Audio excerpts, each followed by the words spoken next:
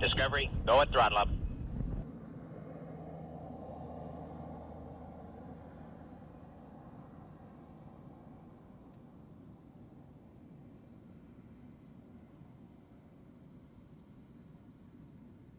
Discovery, go at throttle up.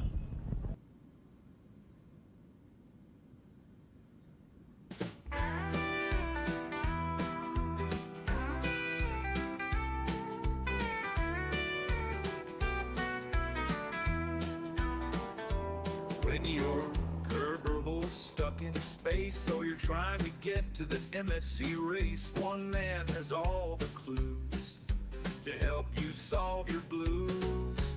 EJ is his name, and rockets are his game. Bolder than any man, crazy creations are his plan. Cities, Kerbal, and workers, they are at his command. Oh God, that's all I can think of. Chat bothers him all day and night, but Deej always puts up a fight. Weird impressions, internet memes. EA is always so extreme. I'm not a good songwriter as you can.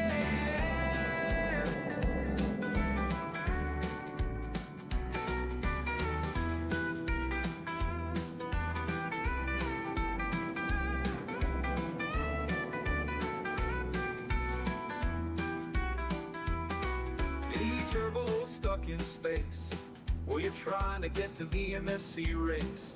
One man has all the clues to help you solve your blues. EJ's his name, and rockets are his game.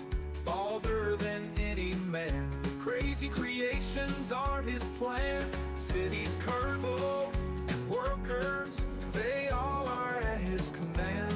I don't know if that's all I can think of. Chat bothers him all day and night, but each always puts up a fight. Weird impressions, internet memes. He's always so extreme. I'm not a good So, how long were you working on the car, talking and wondering why chat wasn't discussing what you were doing?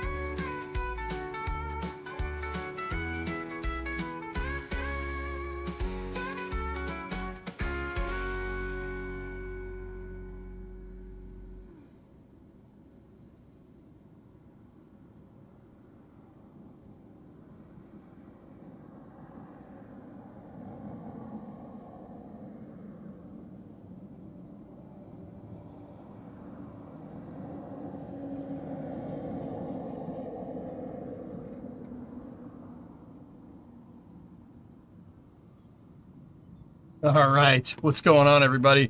Did you see that Ship 38 has what looks like fuel transfer equipment on it? I have not seen that, dude. Sorry about that, dudes. I forgot to hit the live button because I was like, I had like a vision, dude. I had a vision for building something on the car, like the bracing. It came to me in a dream. No joke, last night. I'm like, oh, why the hell didn't I think of that during the freaking stream? Didn't include us. Chat was in the vision, yes. No, I came up with a better idea for how to brace the back of the car. Yeah, I'll tell you about it when I get out in the shop. I started building it. I started building it with the welder and everything. Like, I went out to the garage, I'm like, this morning I got out to the garage early and I'm like, oh, we should build that. We should build it. Let's do it. The SBMTs in the mud were insane. Yeah, that happens. Sent you a photo on Discord. Did you finally go with the Chevy design? Do you even have your license, Graham? Oh, yeah. Yeah, it definitely does. Ship 38's a fuel. Yeah, that's definitely what that looks like, dude. You have a permit, so no, you don't have your license. Okay, cool. Yeah, come back and try to give me crap about my choice in automobiles when you have your license. Okay. I noticed that. There's multiple people that are big Chevy fans in chat that don't have their license. That's really funny. All right. Anyway, sorry. Now that we have the banter out of the way, let's get out in the shop and get to work. Paul McCartney wrote yesterday in a dream. Dude, yeah, I don't know why I didn't think of this, but yeah, it's going to be sick. This is a Ford and Mopar zone. Oof, the hair. Why oof? I shaved it. Hey. Well, not shaved it. I have a buzz cut. It's a very, very faint buzz cut. And now, see, now you can't tell that. Oh, no, you absolutely still can. It's fine. It's fine. It's fine. I'm not going bald. I'm just too tall for my hair. I miss the sunglasses and the hat. And I miss Kerbal 2 actually being worked on. You can't always get what you want. Okay.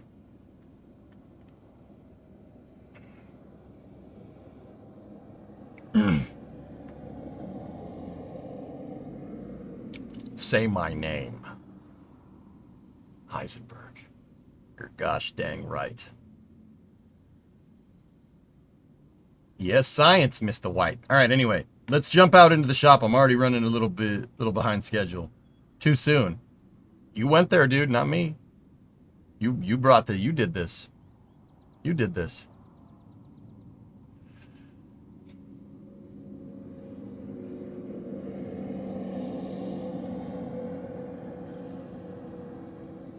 We didn't listen. All right, we're going out in the shop. If it decides to load. There we go. All right. Let me hook up all the cameras, get everything ready to go out there. Stand by for loss of signal from the office as expected.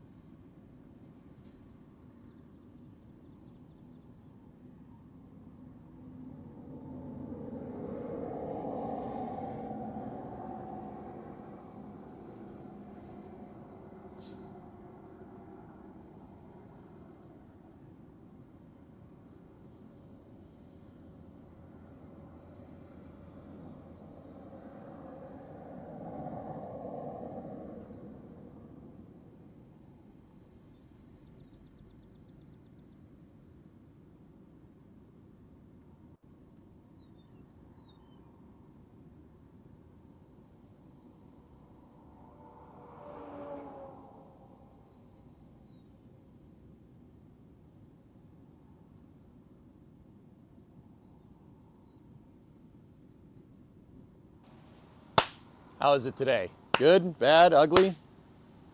Let's go. Good? 5 by 5? Ugly? Well, you didn't have to say it. Jeez.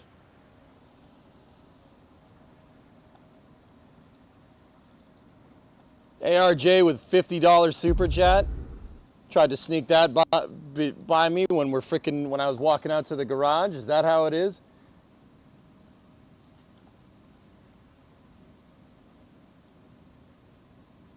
What we doing today? We're doing stuff.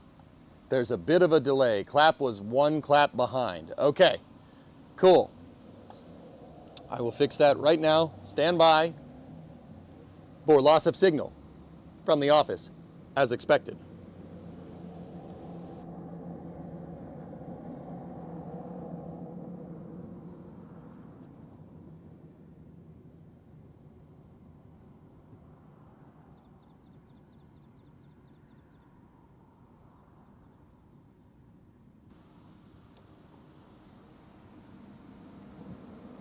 How are we doing now?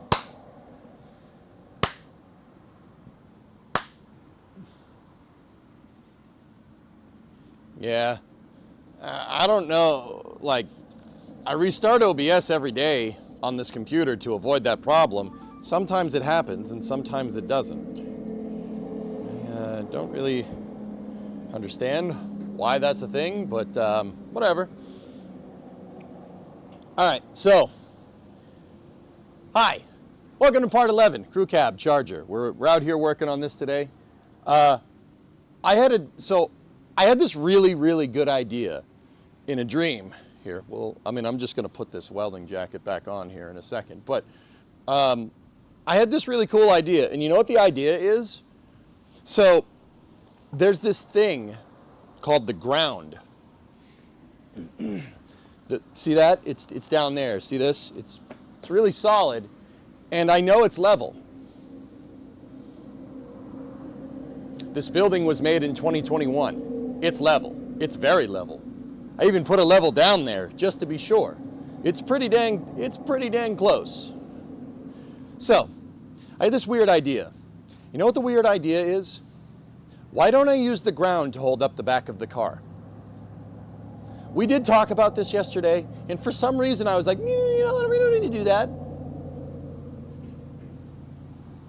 You know, that's not the ground, that's the deck. We're on land, John. So, I had this crazy idea of building a structure out of metal that goes from, based off of our trunk bracing, which we know is solid and we know it's straight, that goes up over the car and down and basically picks up on the ground.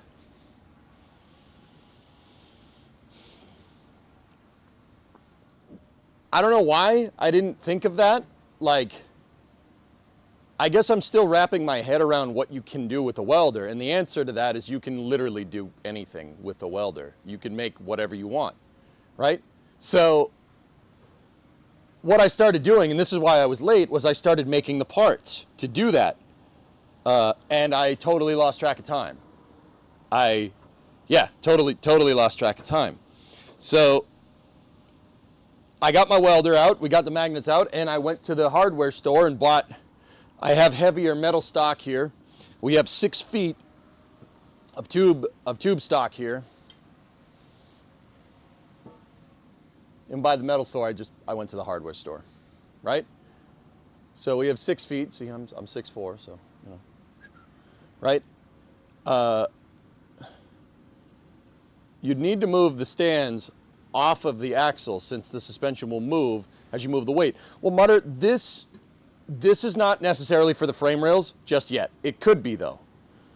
What I'm going to do, I'm really worried about the quarters, because if we go to cut the trunk pan out of this thing today, well, see, this quarter moves because it's not anchored into anything. It's just hanging in free space back here.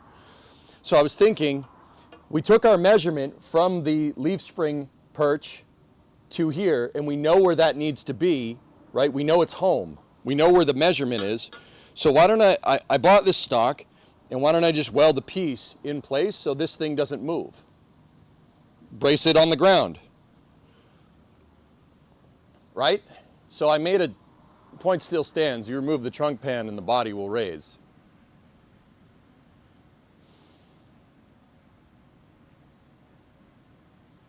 Yeah, I'm not at that point yet, but yes, you're right. Yeah, I mean, yeah, the sprung weight is no good. Because, yeah, we're removing doo-doo caca poo-poo out of the back of the car. Dropping the rear axle seems like or at least undoing the leaf spring shackles seems like a better and better idea by the day. That's probably what I'll do. We'll probably drop the rear end today. That's a good point. But yeah, so what I can do is if I build a lattice, a 3D lattice around the outside of the car, right? And it goes down to the floor, picks up on the floor, that's no problem, right? And then what I could do is we could build lattice work underneath here and attach it to the frame rails. Like we could go underneath where the trunk extension would be, right? So we could put a piece here and then put a piece here and then angle it up into a good piece of the frame rail so I know it doesn't move. I think that's a good idea. That's a lot of fabrication work though. Wouldn't you want to hold up the back end versus hanging it? Well, we could go underneath, dude. The quarters I want hanging. I mean, there's nothing for them to pick up on. And once I cut this trunk extension out, this one is not going to be solid anymore. It's really going to be flopping in 3D space. This one's already flopping around in 3D space, and I don't like it. We were trying to figure out a way to brace the quarters up and down. So why don't I just make a thing that braces it up and down off the floor? We know the floor is level.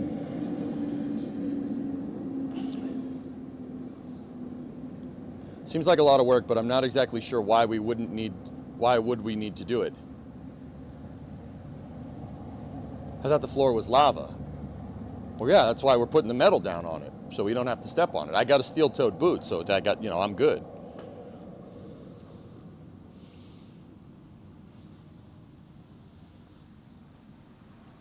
Should we be hearing Starbase live? I mean,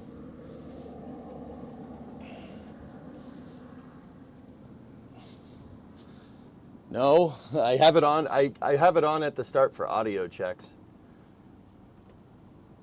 But the audio checks are good.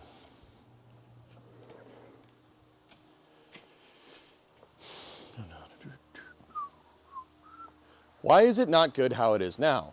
Well, it's not that it's not good how it is now, dude. That's not... Let me show you. So, this is decent, but look, Shaw, check this out. See this? See the floppy? You don't want that. That's bad. This thing needs to find a home, and it needs to find its permanent spot in 3D space. Okay? In Kerbal, I could just, if it was the SPH, we could just put it here. We wouldn't need to worry about bracing or strutting or anything. It's just measuring at that point, and it just kind of sits here in 3D space, and everybody's happy. Right? We don't want that. That would be bad.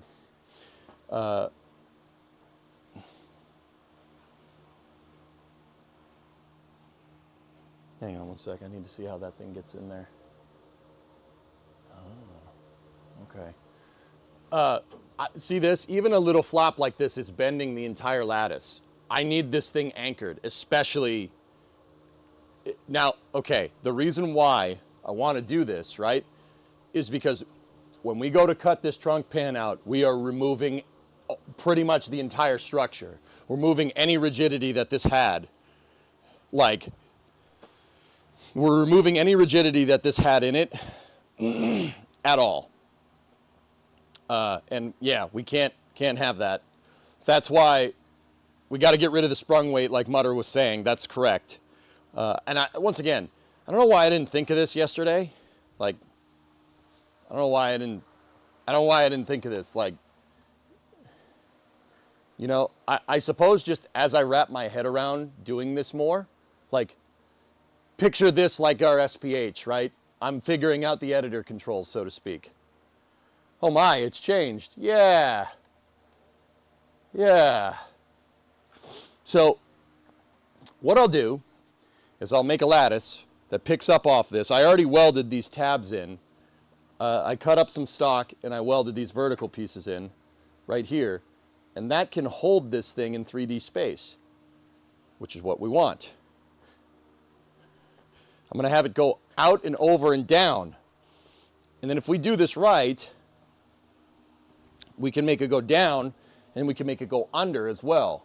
And if we make the thing go under, right, then we can pick up on the frame rails.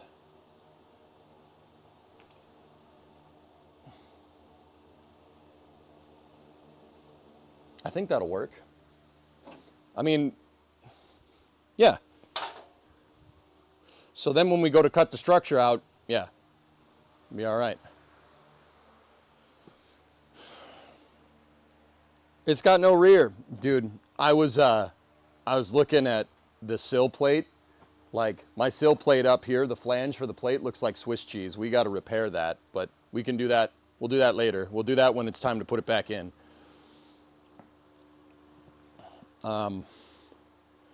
Yeah.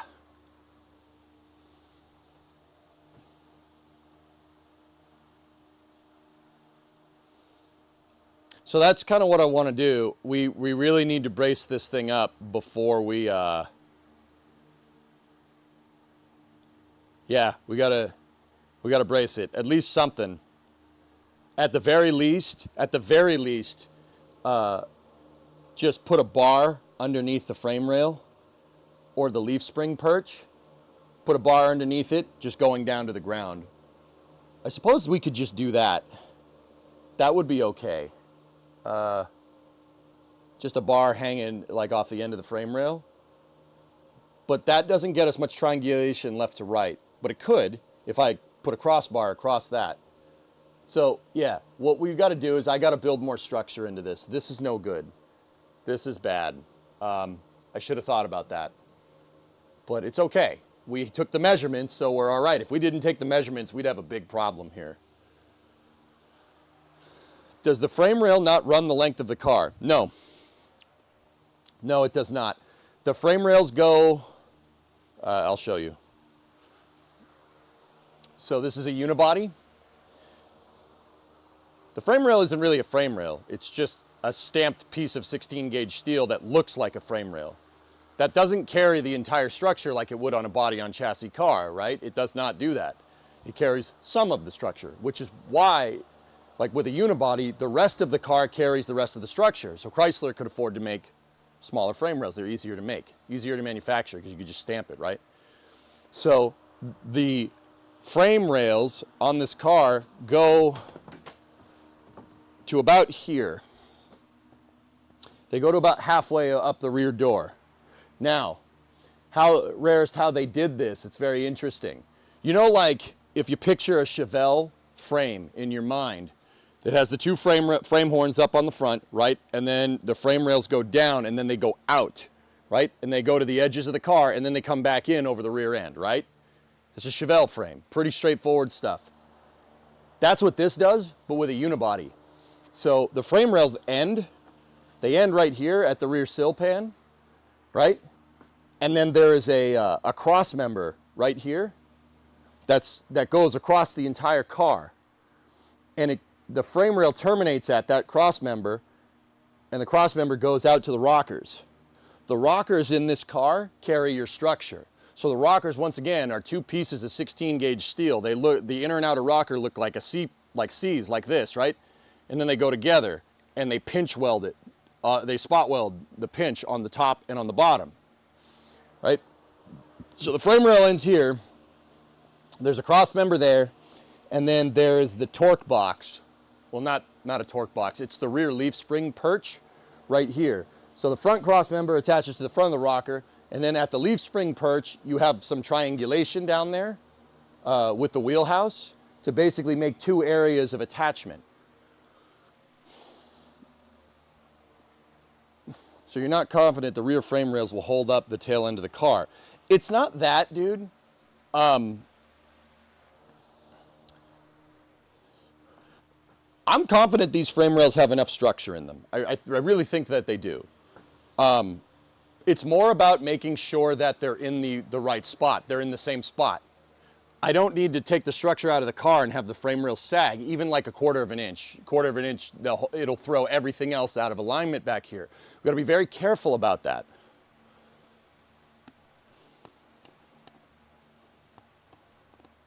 Don't get me wrong, I like a back end that jiggles, just not on a car. Yeah, here, let me show you something real quick.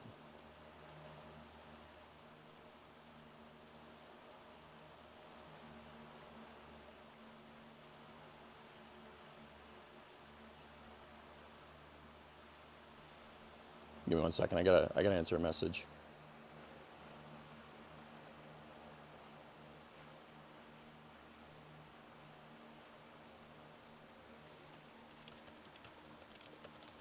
Give me 1 moment, dudes.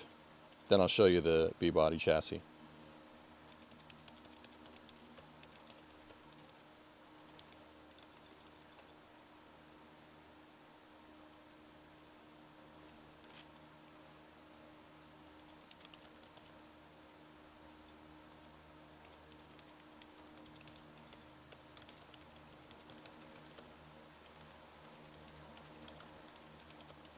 Give me 1 second. Talking to Sawyer about Starbase plans. I don't think he's going to go, but I'm trying. I'm working on it.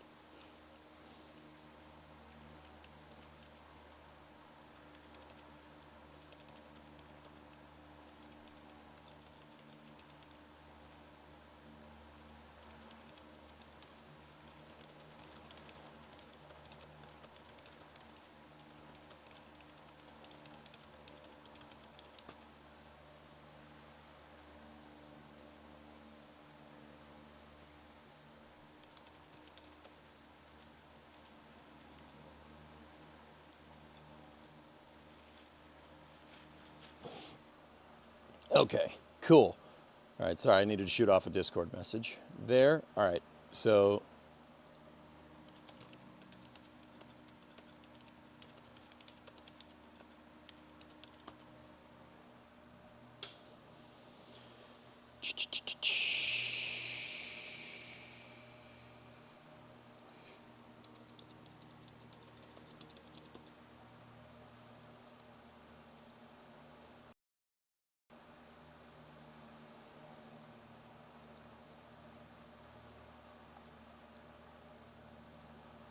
All right, here, let me show you what I'm talking about. Let's see if the camera decides to work today. Nope, no, it didn't. This camera hates me. Whatever, my desktop camera isn't working. Hello, I heard you got the light bulb in the dream world. Yes. So see what I'm talking about? There's the rear leaf spring perch, and then there's a cross member that goes to the front of the frame rails, and the entire rear pan kind of holds that whole thing together. And then the trunk pan holds the panels together on the back. See what I'm talking about? So it's engineered kind of like a chassis, but it's not. The chassis is integrated into the car. But you can see that they did chassis it to an extent. You see what I mean?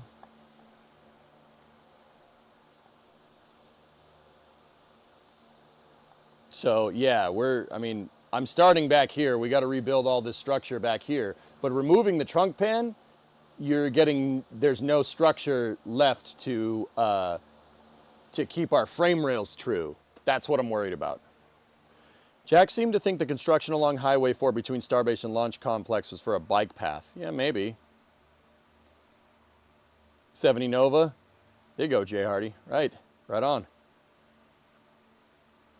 There you go. I got my old Mopar here. I'm just gonna try and fix. It's rusty, but they all are, right? So, yeah, that's what I'm working on. Do you still have stands under the front part of the frame rails or under the rockers? I do not have any jack stands on the rockers right now. I have jack stands on the front of the rear frame rails and the rear of the front frame rails right now. I forgot to pick up better jacks for that. Crap. Yeah, oh well. We'll keep going. So yeah, I want to build out some structure. We're going to build out some structure for the top to make sure that this stuff doesn't move. And then B, I have to find something to put down there. I have the tube stock that should be fine. We could cut the tube stock and just weld it underneath on a good part of the frame rail, or at least on the leaf spring perch, because that's where the car picks up the rear suspension. So load is being transmitted through the rear leaf spring rails. So, should be okay. My project is a 73 Scout with wiring issues. Yeah, that happens. So wouldn't that be a sufficient fulcrum to hold the back end, or is it that heavy? I'm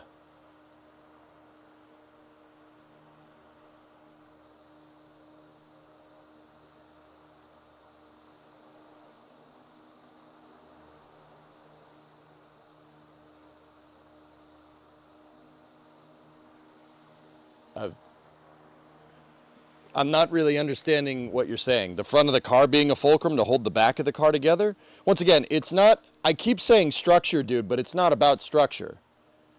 At this point, it kind of is, but it's more about making sure that if we cut out all this stuff, that the leaf springs stay straight. That's it.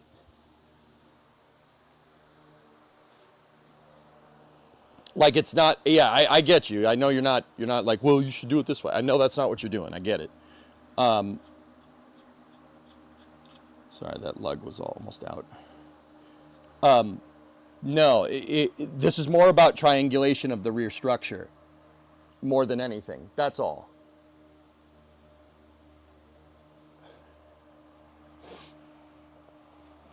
So, our plan of attack today, first thing I'm going to do is work on the bracing for the rear quarters. We'll work on the bracing for the rear quarters first. I'll build that. That shouldn't take too long. We just got to make the parts. That's all.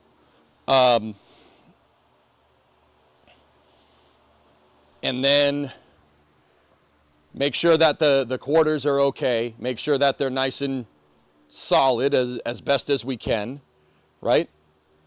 And then after we do that, after we make sure that this stuff is not moving, it's not going to move around at all,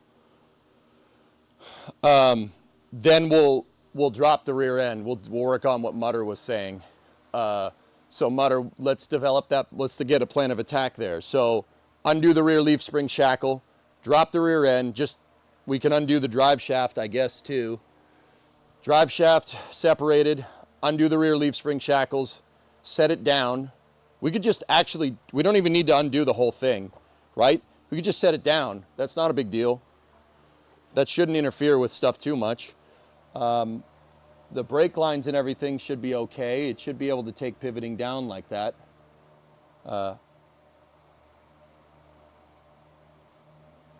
We could still hang it up on jack stands basically where the suspension fully droops, but as long we got to undo the rear shackle. It shouldn't be too hard. So the shackle's out. I already took the shocks out. We might be able to, the drive shaft actually might be able to handle it, just pivoting down like that. We might not even have to take it out. I just don't, my transmission's already leaking enough everywhere. Well, we could put the drive shaft on a jack stand too. That'd probably be the right way to do that if the pinion angle can handle it. It's not like we're going to drive around with the rear end undone anyway, so.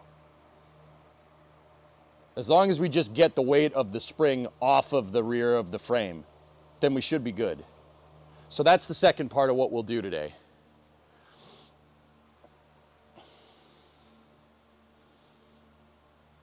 My right quarter panel is rusted. Yeah, Gerardi, my everything is rusted on this car. The back of the car looks like the friggin' Titanic. If you got another set of stands, you just need a set in the back and then lower the axle stands a tooth. I have stands underneath it right now, dude. So yeah, that should be fine. So yeah, I have 2 more jack stands, I think. Kyron, 39-month resub. Thank you. All right. So I'm going to pick up where I left off. I'm going to finish rebuilding the structure, building the kind of lattice structure for these quarters here. Yeah.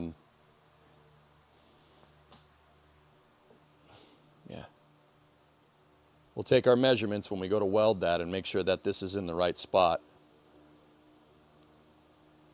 We did, the triangulation that we built into this actually was pretty good. All right, so I'm going to get to work. Let's do this. So what I need to do next, so I already welded some tabs with the tube stock at the end right there. We zapped it in. And what I got to do is I got to build a bar that goes this way, and then we need to build a bar that stands upright right here. What we could do is build more tabs to pick up on the quarter panel in different spots. So we could really like hug this thing with metal and hold it in place so it doesn't move.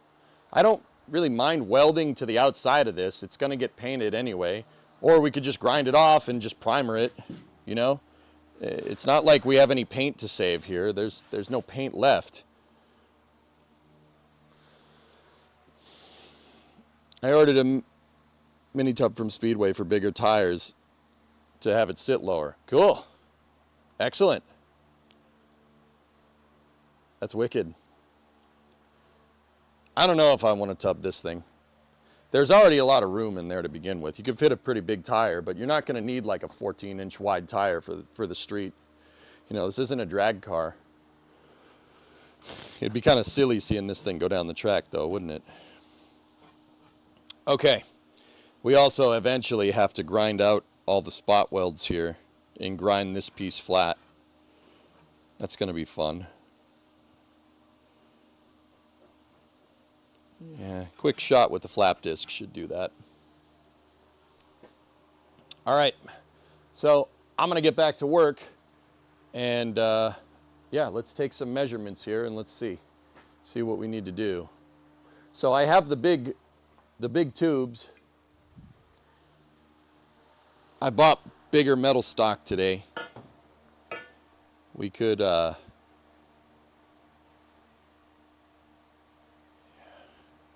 I did attempt to weld a crappy little tab to this, but I'm probably just going to cut that. That didn't come out right. This was just to get it to sit flat on the ground, but yeah.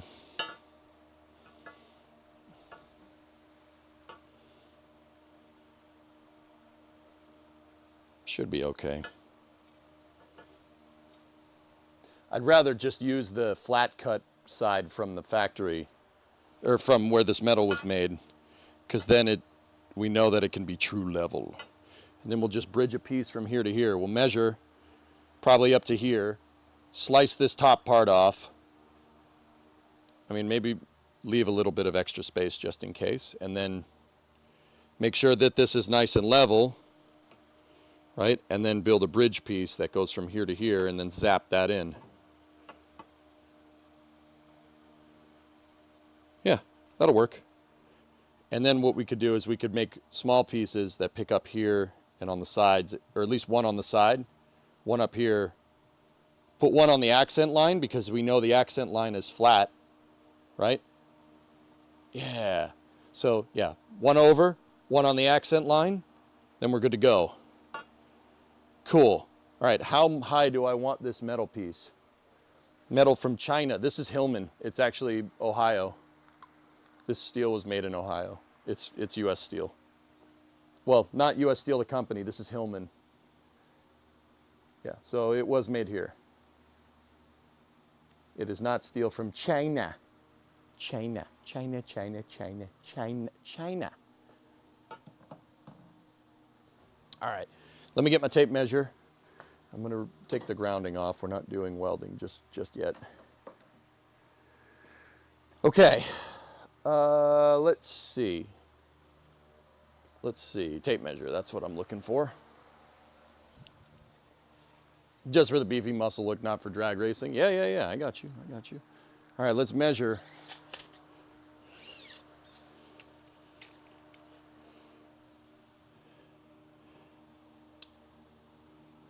That tab is basically at 4 feet,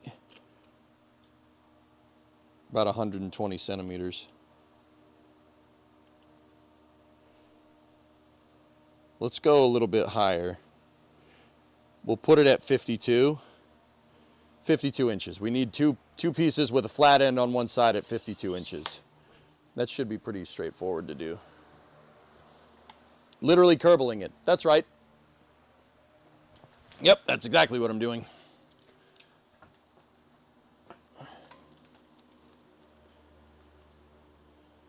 I really need to get a camera over there. I don't have a camera on this side of the shop, but it would be nice to have one.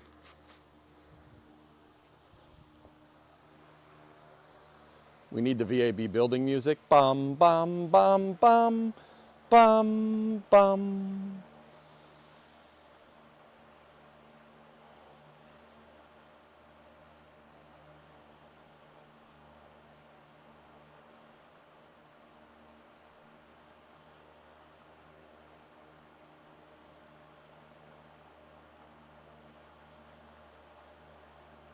Okay. All right. So, actually, you know what? I can do the measuring and cutting. Could probably do it right on the welding table. I have the welding table set up, dude, so.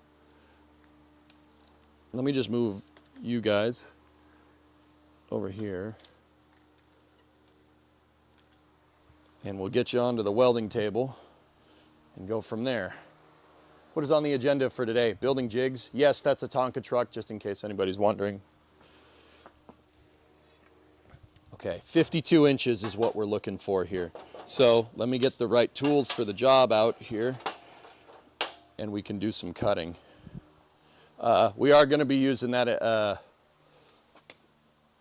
We're going to be using the reciprocating saw to do this, guys. So headphone users in advance, it's going to get loud.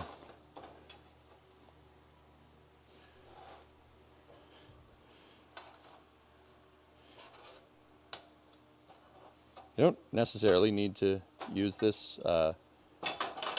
You don't absolutely have to use the magnets to hold stuff together, but it does help.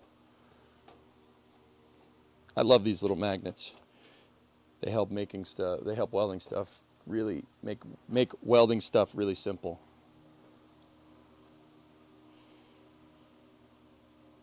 All right, so we need to cut both of these to 60 or 52 inches. So I'm going to put clamps on this side here. Got to tighten that up. Really need to make sure that that doesn't move. Doesn't move for either one of these. There we go. All right, now, just in case anybody's wondering, I already leveled this table. The table is perfectly level. Yeah, just in case anyone was wondering.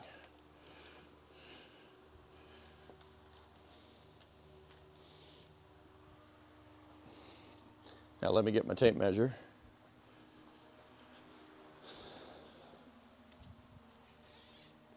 What are you putting in it, an LS3? No, 5.7 Hemi. I wouldn't put a Chevy motor in a Dodge, in an old Dodge.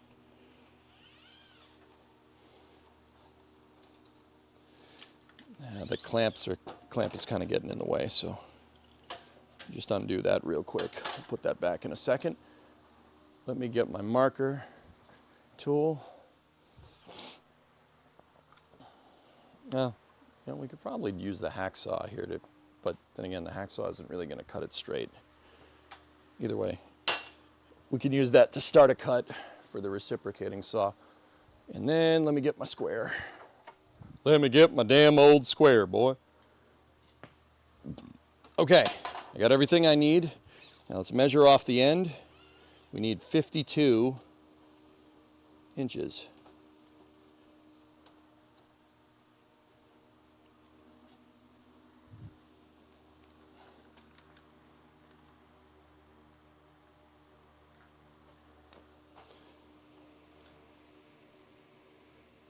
Put a dot there. Put a dot there. There we go. Now, we know that the side of this is perfectly square, so we can take the T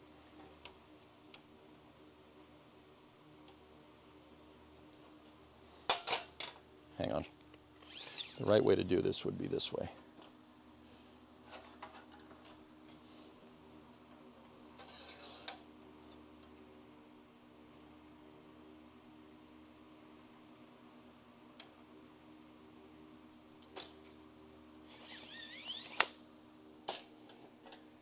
See, the dots weren't exact.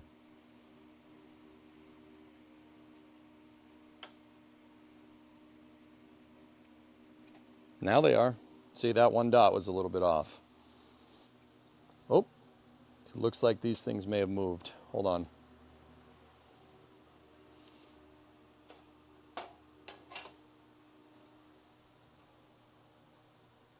I'm lining up the back edges and making sure they're flush Discovery, completely. go at throttle up. Thanks for that resub there. Appreciate you. I am WQD96. What's up? 4-month resub. How about clamping them together? Why would I do that, Mutter?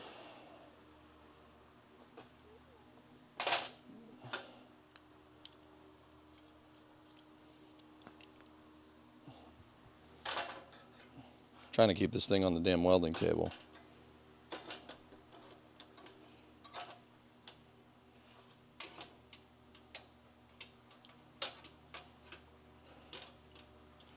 I suppose it doesn't matter. Hold on.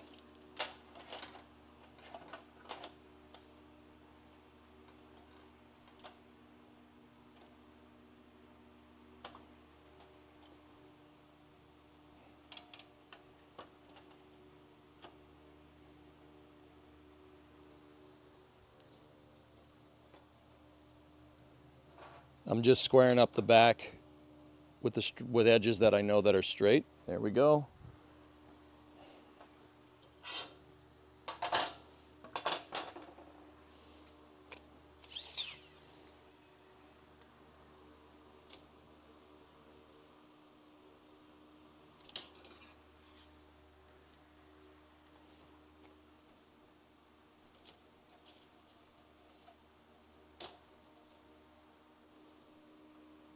Yeah, so it's on the back side of that line. All right, cool. That's why they say measure twice, cut once.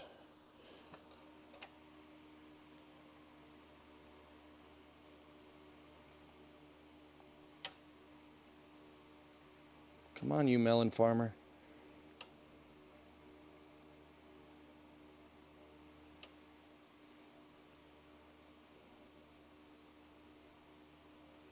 All right. It's on the left side of that line. I need a better marker for that, but that's okay.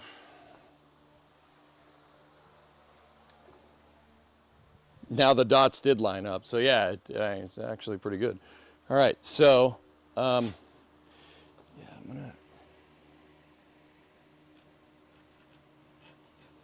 yeah, I'm gonna clamp this to the table. I just gave it a little bit of a start there. This thing, we gotta set it down.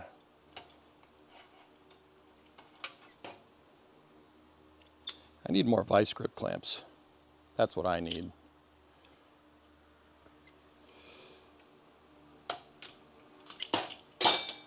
Or I could drop it, you know, that works too.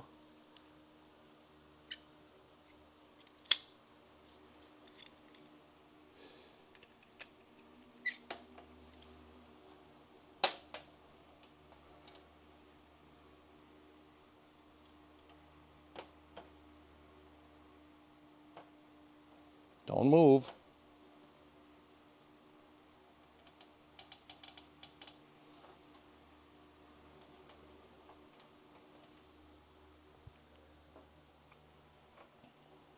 I can use the magnets to kind of hold it in place. Let me see if I got another clamp. Am I just building supports? That's correct. I have the exhaust clamp. One. I might do it. No. Frick are all my damn clamps?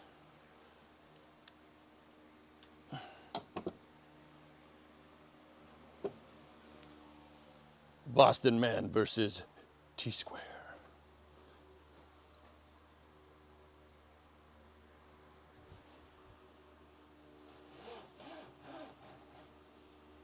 To shore this up, what I'll do is move it a little bit more towards here.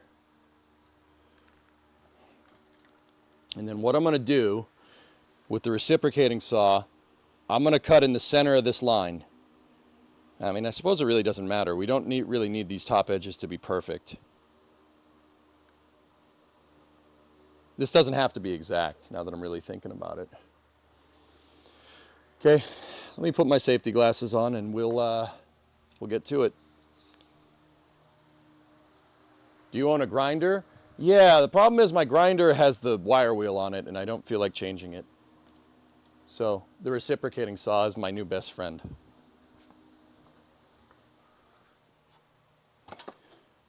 Guys, the saw gets absurdly loud. So just headphone users. Headphone users. Headphone users. Like, this isn't necessarily the best way to do this. A chop saw would be the right way to do this because then you could square it up. Headphone users, once again, this thing gets very, very loud.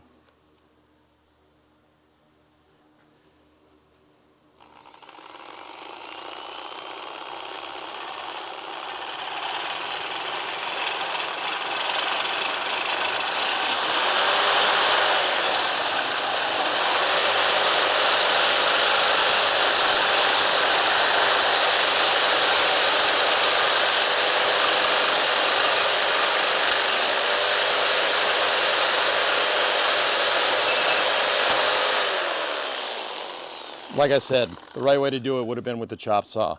But I don't have a chop saw, so that works. Or an angle grinder.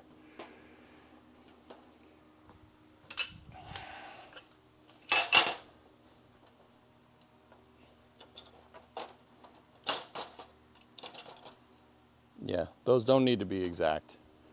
We could, I mean, that one actually came in pretty good. I could get this on the grinding wheel and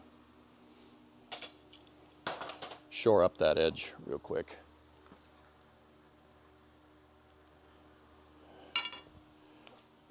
If we really wanted to bother for it to be precise, you know, like I kind of prefer for it to be like that, so.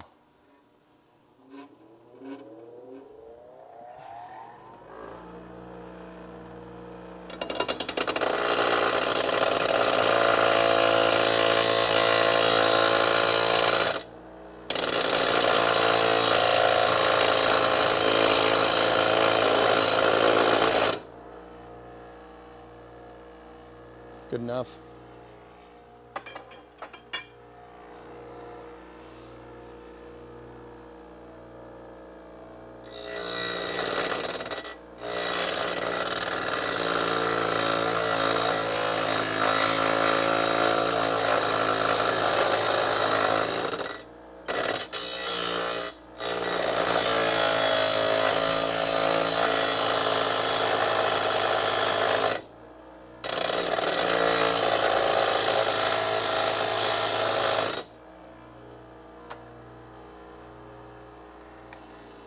The edges aren't exactly straight, but it got rid of the burr and it's close enough.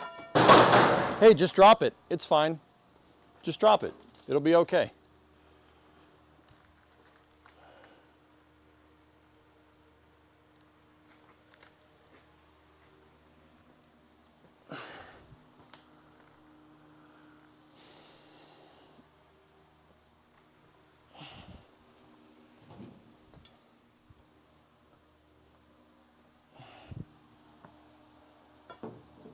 That can go there. That can go there. So, now we got to measure some things even more. We got to measure harder.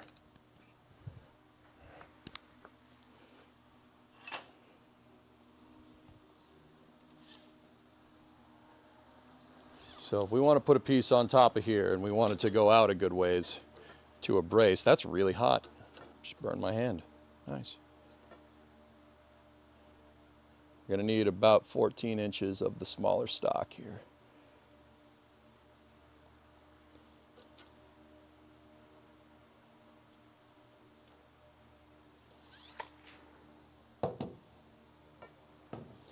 All right, so what I'm going to do, we're going to get the smaller stock, and we're going to make a bridge piece right there. And then when we start getting in with the welder, we got to get we got to be very precise here. Because this is, remember, this piece right here is bent downwards, and this piece is going to be straight. So this all has to jive. That edge needs to be extremely straight on the back end of this. So I'll use the factory cut piece of the bracing of the smaller tube stock.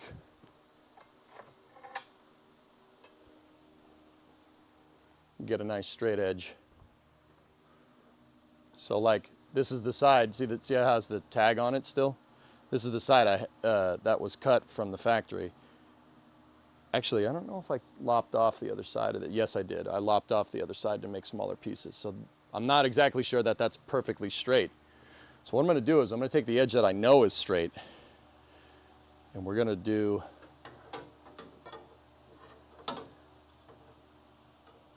something basically like that. Now on this side, dudes, I know this thing is not moving.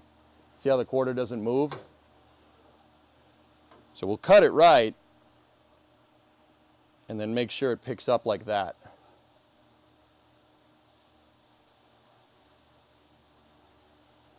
You cut the whole back end of the car off, I removed it surgically. So I'm gonna need to precisely cut this piece. You know what? We should get the cutting wheel. We should get the cutting wheel. I'll change it. I'll stop being lazy.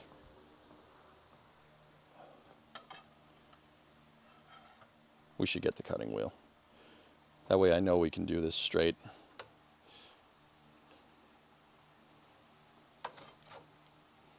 So I'm teeing this up on the vise.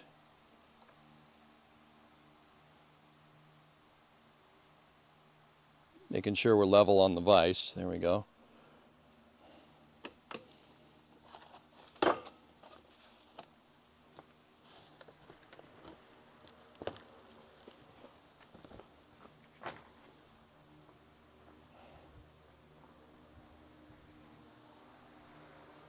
Are you going to want a triangle at the corner to reinforce it?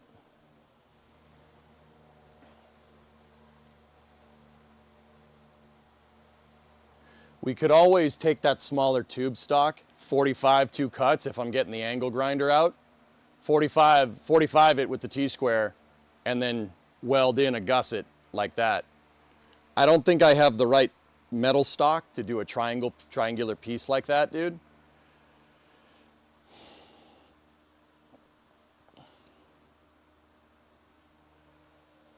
You'll need a little bit of clearance at the quarter panel. Yeah.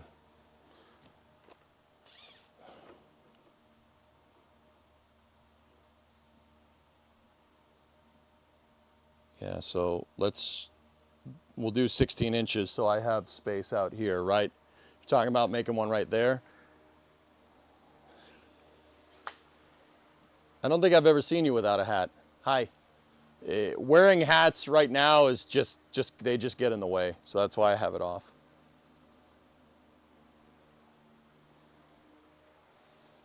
All right, so this piece here, we'll go 16 out. Let me just double check it. Sawzall for the win. Okay, you'll turn it up, can't see me? All right. Yeah, 16 out. So like right here.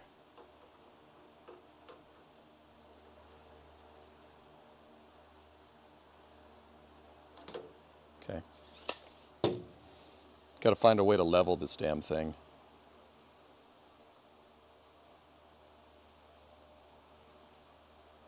Well, actually, once I get that piece in, 16 inches. Okay, once we get this piece in, should work, should be good.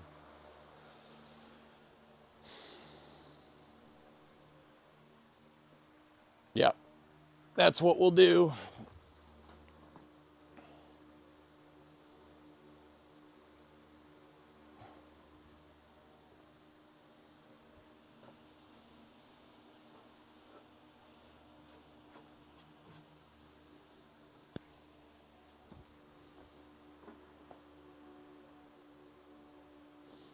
Curious if these scrap pieces that we have are enough to fit under here. Yeah, they can fit under. I'll have to use that one of my last pieces of the big metal stuff to, I should have another piece around, hold on.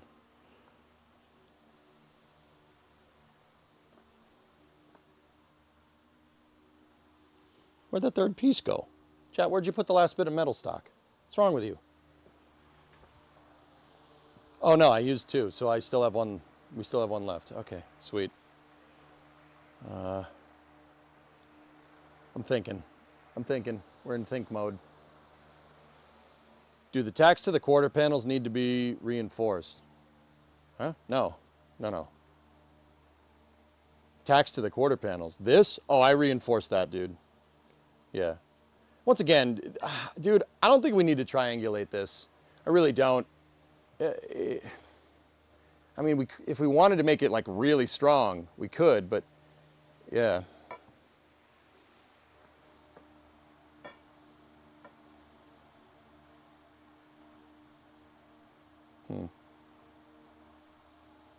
Hey, Galaxy, what's going on? I mean, Rare's like, we could just do a straight piece here, and then I could put another small piece in right. Let me switch to the other camera. Hold on. We could put in a piece right here, go 16 out, and then put another piece that picks up on the accent line right there. I think between that over and that right there, I think we'll be okay. We might not even need this tack down here. It depends just on how strong this thing ends up being.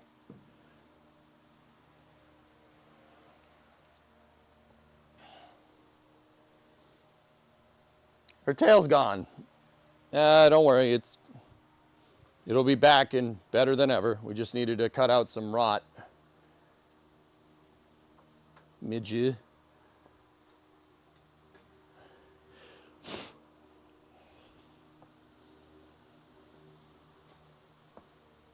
It's going to be a rot. Plumb bob? Yeah, Rares. I have the plumb. We can use it to get straight. Yeah.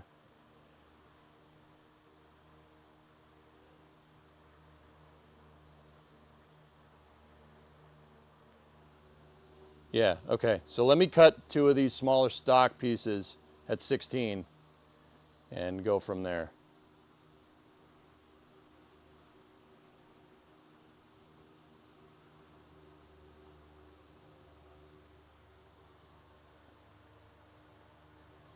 Yeah, I'll cut 2 pieces at 16. I don't really have a good camera on the vise, so just give me 1 sec. We'll just get you all on the high cam. Hey, Urban, thanks for the raid, man. How you doing?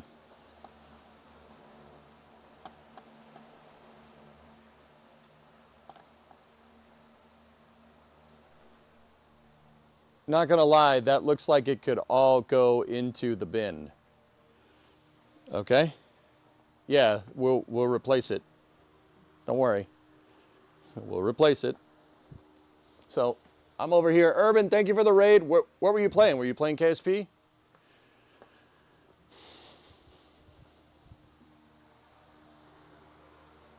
He's coming along. Yep, it's getting there. Yeah, I also got to change the angle grinder. We got to get the cutting wheel. Ugh. I hate doing this with the wire wheel. Let me get my welding gloves on. You have to grab the freaking wire wheel to get it to unscrew. It's a big pain in the butt. Ready, nearly ready for Eve return missions. All right, let's go, dude. Now, do I have a good cutting wheel in here? There we go. Yeah, there's a good cutter. We'll use this to zap and cut our metal. This isn't the most precise. Once again, the most precise would be a chop saw. But I don't have one of those. Not yet, at least.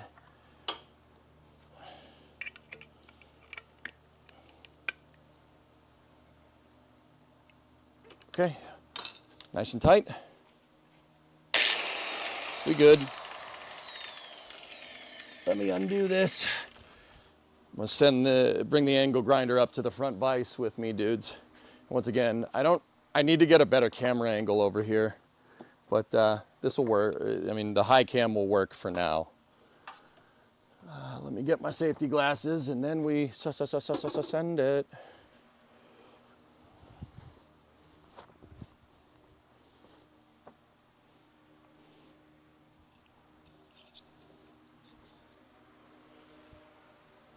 Speaking of, the KSA reports have been amazing. Nice, nice, cool. All right, give me 1 sec. I'll cut these pieces up.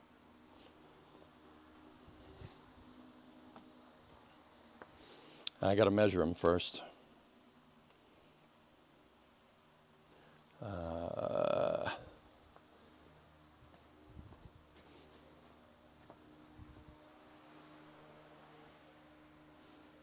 Hey, Element, what's up, dude?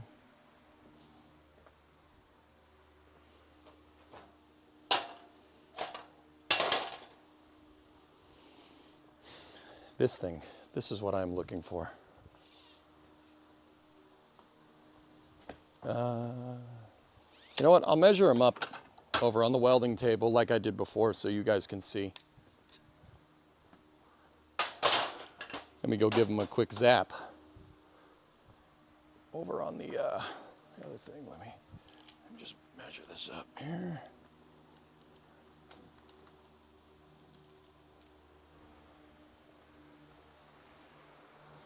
Oh no, there's more rot than you thought.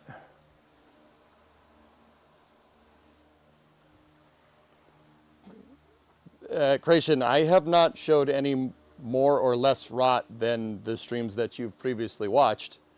It's the same amount. It hasn't changed, don't worry.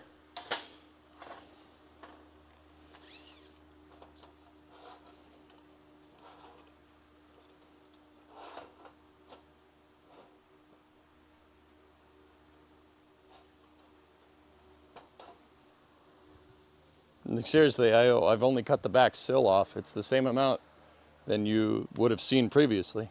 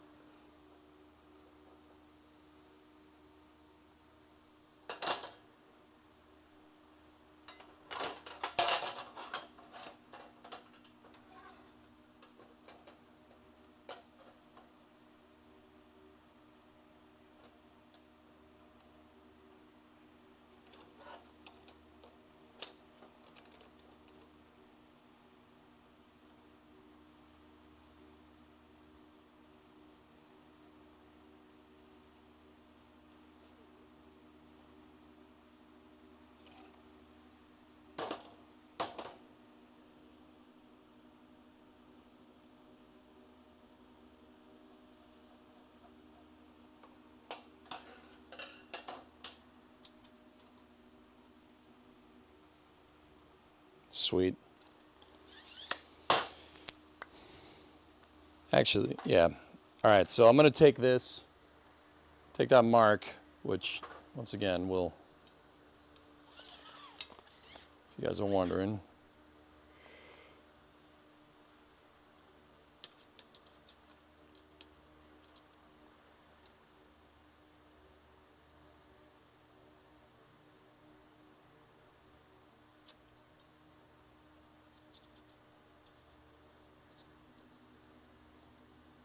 Right at 16.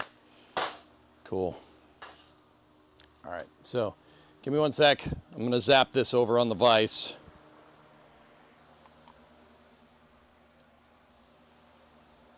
Why is 16 marked? Well, it's very simple. It's the measurement that I need for this piece. It's very simple.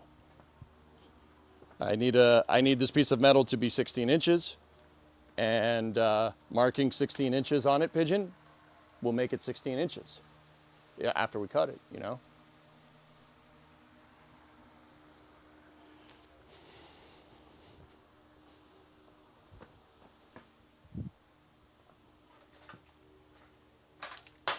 I'm just going to chop this, and then I'm going to use the original one as a template to make the second one.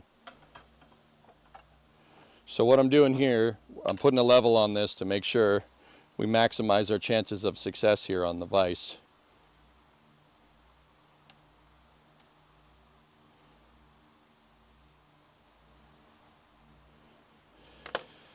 Okay, let me get the angle grinder. Sparks are going to fly here for a second, but yeah, once again, you guys won't be able to see that. But I got safety goggles on, hearing protection. Headphone users, this thing does get loud, so just take that for what it's worth, okay?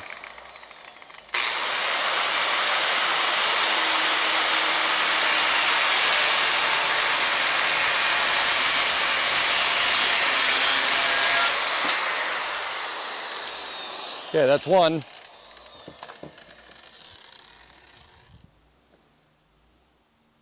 Actually, that did a pretty damn straight edge. Pretty close. We can just hit it on the wheel. That'll be all right. So I'm marking 16 on the bit of rod that we haven't cut. Of course, I left the tape measure over there. I gotta just start putting this thing on my damn belt.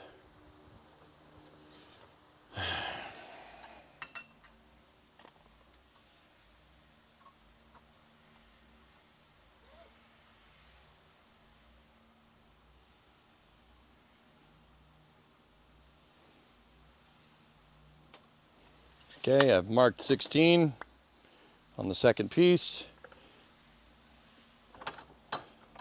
Moving it down on the vise so we can get it to a good position. We're comfortable with the angle grinder, re-level this thing.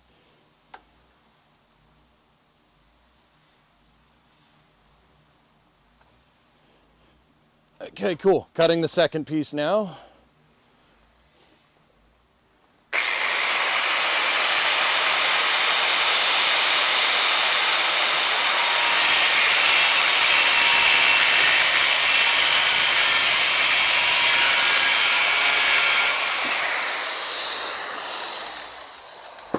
Okay, she's good. Did it come out okay? Yeah, it's pretty good. The angle grinder leaves one hell of a burr though. We're gonna have to get those edges straight, I'm gonna have to put them on the grinding wheel.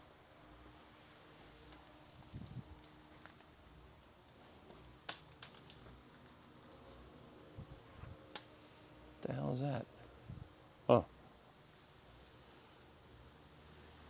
Big old diesel truck went by. Big old diesel truck, boy.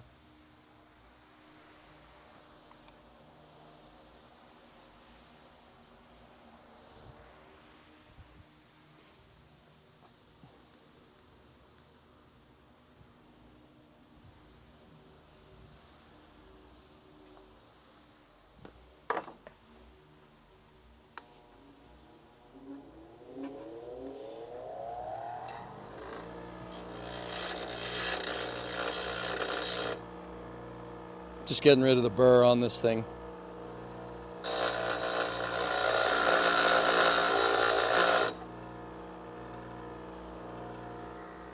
Actually, you know what? I got a weird idea. Probably a little backwards way of doing this, but until I get better tools.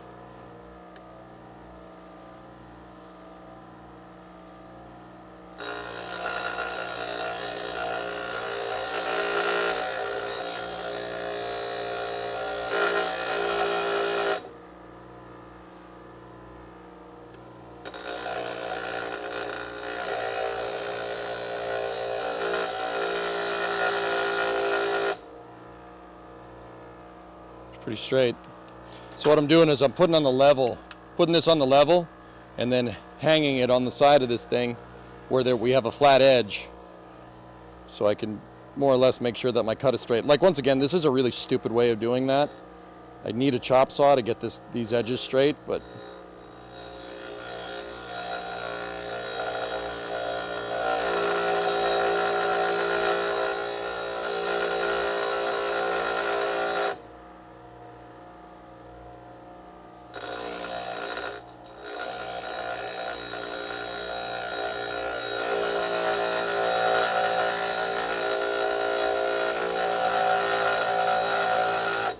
there we go.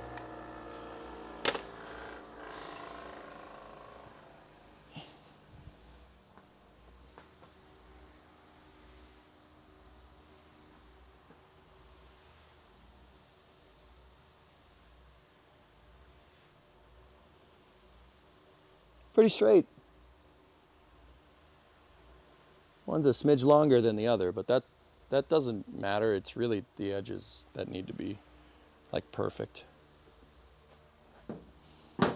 So where these rods are going is right here. I'm gonna go right here to hold this thing in position, just like that. So we got to make sure that we're triangulated right. So what we can do, let me get my freaking magnet. How does it work? Please tell me I have enough space. Please, have enough space. You know what? We'll put it on the back. This is why I needed to make sure that these edges were straight, dudes. See that? So we can line it up. Now, on the other side of things, right, what's going to stop that from being held up or being put in place? This right here.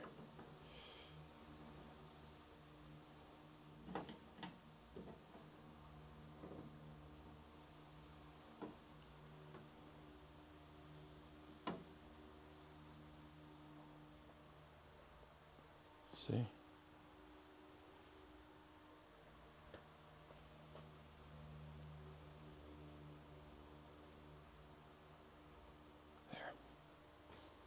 Sweet.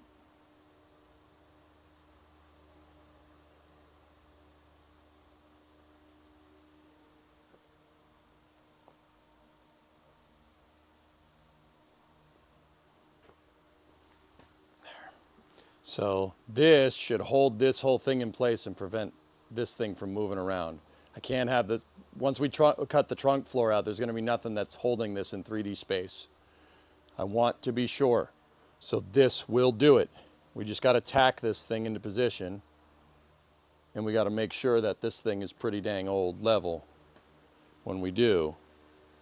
Pretty sure that's right.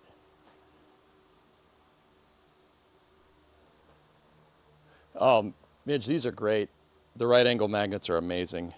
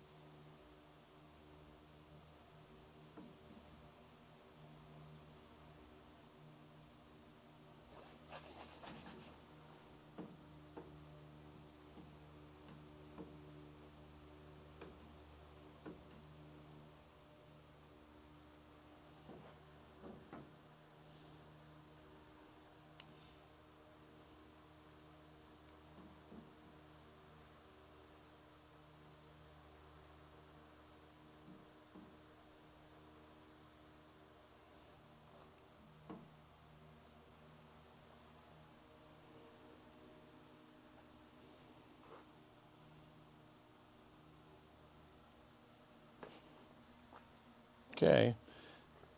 That's pretty damn close to level on that axis. I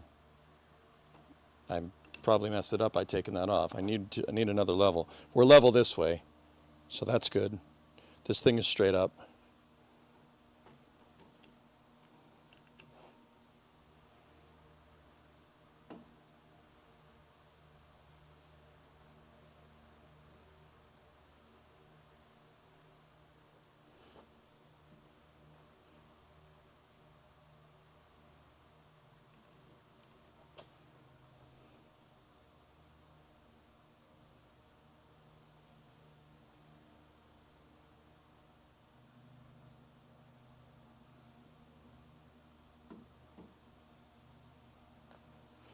Okay. Yeah, that looks pretty good. We can tack this now. I'm going to tack it. You know what? Let's just get that piece in right first. Or just take the whole thing apart and wreck it completely. Yeah, dude. All right. Just break the whole thing. It's good. It'll be fine.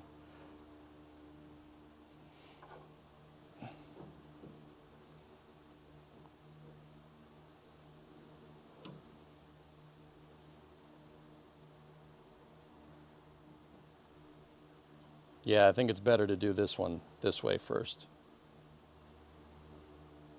Get that level, zap that in right there, and then figure out over there.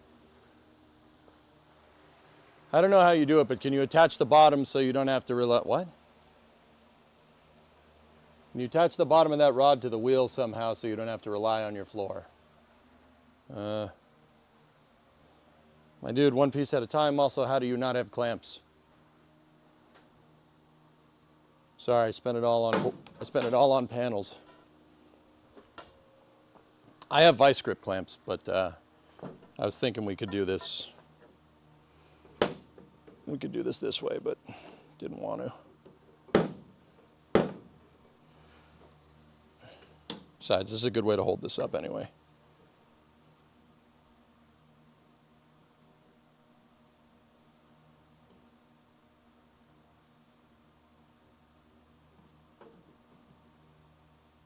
That way with the magnet might even be better.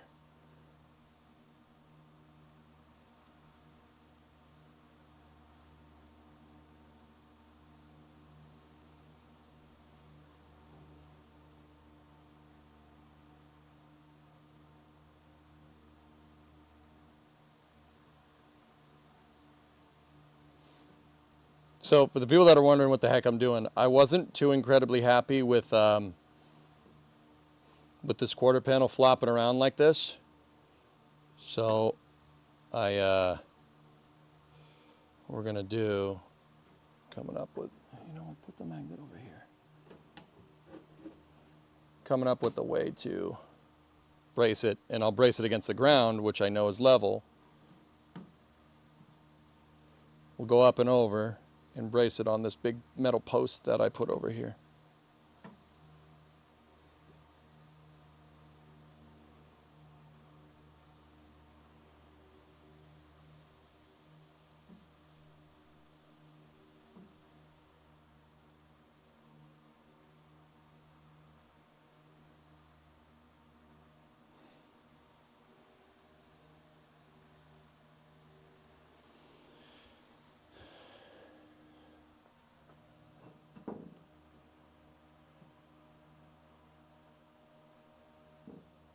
Stay. Stay. Don't move.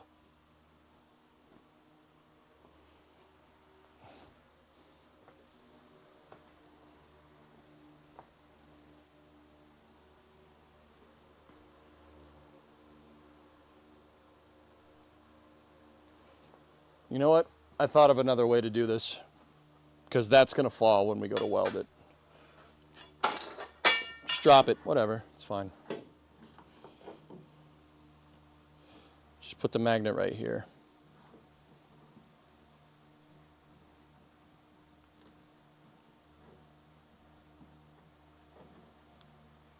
It's not like I have to worry about scratching the damn paint.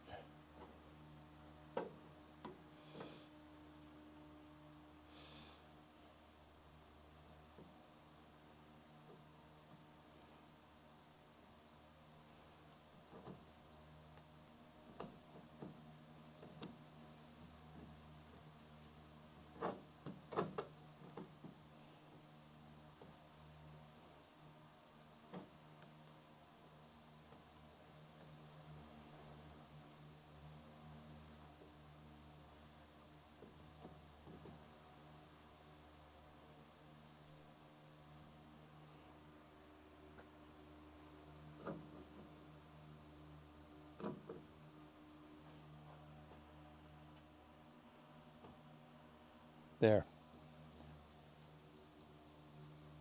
All right, let's get the welder out.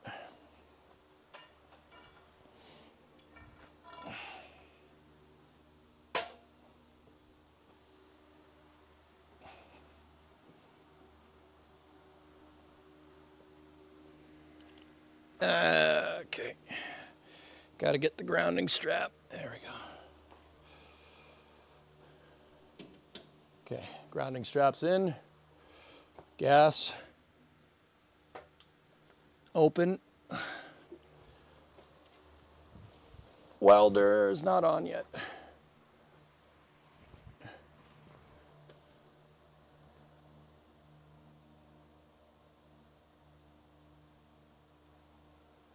Does the welder make sparks? You'll see.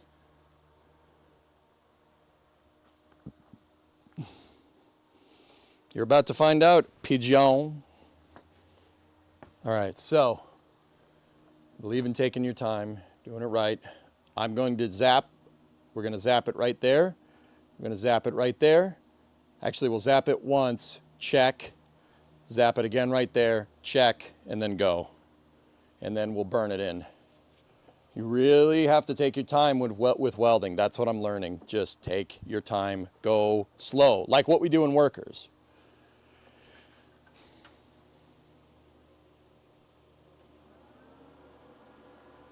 All right, let me get the welding mask.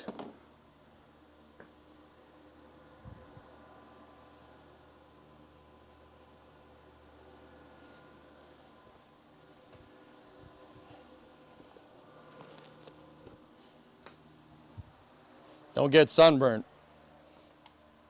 I got my welding jacket on, and my name is Darth Vader. I am an extraterrestrial from the planet Vulcan.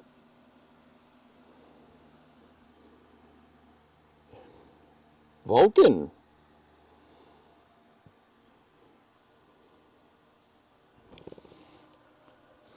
Okay. Let's just make sure.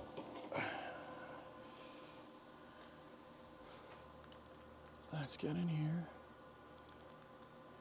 I'm going to get you guys straight on so you can see the bubble. All right, let's make sure she don't move. Make sure the gas is flowing. Gas is flowing.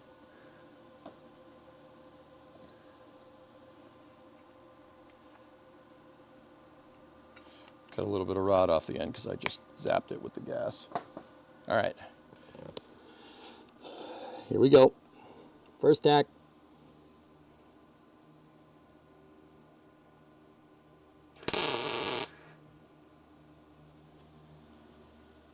Okay. How's that look? We still level? Oh yeah, we are very level. All right. Any objections?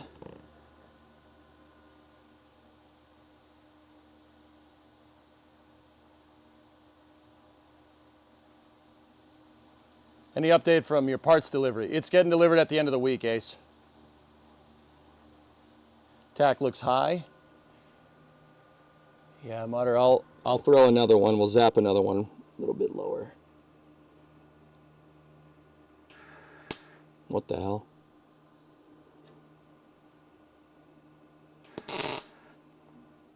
Oh, I shorted it. What the heck is going on? What, do we not have a good connection? I tripped the breaker because it got stuck. We weren't making a good connection there. Son of a... What the hell? Why did it do that? It started to make it, and then we lost the connection. I'll move the grounding strap further this way.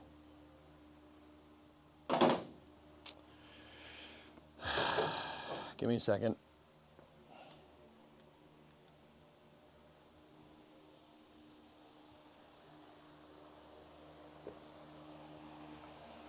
Yeah, if it sticks like that, guys, it's going to trip a breaker because it's a short circuit.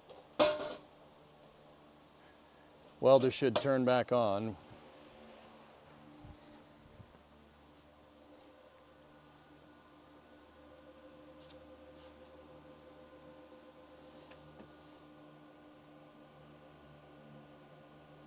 All right, let's try this again.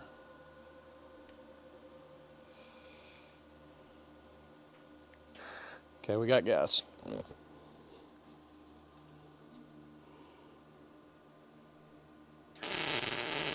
Now that's what should have happened, but it didn't. But that's what should have happened. All right, let me zap one in over here.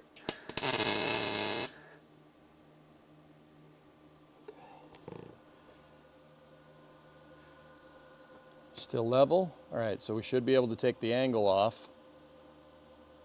We don't need that no more. Now I'm going to zap one in on the back end.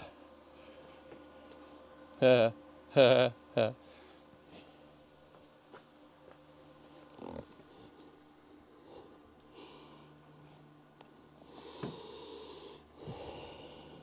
make sure we don't move that.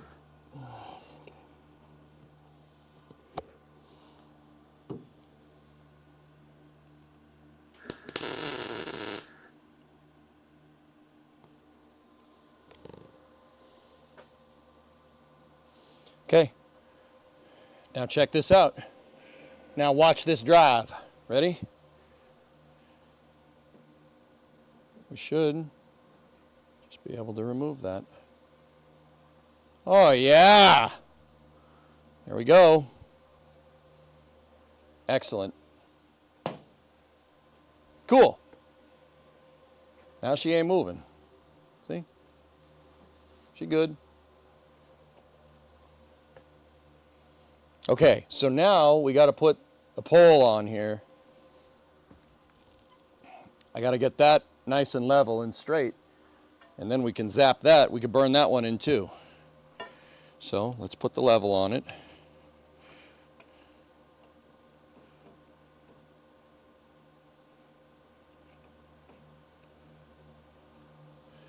Get one of my magnets. How do they work?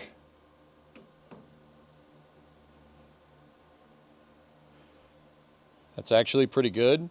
I got to make sure we're straight this way as well.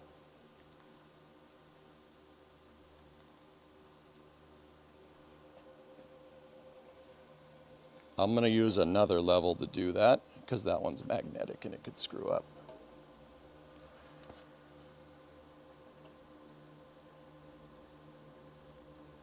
Like unironically perfect. Okay, cool. Guys, we're level on both axes. It's pretty damn close.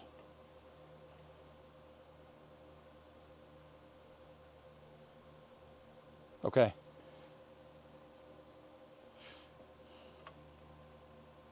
Yeah, we're right. All right. Now, we just got to make sure none of this stuff moves when I go to zap this. When we zap this plate in, I just got to tack it here and here. Tack it on the bottom, remove that, tack it on the top, and then that, what, no, hold on. Actually, we're not done. No, we're not done. This is number 50. I got to measure that. Remember that measurement that we made yesterday? That has to be 14 1/4, so we have to find a way to brace it. Because we measured from the frame rail, or from the leaf spring perch. Remember? That has to be right.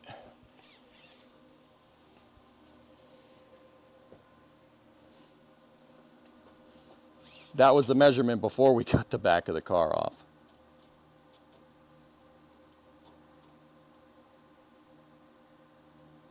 Actually, it's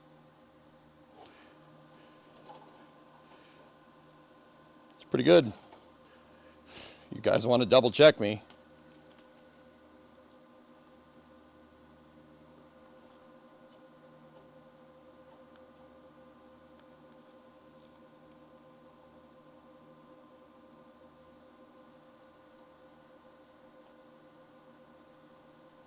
That looks right to me.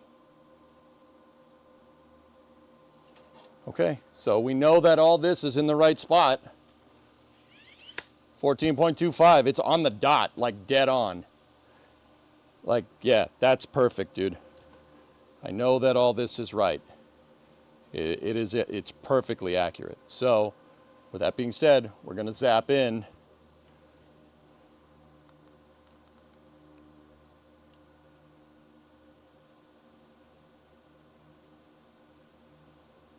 Magnet off, weld it out fully all the way across. Yeah, when we're done, can't see me. Yeah, after I'm done tacking, we'll burn the whole thing in. I like tacking everything first and then welding it.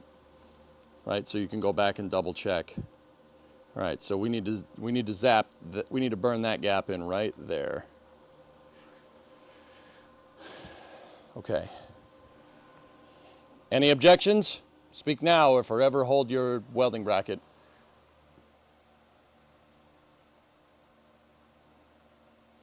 Why aren't you just tacking a brace to the quarter instead of making this elaborate scaffolding? You got to do body work anyway. Objection! Overruled. I'm going to tack it to the quarter. Geek. I'm going to tack it to the quarter. So here, let me show you. All right, before we do this. All right, back this out. So, what I'm eventually going to do is put in a piece right there that picks up on the accent line of the quarter panel. The reason why is because below the accent line is basically what we got to fix, right? Down there. So I'm going to have a piece right here and zap it to the accent line. So I know that this is all perfect. It's going to pick up on the line right there. And this is basically, the overhead scaffolding is holding this quarter panel in the right position. Does that make sense? Dude, trust me, this came to me in a dream. Seriously, I dreamt about making this last night because I've been staring at this car for too long. Does that make sense, Geek? Like, you're not yesing me to death, right? You see what I'm trying to do? I'm going to make one over here, and we'll pick it up right on the accent line because I know the accent line is flat. So I'll make another little piece of tube, put it in there, and that'll triangulate the quarters. This is just for quarter panel triangulation. I was not happy with how much that thing was flopping around, especially after, you know, that side doesn't have a trunk extension. So that quarter panel is hanging in 3D space. There's nothing there, you know? I just hope that small tube is strong enough to do what you want to do. Yeah. I don't see why it wouldn't. Will you also weld it together at the bottom? I could. I don't have any more metal stock to do that. I want the rest of the metal. I bought more today. It was $100 worth of freaking metal stock because I still have one 6-foot rod left. What I want to do is cut a piece and basically put it underneath the frame rails and then tack that into position. We should have done that yesterday, but there's still a little bit of structure. The trunk pin still holding the floor, still holding the frame rails together. I'm going to brace the frame rails upright, and then if we have enough, we'll span between the frame rail supports, and then if I need to buy more metal, we'll span out to the quarter panel supports and basically make a whole lattice frame for this thing. That's the idea.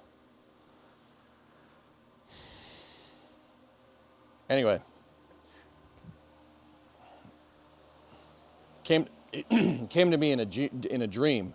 I used to dream up jigs for Kerbal in my dreams. In your dreams. All right. You guys ready?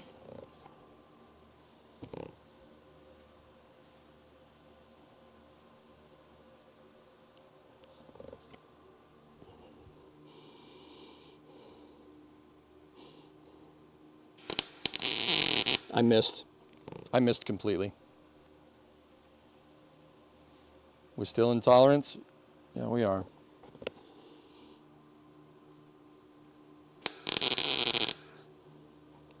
There we go. I got it that time. All right, I'm going to attack it on the other side.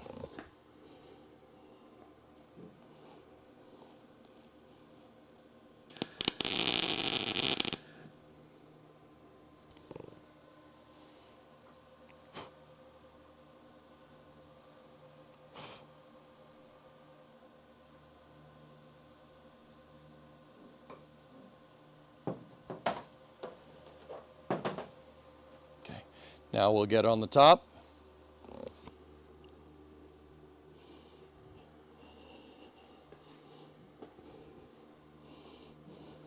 Ready?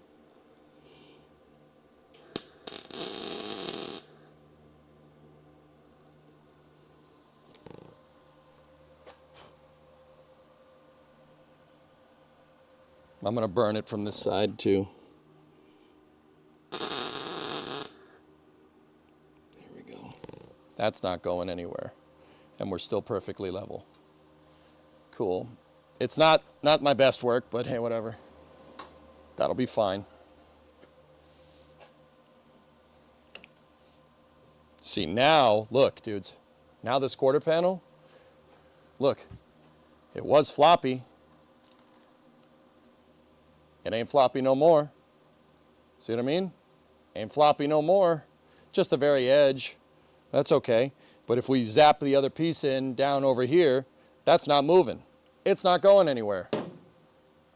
And the best part is that I have level surfaces here that it can be used as a datum if we need to pick up off of something that's level. Done.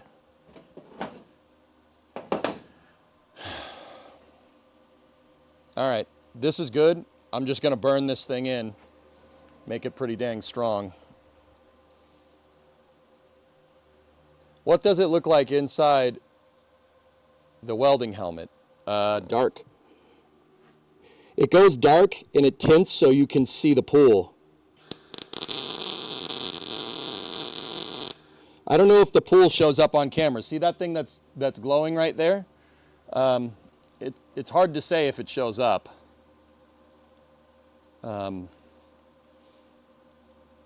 welding mask will show, see those shiny bits of metal? Oh, that's booger. That's poo-poo. But it's okay. Ready? Watch. You should be able to see it. It'll be really bright. So see that glowing area? That's what it shows. That's what I see. I see the glow. I don't see anything else.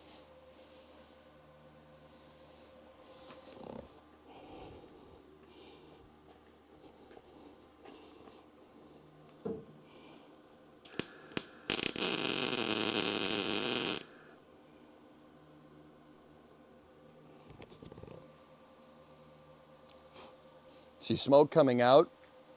Smoke's coming out of the top like a chimney.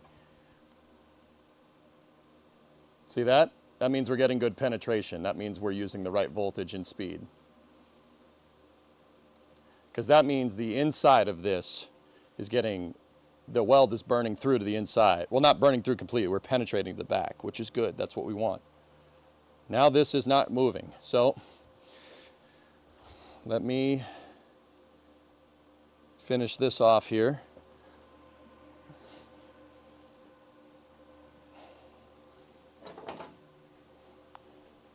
Just finish burning that thing in and then we should be good. Then we got to do it to the other side.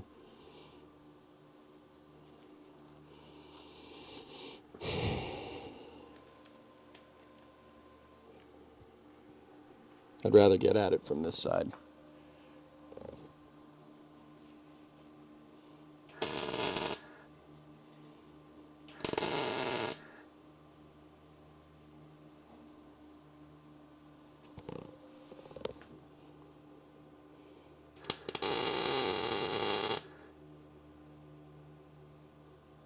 There we go. That's not going anywhere. Cool. All right, we're braced, at least on one side.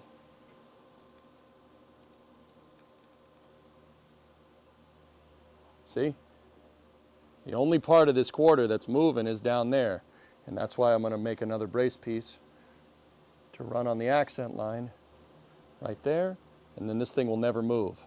And then the other reason why I'm doing that is because when we get all this fixed and we go to put the rear fascia back on, and geek, listen to this. This is kind of the other part that I was thinking. Okay? When we go to put the rear, we do the pan, we do the extensions, put the rear cross member back on, get the rear fascia back on. Once do the drip rail right there. Once that's all rebuilt, the back end of this will be nice and strong again. I'll get rid of the scaffolding or the bracing that I did. We'll grind all this off, make this nice, and we'll be able to rebuild the quarter panels because they'll actually, we'll have their place in 3D space so we can rebuild the bottom and tie it into the trunk extension. Because there should be a flat metal piece right here. This bracing is just here to hold the shape of the quarter panels while we do the new trunk pan, and then we got to do frame rail braces as well. But that's part 2 of this. So let's get to the other side. I already have all the stock pieces that I need, so let's do that over here. Do the same exact thing. I'm going to pull the welder, move the welding cart a little bit closer so we can get at it, and then we go.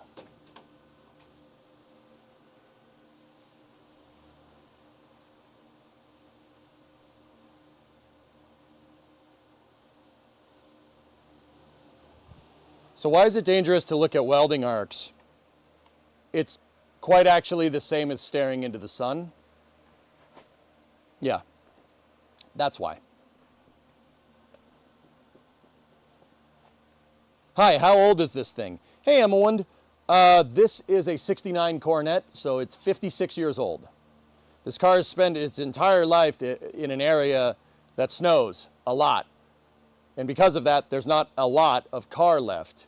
We're rebuilding it. I'm rebuilding the structure. Yeah, it's the same as staring into the sun.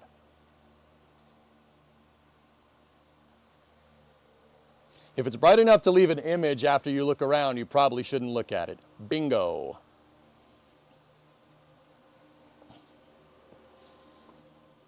Let me get my magnets and the level and this 16-inch piece. And let's start over here on this side. How much did you buy it for? $1,400. I got this car for $1,400 in 2013. I know what people are going to say. Well, the price has probably gone up since then. You can score a 4-door B-body Chrysler from the late 60s for about $3,500 to $4,000. In decent condition, might be a little bit more, but this was not in good condition when I bought it, but it was complete. The only parts of the car that were missing are the parts that rusted off. I found on Facebook Marketplace yesterday, I found a 70 Super B and a 70 Coronet 4-door being sold as a pair for $5,000. That's enough to make one good car. I was thinking about buying it. But I don't have $5,000, so I didn't.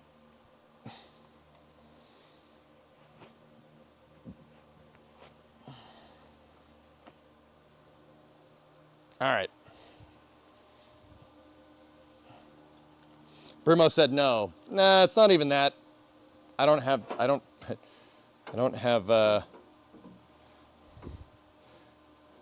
you need to have money to do that, That's more what that's about. Okay, so we'll move that over there. This was we'll do the exact same thing that we did over on the other side.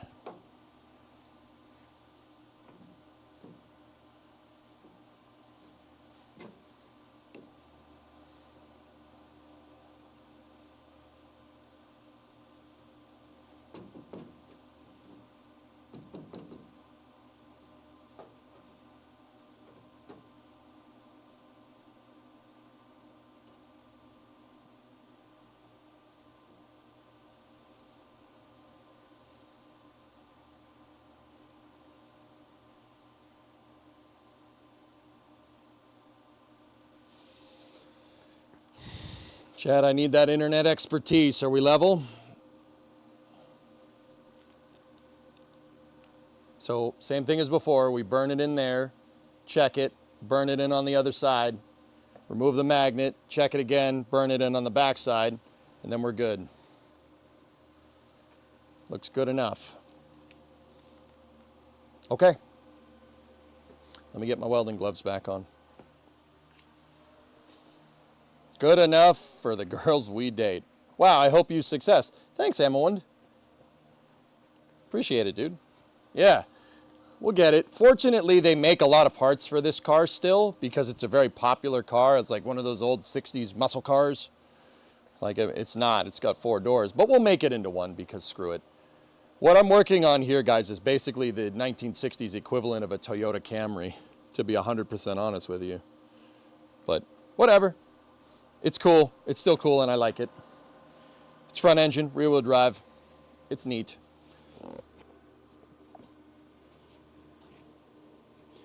Okay, ready? Contact.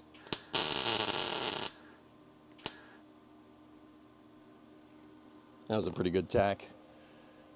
It's high. I did it high again, Mutter. What the hell's the matter with me?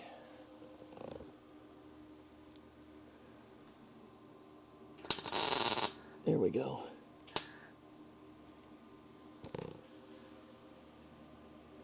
All right. We still level? Check it. Yes, we are.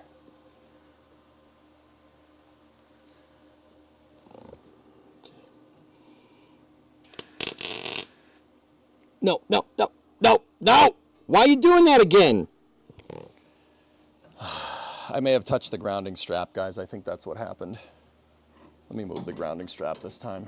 I blew not blew the breaker, I shorted it out again because I'm stupid.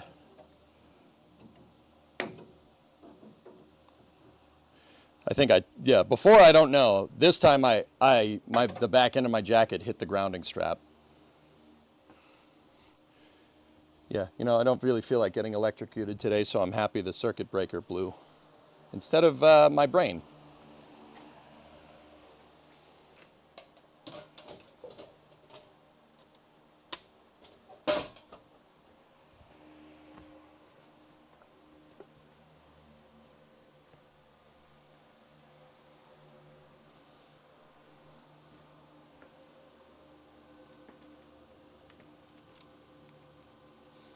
Okay, I've moved the grounding strap so to a place where I won't touch it.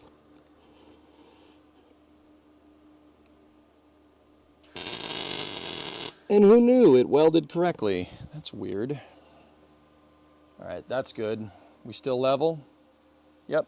All right, so take the back piece off, the magnet off, and we'll hit this thing from the back.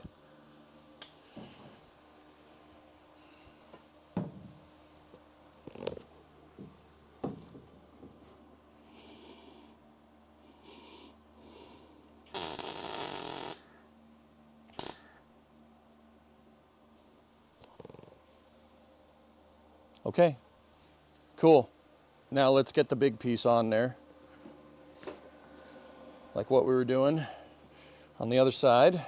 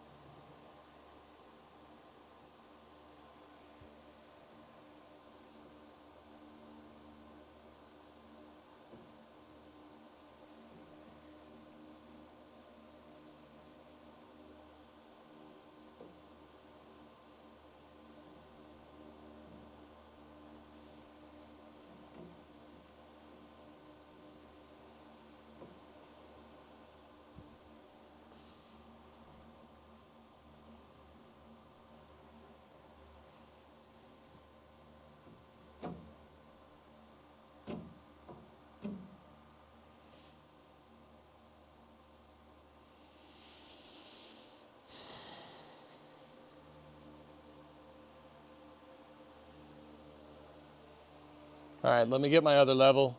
Just make sure we're good on the other axis. That looks pretty damn straight. Are we doing Red Dead for after hours? Yeah, we could. Yeah.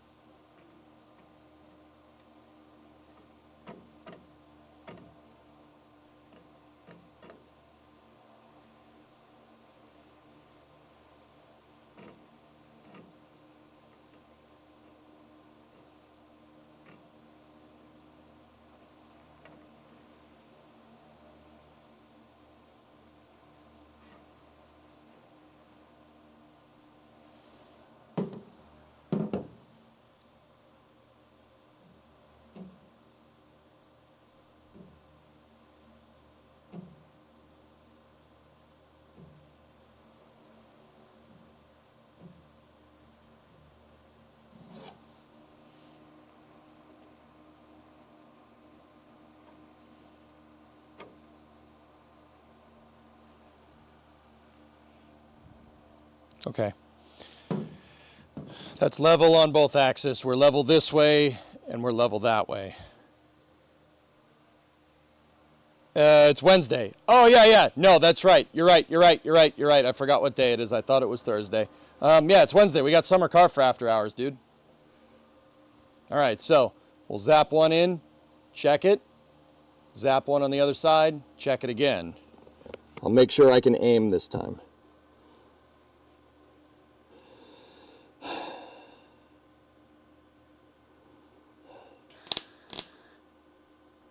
That was awful. That was awful. Freaking awful. I tripped the breaker again. I'm not sure why. I'm not sure why it's doing that.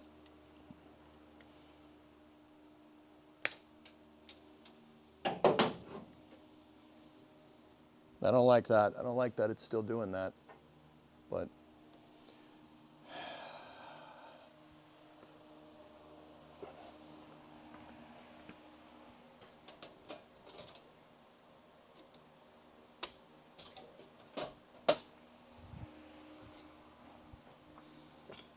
I wish I had equipment for doing DIY projects in your garage.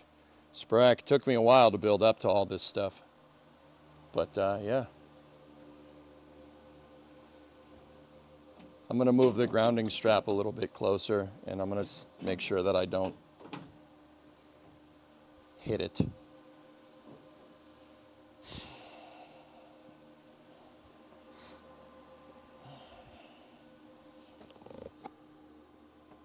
Ready?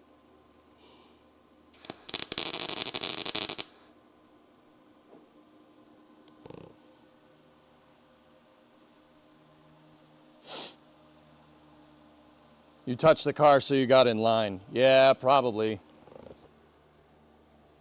You're probably right, dude. Okay. Check in again.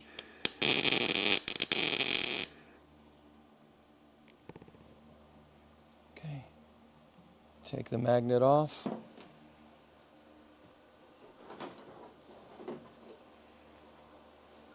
The wire got away from me a little bit.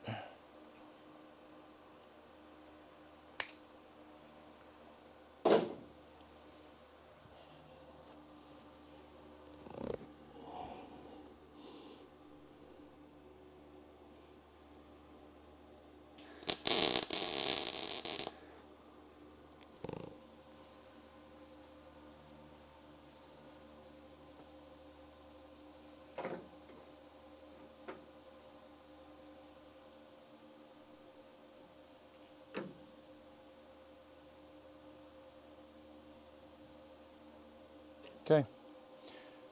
All right.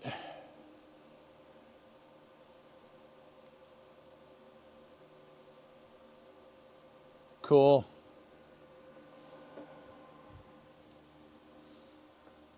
Let me, I burned that in pretty hard right there, so let me just burn in the rest of this and we'll go from there. Just got to zap it in over here a little bit more.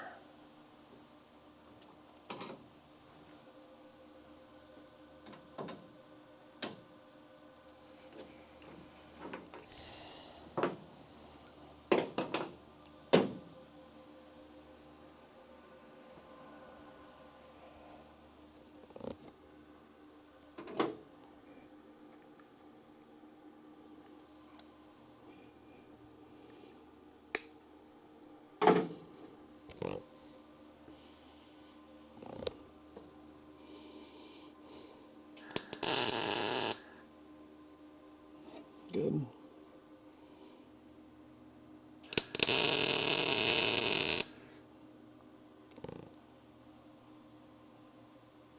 Good.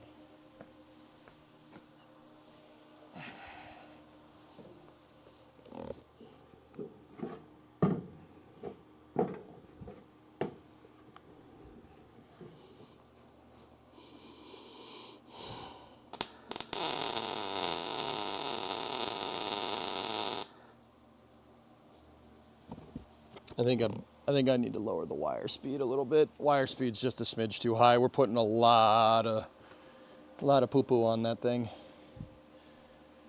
Okay. That is sufficient. Cool.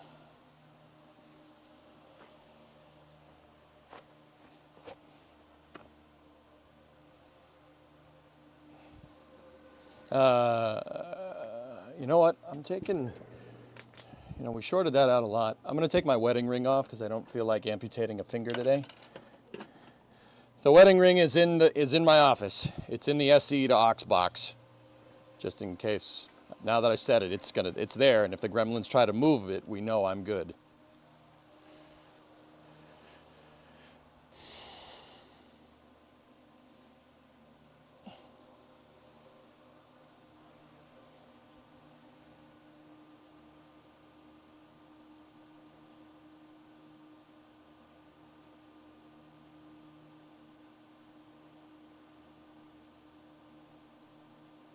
All right.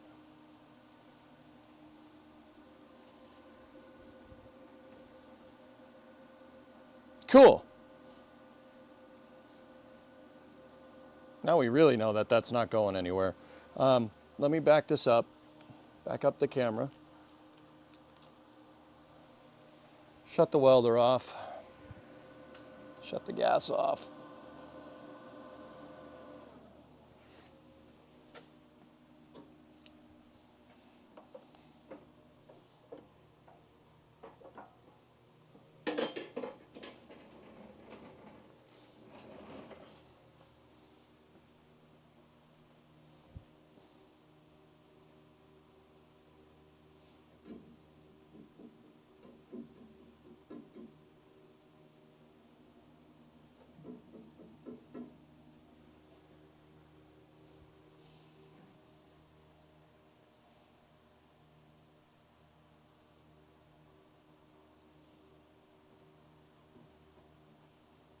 All right.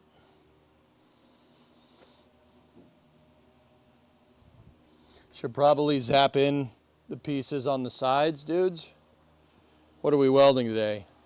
Trunks, I'm putting in some reinforcement for the quarters. So when we cut out the trunk extension, I need those to stay exactly where they are. So I made this bracing that picks up on the ground, right, that holds these things in place and makes sure they don't move.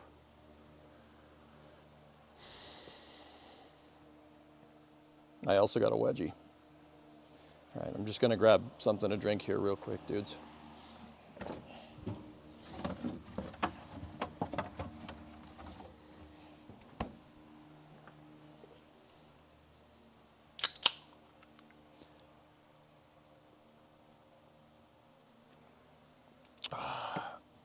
No, it's not beer, it's Canada Dry. Okay, so the next thing that we got to do, I want a piece right here. I want a bridge piece that goes from this bar to here.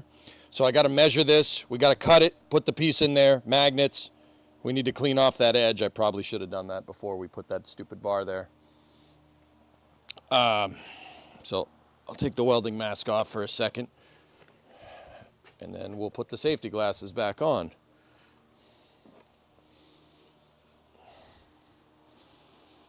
Yeah, I'll zap a piece here to pick up on this. And then that basically, it's not triangulating it, but basically the quarter works as your triangular structure here. So yeah, let's measure on this side first, get this one finished. And yeah, then we go. Let's roll. 3 1/4. It's 3 1/4 on the dot. All right, that's pretty good. What's this side? This side should be the same.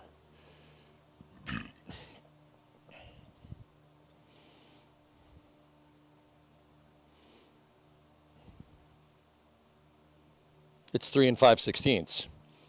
Why? Why would this be 3? Oh, it's dented. The rear quarter's dented.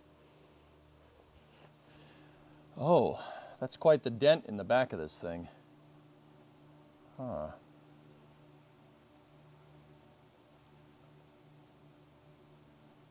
Okay. Well, 3 1/4 should work, and then we could, you know, we'll bridge the rest of the gap with a tack weld. I'm about 60% sure that that will warp given any level of force. Without trusses, that stock just doesn't seem like it'd be strong enough, but I'm not experienced in all of it.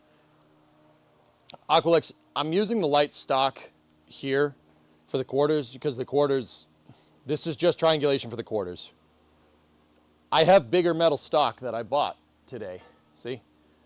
We got bigger, heavier stuff.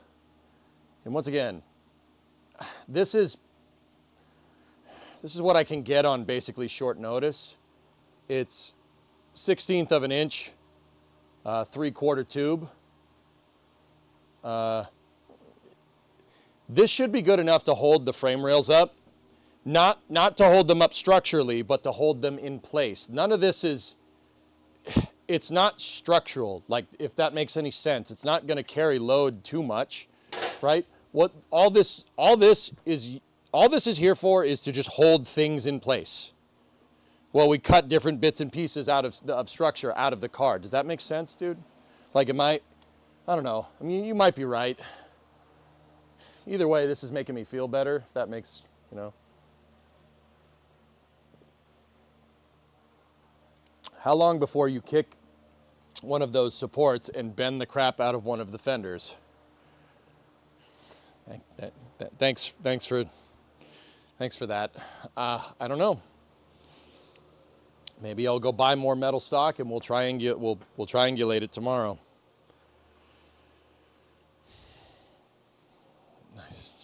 You know, Cacho, where the hell was that comment before I did this? You know, like,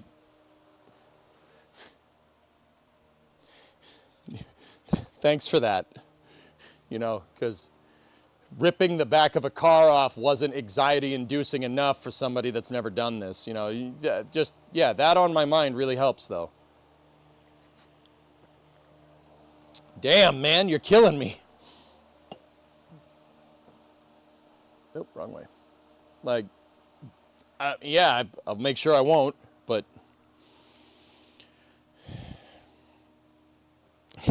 damn, dude.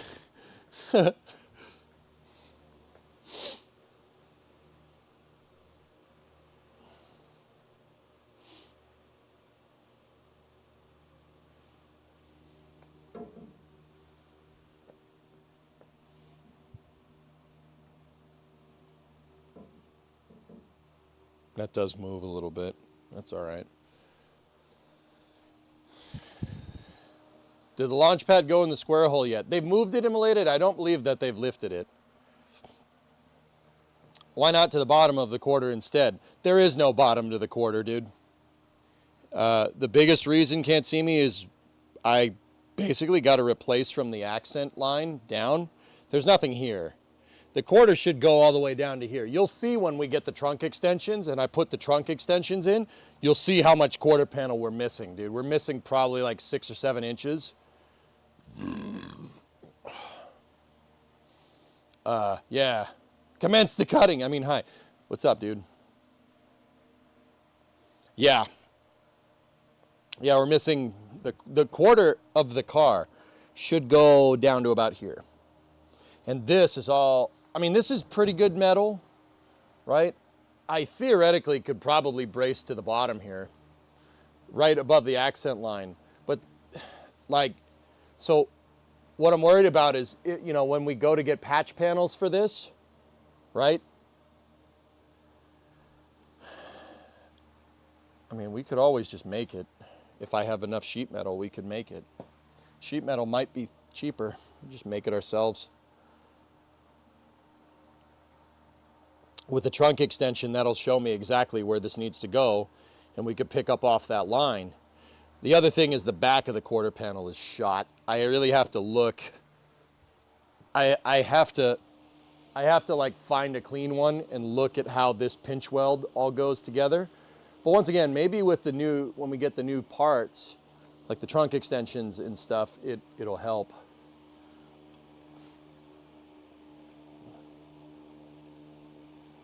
Because believe it or not, this trunk extension, it is rusty, but it is in the right spot for the most part. Might be bent down just a smidge. Yeah, I don't know if that's in the right spot. But then again, the back sill plate was on it. So yeah, it is pretty damn close. You know, we could cut on this. I don't want to cut directly on this accent right here. But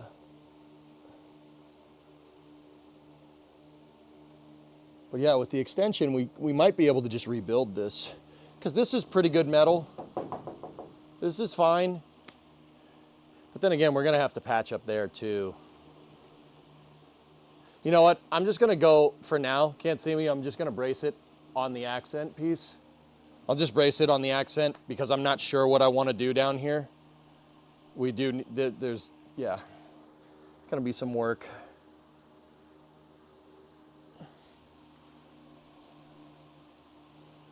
Does this thing actually, hold on, does this come out?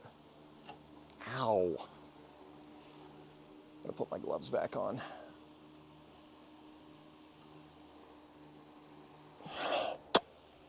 Got a little nick, guys, hold on. It's not on the wrist, it's on the side of my wrist, don't worry. Is the video out of sync? I can restart it. Give me 1 second, I'll be right back.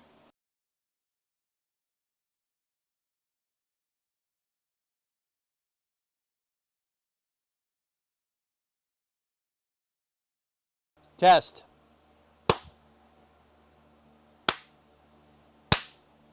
We good?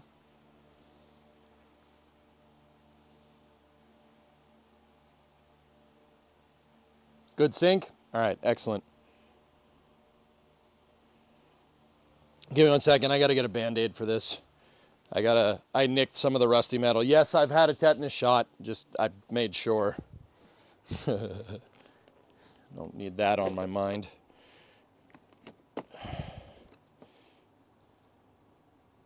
I have a first aid kit back here just in case. Just need a Band-Aid on my wrist. Just need a damn Band-Aid on my damn old wrist, boy.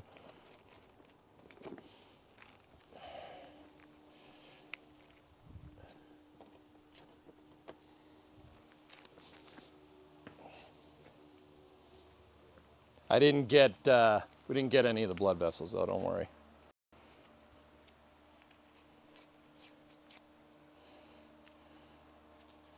I'm not showing you guys this.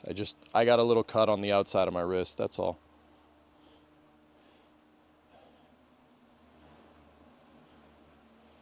Just putting some antiseptic on it.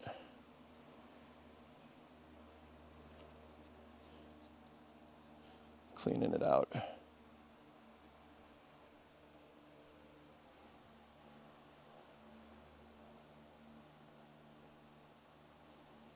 Wish we got an update on HLS. It's been too long. Want to see some hardware.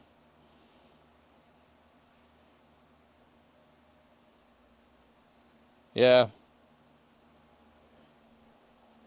We're gonna have to amputate it. Yeah. No. Not with advances in modern science. With advances in modern science, Chip, I don't see why somebody couldn't live 245, maybe 300.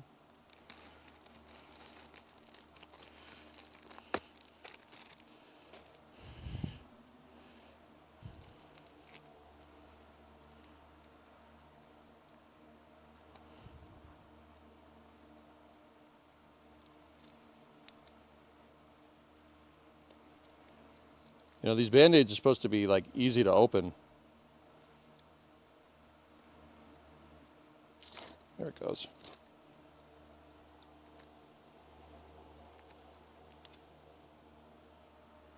Hit it one last time with the antiseptic.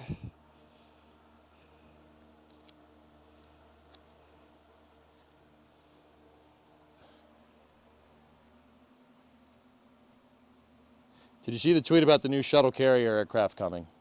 The Lego set. Yes. Yes, I did. Pretty cool, huh?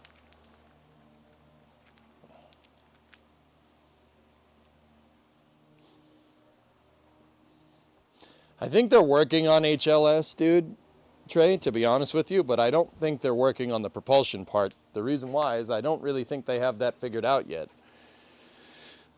Sorry, guys, I got a wedgie. I'm just fixing it. There we go.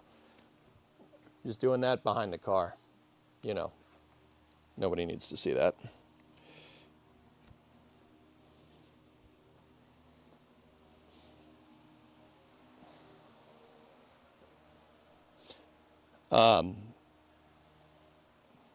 Let me put my bandages back where I know they are before, you know, we do this again, and this hasn't happened.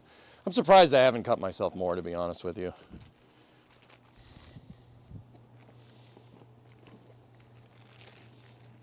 I'm usually pretty careful, just because, you know, we're on the internet. Like sometimes I'm like, dude, it's fine, don't worry about it. But you know, like wearing safety glasses when you wearing safety glasses when you're using the grinder is probably a good idea. A mask when you're cleaning up the metal, etc., etc. Anyway, let's get back to work. A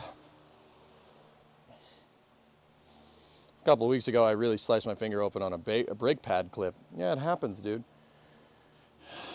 All right. I think it was 3 1/4 inch. We got to cut a little bit more of the small stock, the small tube. Let me just double check it. Yep, it's 3 1/4. We also got to clean up a little bit so we can weld there. So we'll cut the stock first. 2 3 1/4 inch pieces. Cut the stock first, and then we got to clean off those edges. I need to swap the grinding wheel. Swap the grinding wheel back to the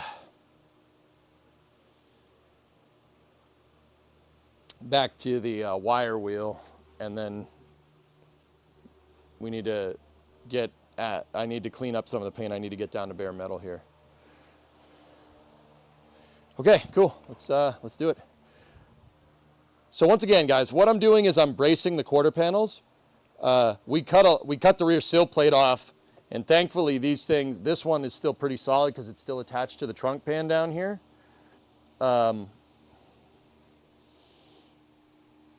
It's attached to the trunk pan extension. I didn't drill through that pinch weld, so this one is still pretty solid. But the other one over here was not. When I went to look at the extension out here, it fell off. It fell out of the car. True story. So this one is still a little bit on the floppy side. I don't know if you see that. We are aiming to get rid of that. So what I'm going to do on both sides, what I've been doing on both sides is bracing. Now, once again, guys, this is not structural. This is not structural. The majority of the weight of this car is being held up on jack stands. This is a 3D lattice that I'm making out of metal to hold the quarters in place. That's it. It's just holding these pieces of metal in place. That's all it's holding up. And Fluffy, I saw what you said before. It's pretty good. Holy moly, surface rust. That ain't surface rust, dude. That's rot. We got a new trunk pan coming. We'll take care of it. But before I cut any more structure out of this, dudes, I got to make sure that everything in here, the parts that we aren't cutting out, like the frame rails, the leaf spring perches, the quarters, that's actually it. I got to make sure that all those are not necessarily held up, but they're braced. They're braced completely. Like they're not going to move. So what we still have left to do, once again, these 3 1/4 little pieces right there and right there, we got to do that. And then what I want to do is go after the leaf spring shackles, undo the back of the rear suspension. I just farted. Nice. Undo the back of the rear suspension, right? Get the sprung weight off of the leaf spring hangers, which are like right here, right? And then what I want to do is put more bars underneath the leaf spring perches to hold the whole thing in place. Actually, you know what? While we're cutting all the metal, let's just measure. What's the distance to the leaf spring perch here? actually 28 inches on the dot. Nice. Cool. Okay. Let's see if this one's the same.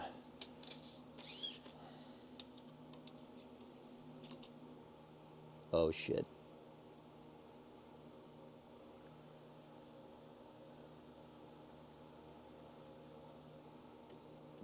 That other one is 28 and this is 27 and 5/8.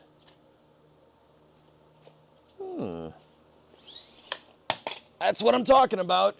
That's what I mean. Huh.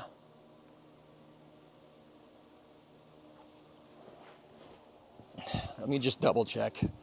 Make sure I'm not crazy.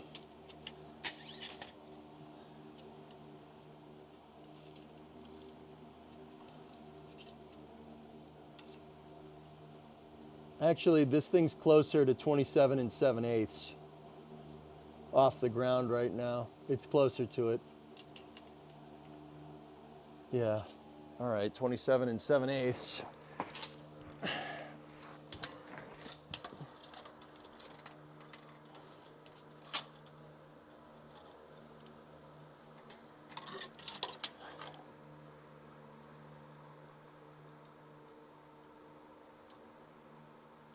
This one's 27 and 5/8 off the ground.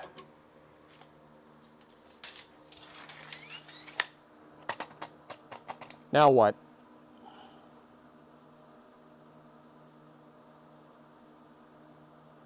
Now what do we do?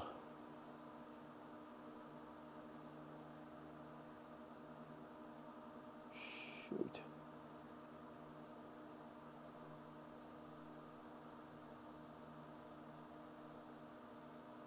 Wait a minute.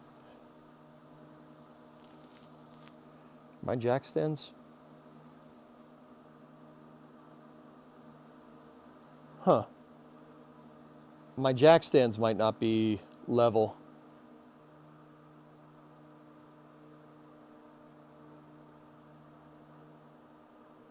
Okay.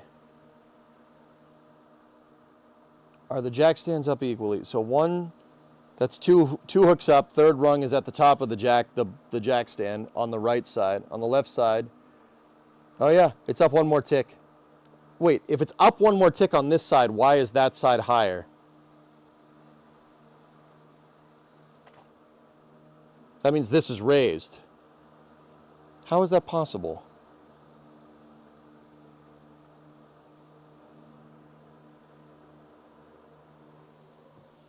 The floor is plenty level, yeah. That diff doesn't look crooked.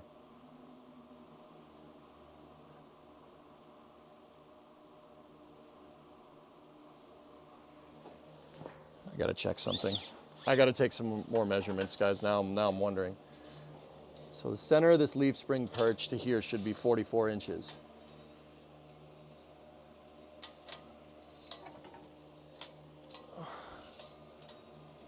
Yeah, it is. All right, cool. 44 on center between the leaves. So that means the frame rails are true this way, but I think this side might be bent down slightly. It's not much. It's not off by much, dudes. I'm just wondering why. Yeah, we got to unload the rear suspension before we do that. All right, let's just finish doing the side bracing and go. We have to unload the rear, and then we'll measure it.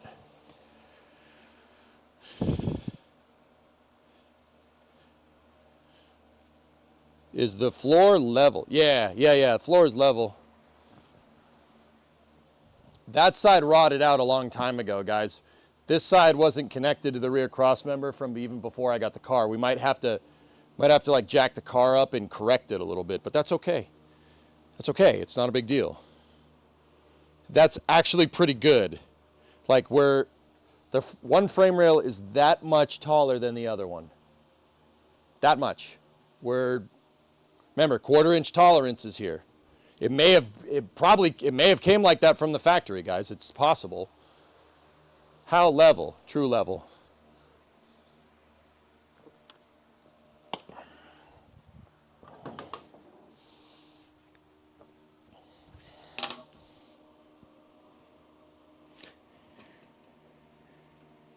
We're in the bubble. Yep. And that has a slight tilt that way. It's okay. It's fine. It's fine.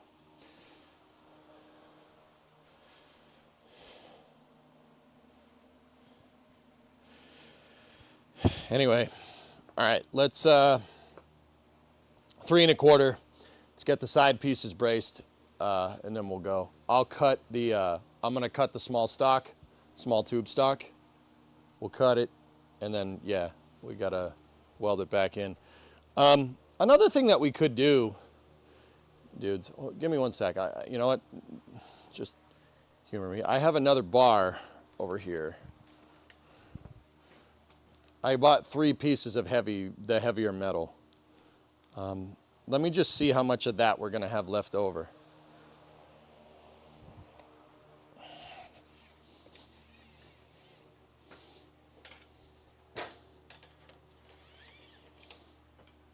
So let's figure 28, even though it's 27. I'll figure 28 2 times over. So that's 56. So that's right here. That doesn't give us much left. All right, cool. I just wanted to see if I had enough to connect the frame rails. We would need 44 inches more, and we definitely don't have that. All right, cool.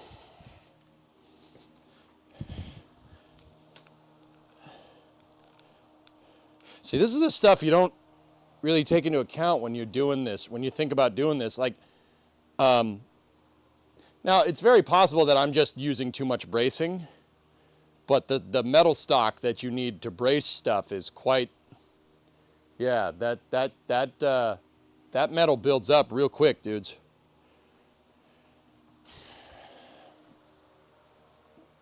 Like, I've probably spent, between all the bracing that I bought, the 3 bigger things and the 4 smaller tubes, probably about $200 worth of bracing here. Metal stock's expensive. It's freaking, yeah, superbly expensive. But whatever, what are you gonna do? What are you gonna do? All right, I still have some stock over here. I need my level. I'm gonna cut it on the vise over here. We need 3 1/4.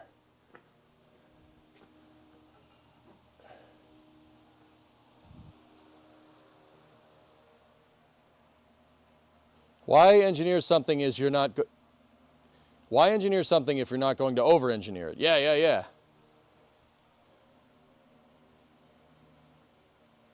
Wish I could get into the aerospace industry now, but no one is willing to let a guy who graduated high school to work with them over the summer relocate to Boca Chica, get a technician's job, prosper. If you don't want to do that, well, that's probably the easiest way to do it.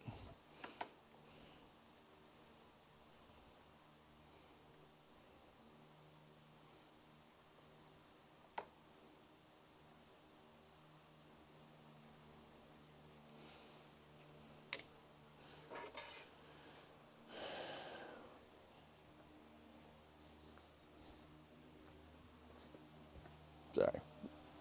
Wedgies. Well, EJ, I guess I'm moving. See you later. Just saying. You could.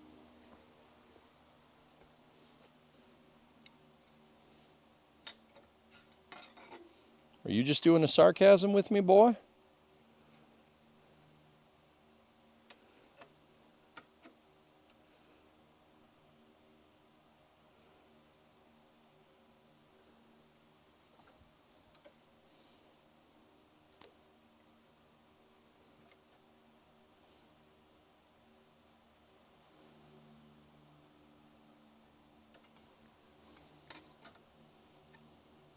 So just bear with me here.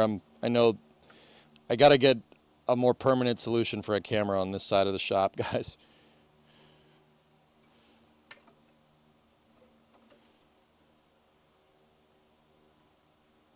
Okay. Cool. I have the thing marked at 3 1/4 for the last bit. I'm going to slice up this metal and then we'll go.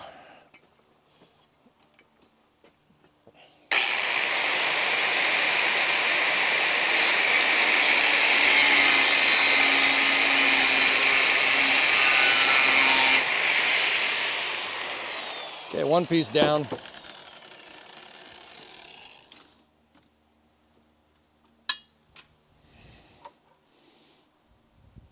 That one has a hell of a burr on it. Cutoff wheel leaves a ridiculous burr.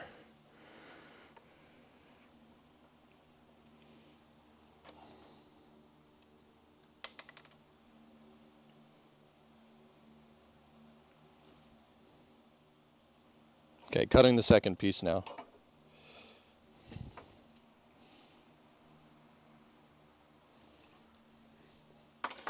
Okay, just imagine sparks flying, okay? Just imagine the sparks flying. With your imagination, there's no limit to what you can imagine.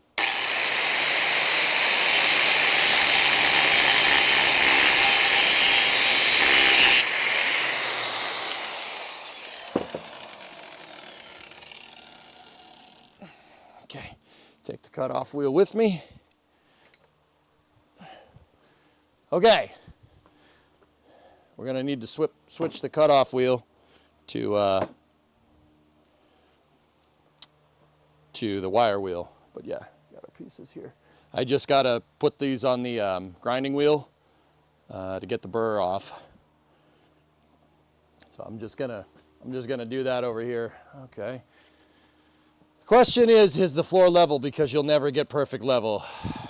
The question is less, is the floor level, because you never get a perfect. The question is if the floor's error off of level is small enough to not compound too hard with the other sources of error to get larger than your 1/4 inch allowable. Yeah. I might have to go buy. So Aqualex, I was thinking about that. You know what we can do? Buy a long piece of metal. But if I can get another one of these things, here. If I can get another one of these, they come in 6 foot. How wide are we right now?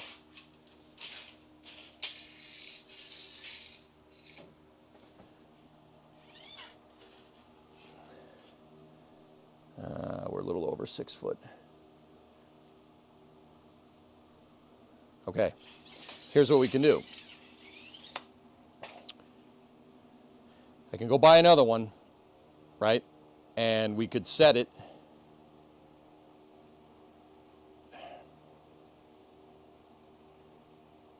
I'm thinking how I would do this.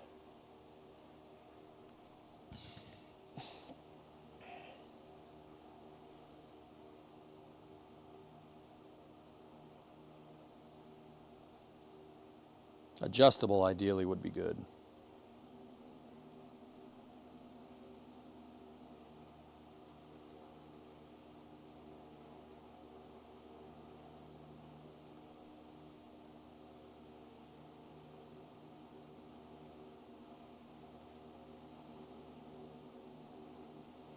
We could do a captive nut, threaded rod down to the sides.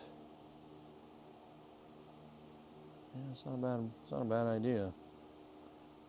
I could get a bar. We could put a bar right here, have threaded rod on the outsides, right? Have it wider than the frame rails. A bar piece up to the frame rail, up to the leaf spring perch, right? And then I'll have holes in this thing, captive nut through the stock with, put a nut inside of it with threaded rod or a big bolt, and we could twist the bolt till we're level, and then zap it in. That'll work. It's like basically very, very basic frame jig stuff.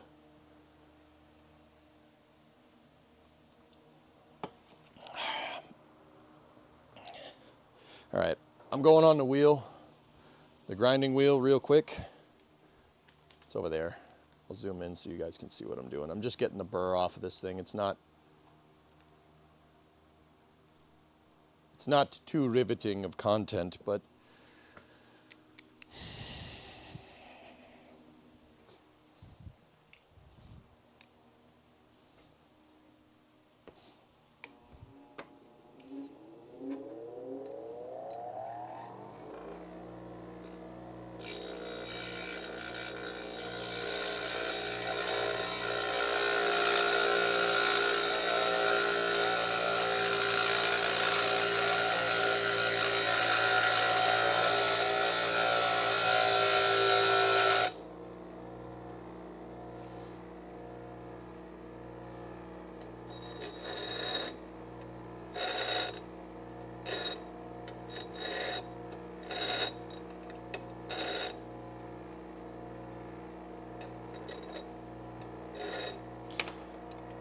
You know, that's really hot. Oh, yeah? Yeah. Yeah, it is. It's weird. Hey. Ray's here.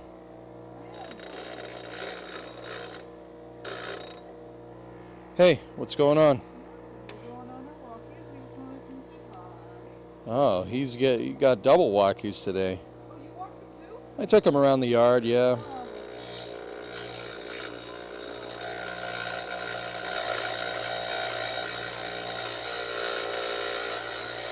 I'm sorry? Okay. All right, baby. Thank you. Love you too. Okay.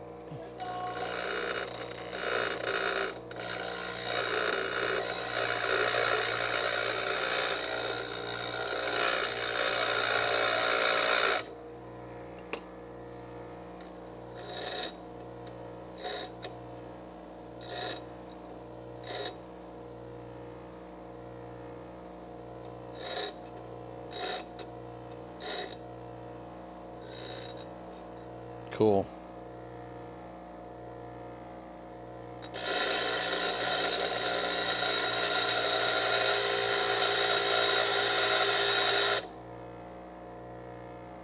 Just trying to get them flat.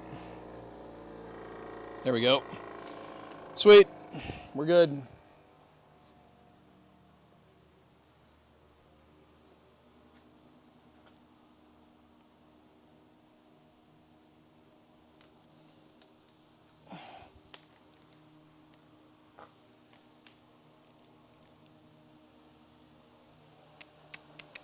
Hi, Brimo. Bye, Brimo.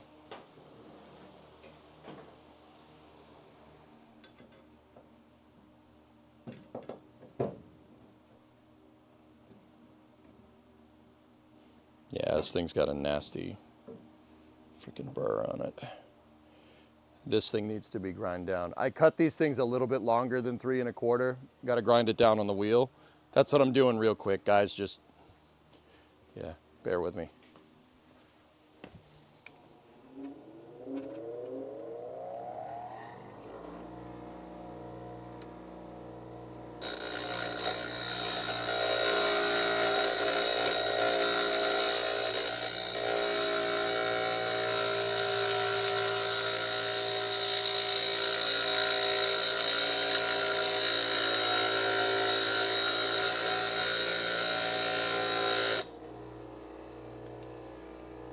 It's really freaking hot. Fortunately, working in a pizza kitchen for a long time burnt the nerves off my hands, so that don't matter. You should probably be wearing gloves, though. You do this, if you want to do this. Here we go. Good.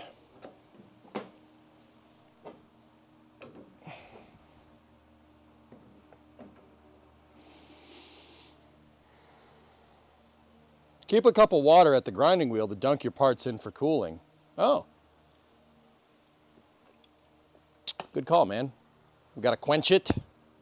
Why, you don't want me to burn my hand like this? That thing's really hot, by the way.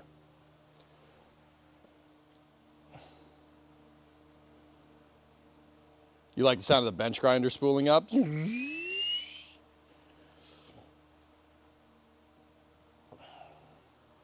I was wondering, won't it temper it a little bit? But, yeah.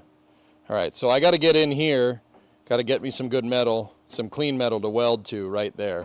So I'm going to switch the cutting wheel off of the angle grinder, and we're going to put the wire back on.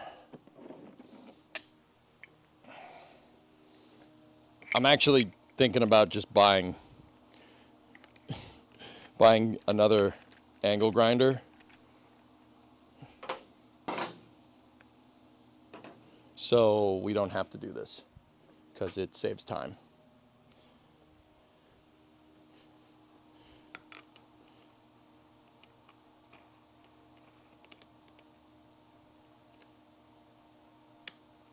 There we go. So what we got to do is we just got crap. was gonna say, we gotta get in there and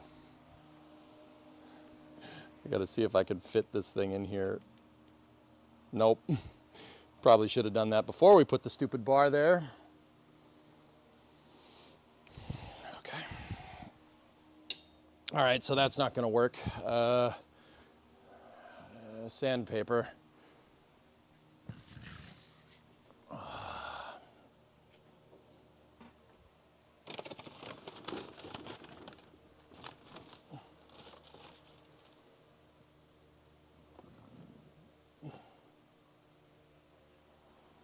Gonna need some sandpaper.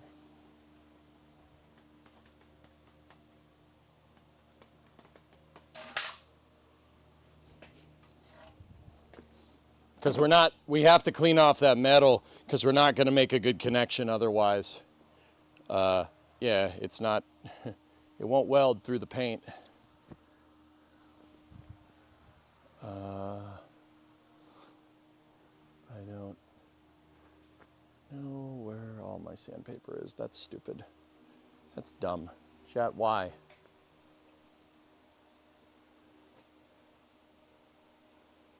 could always file it down. It's a little sketch. It's a little sketch doing that.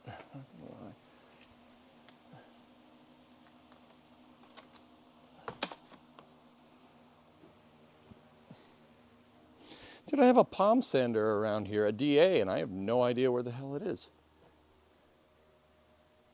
Where could that, like, I really wouldn't have put that, really wouldn't have gone far, to be honest with you.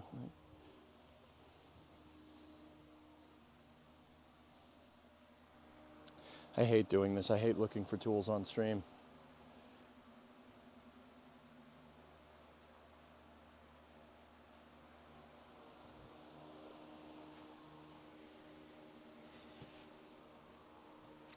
I found sandpaper. It's 320 grit. That'll be good enough.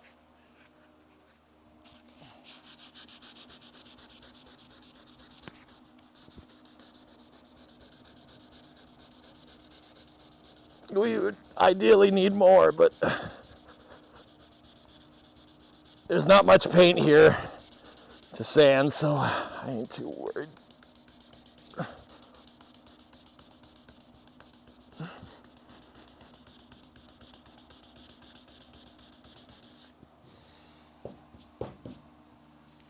Almost got to it. I need like 80 grit, dude.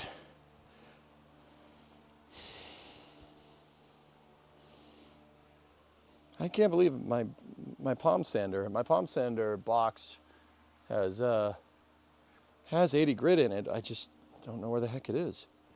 It really couldn't have gone far. I thought I would have put it with all my other tools.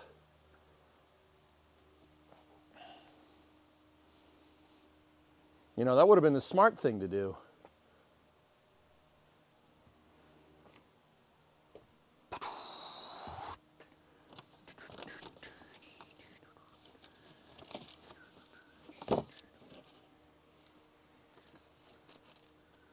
Wilder than any man. I hate that that's stuck in my head.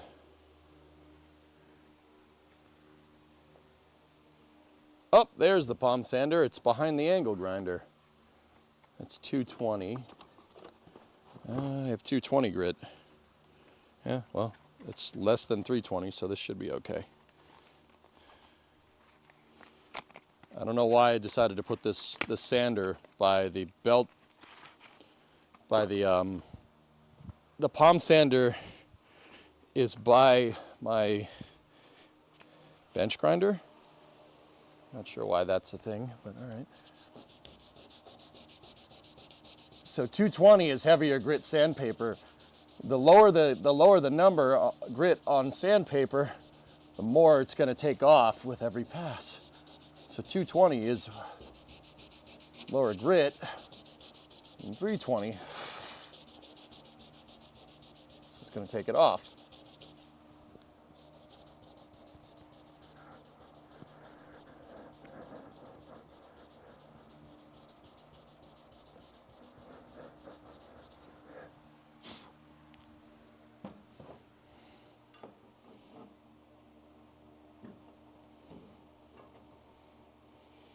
Cool. That's enough to tack. We're good.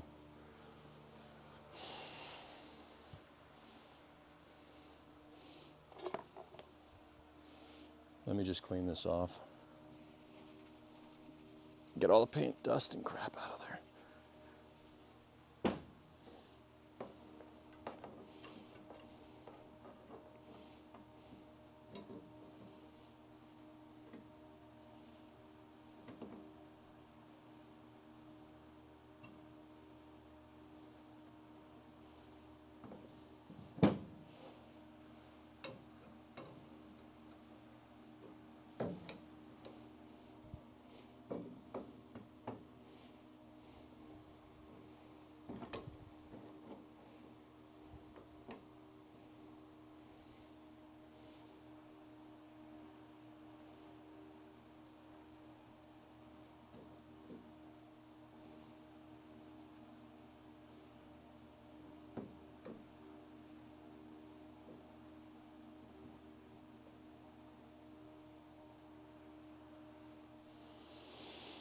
Okay, there we go. Maybe a little more. It's enough to tack it good enough on either side, dude. I ain't worried. It's just got to hold it. That's fine. It doesn't have to be crazy. I have enough to get a good bead on either side. All right. Let's turn the gas back on. Gas is open. Welder's on. Let me get my welding gloves.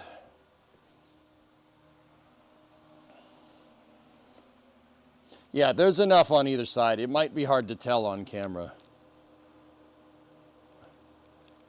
I'm trying to not have as much paint dust as I don't want a lot of paint dust. I'm trying to minimize that. All right, so let me get the level again, just to make sure we haven't moved around too much.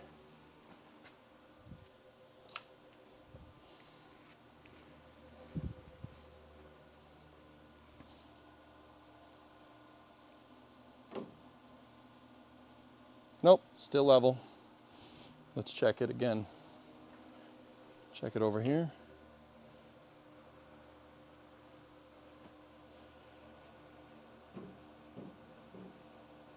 Yeah, we moved just a smidge.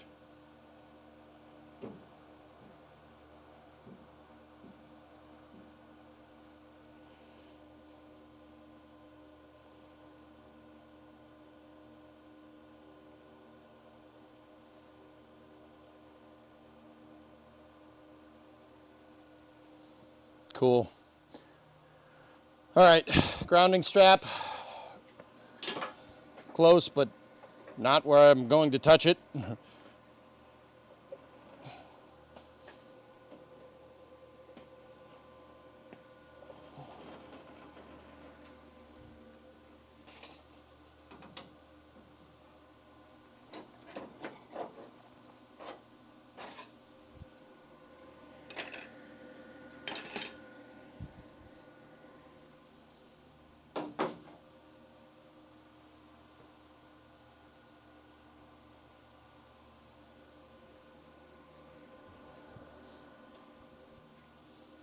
I spy with my eye evidence of a burnout.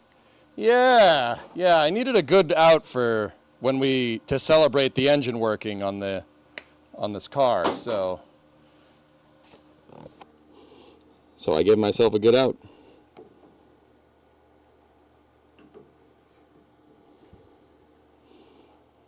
All right, ready?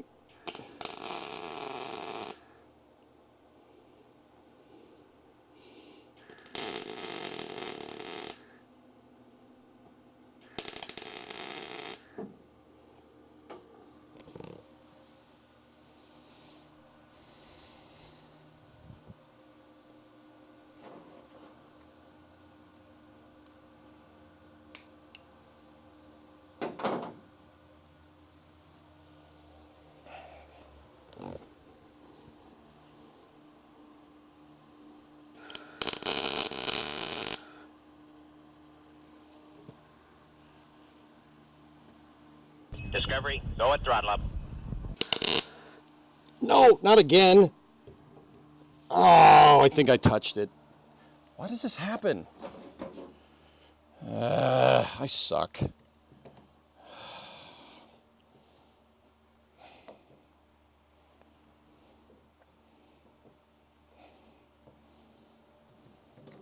You can come undone now. God, I'm so bad at this.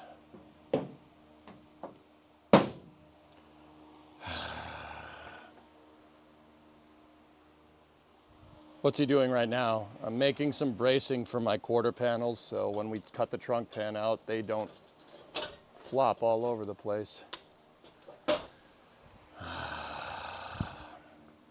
I keep grounding out my welder though because I'm an idiot.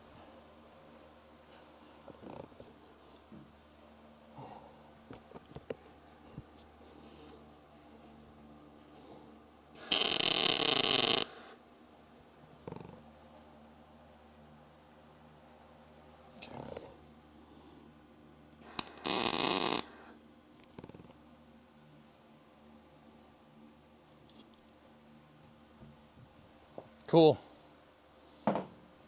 Just got to do the other side now. Yeah, I'm making some crappy brace. Well, not crappy. I'm making bracing to make sure that my quarter panels tundra are in the right spot. Now I know I just welded to the outside of the car. I get it, but there's not a lot of structure left back here. So, see, we're going up and over, and then I need to put this piece in on the other side because I do not need these things moving around.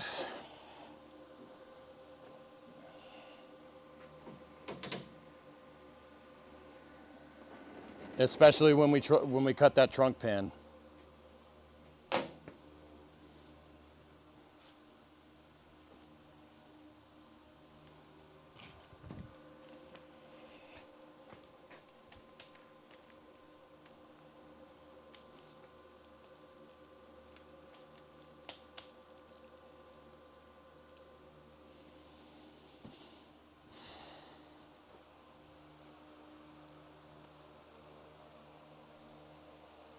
You're not an idiot, just inexperienced. Huge difference.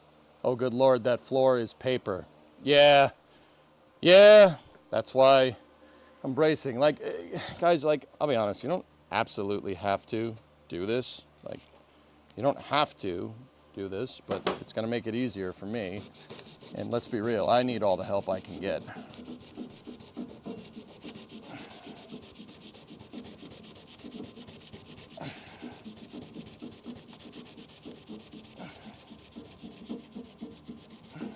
See how it's already moving? I don't like that.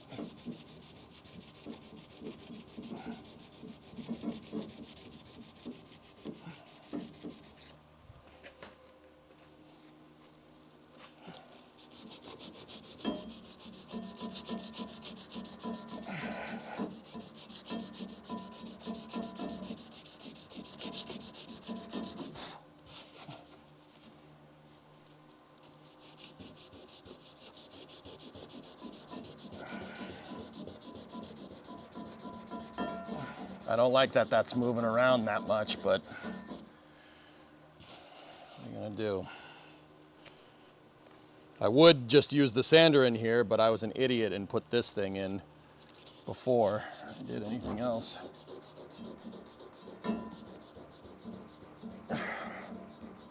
Well, the good news is that there's more paint on this side than there is on the other side. The other side, we got down to bare metal very quickly. This side, at least, it's taking a second.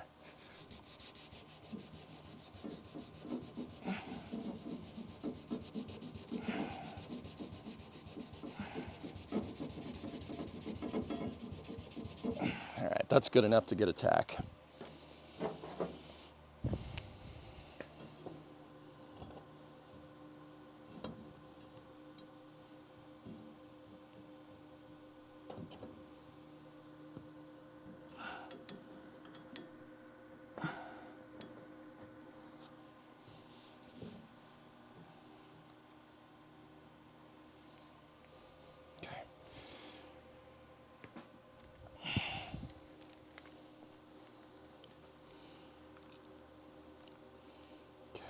Let's burn it.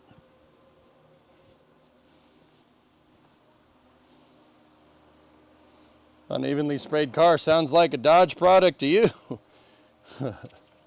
Yeah. Yeah.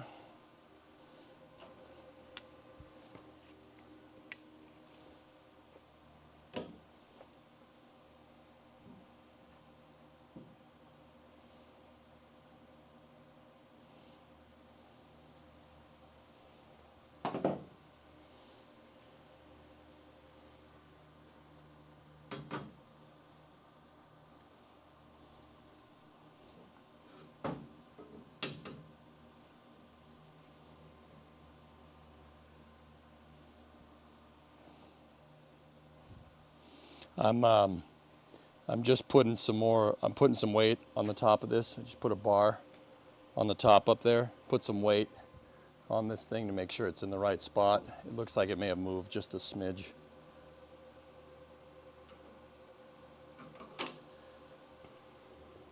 Just drop the magnet. It's fine. Nothing bad will happen.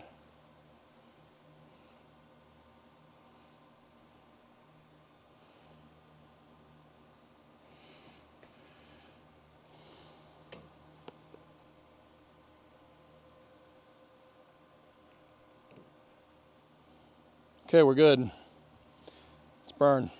Let's burn. Want to turn up the heat? Slamming.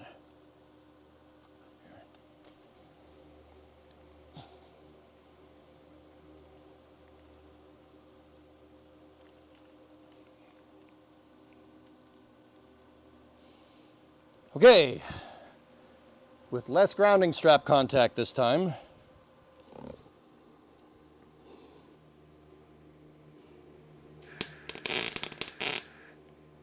Are you kidding me?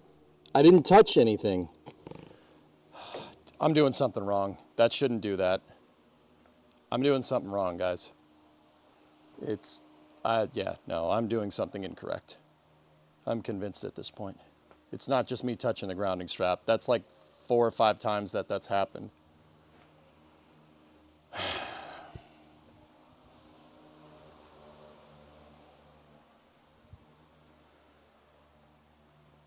Maybe I don't have the right wire speed or something. Keep in mind, I'm an amateur when it comes to this. I'm learning. I suck at it. Stupid freaking clown. Suck, you stupid clown. I'm gonna up my wire speed a little bit. See if that does it. Tiny bit more amps. Okay. I'll try that too. Because I didn't touch anything that time. It just didn't like it. Okay, resetting the breaker.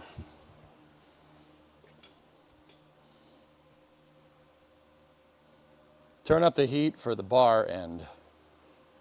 Okay, I'll give it a little more power. More power.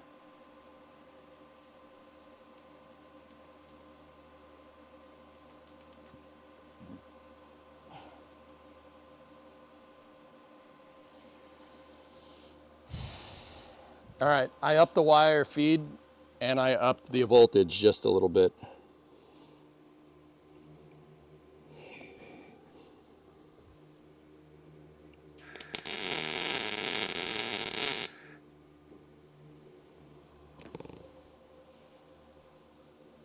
There we go. That worked. Maybe I didn't have the settings right. I would not rule that out because I'm still very new to this.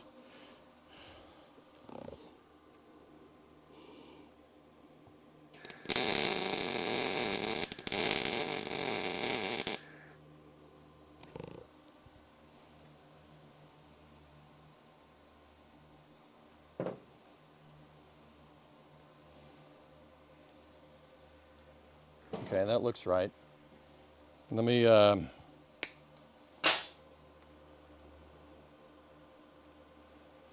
get at that.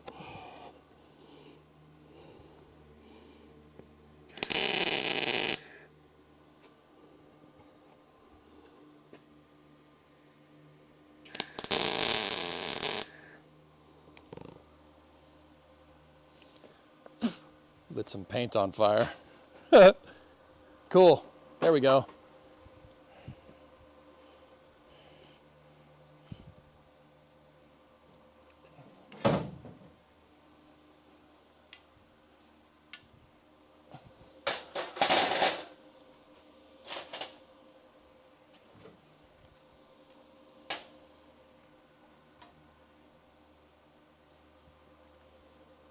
So now, this won't move at all. See? Nothing. Just a little bit, just a tiny bit of movement. But it's good. That's all. That's all good. It's just 4 tacks, but probably should get at it on the top just to be sure. Ready? That's it, man.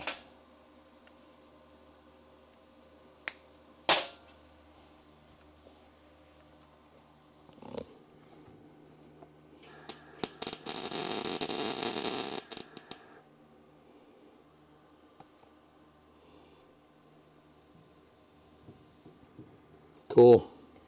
All right, there we go. I'm satisfied with that.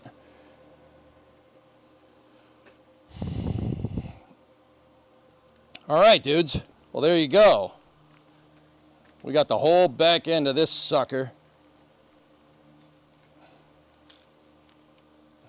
braced up. The only other thing I'd really like to do is tie it all together. Maybe we'll do that tomorrow. All right, I'm gonna shut the welder off for now. Let's close the gas. Good. Gas is closed. Grounding strap is off.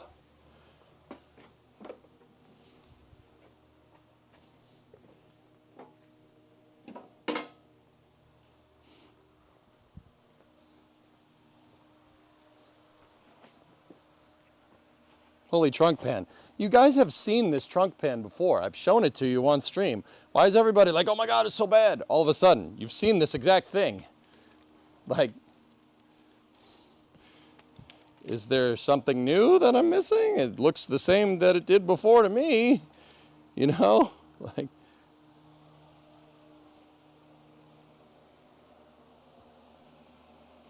now we have an exoskeleton. And now we know our quarter panels aren't going to go anywhere.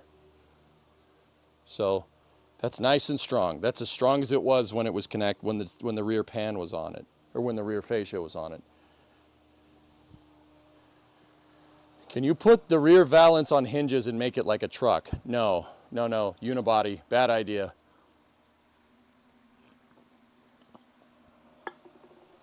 Okay.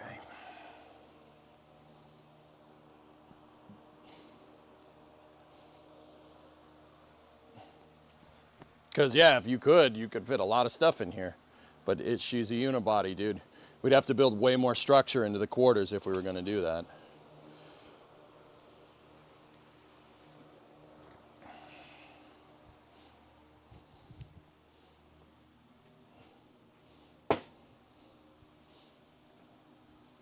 Freaking Band-Aid's coming off.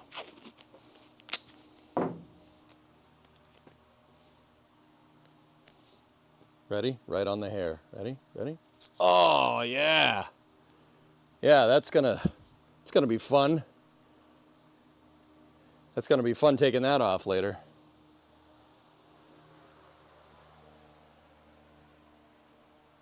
Yeah, I guess Aqualux, that makes sense, yeah.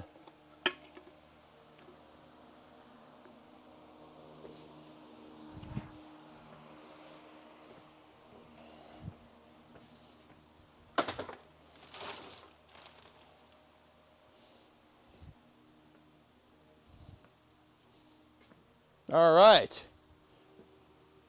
Nice and solid. I mean, she's still just a smidge floppy, but that's okay. That's okay, just a little floppy. Get my tape measure off the ground. Did you just use tape as a Band-Aid? No, I used a Band-Aid as a Band-Aid, but it was coming off, so I used tape to adhere it better.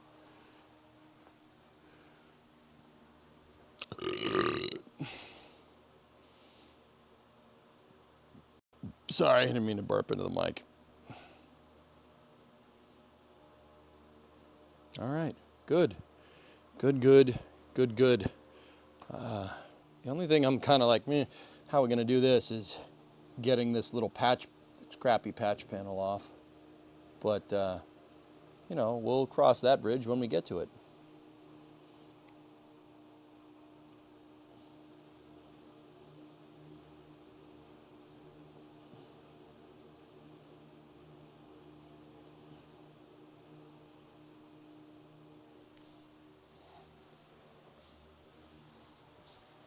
Next step up is duct tape. That, or, you know, an actual bandage wrap. I think the painter's tape is adequate. All right, guys, so what was our next step here? The next step was actually pulling the, undoing the leaves, right? That was the next step. Mutt, are you still here, buddy? I think that was the next thing that we were going to do.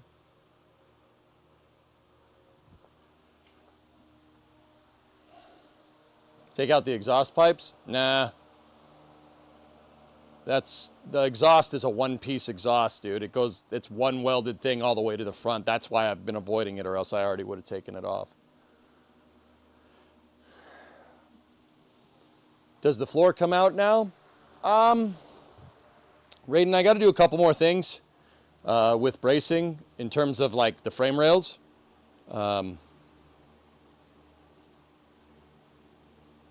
Yeah.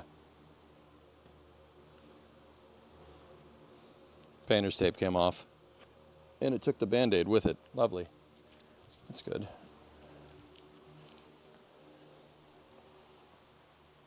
All right, we're good.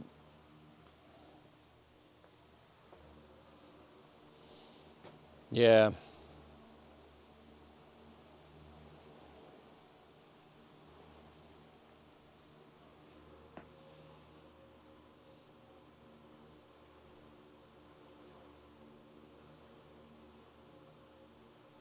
This is cool, though. I'm happy with this. This is pretty sick.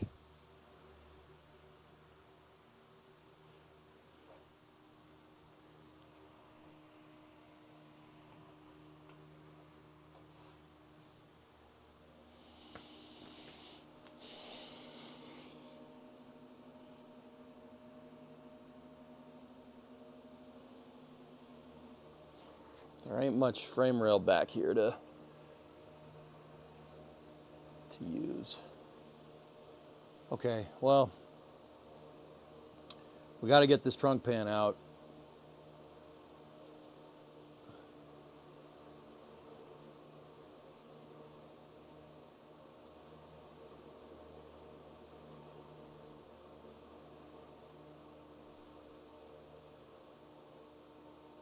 I'm thinking, give me one sec.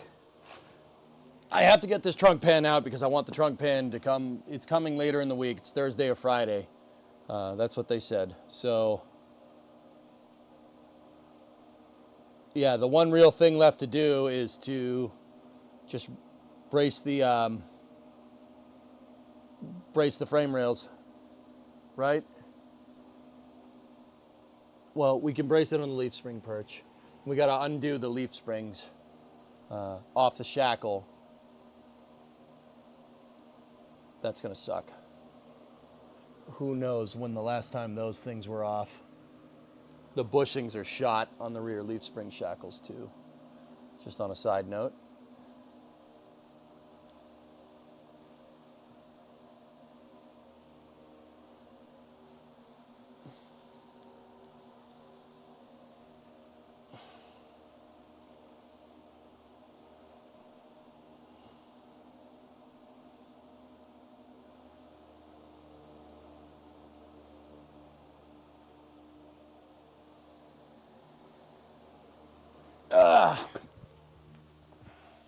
What time is it?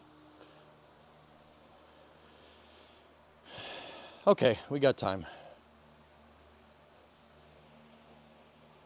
Okay, give me 1 second, guys. I just got to go use the restroom real fast. I'll be back. When I get back, we'll try to get at that leaf spring thing. I'm going to soak the leaf spring shackles in PB, and we'll hope that that works.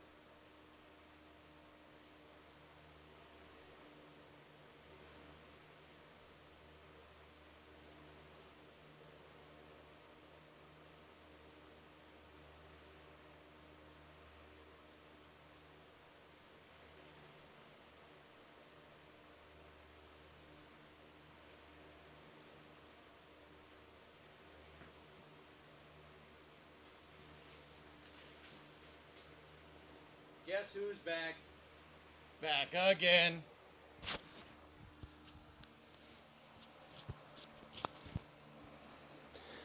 Do you have the trunk floor thingy? It's coming. It's coming. All right, let's roll. So we got to get those leaf springs out.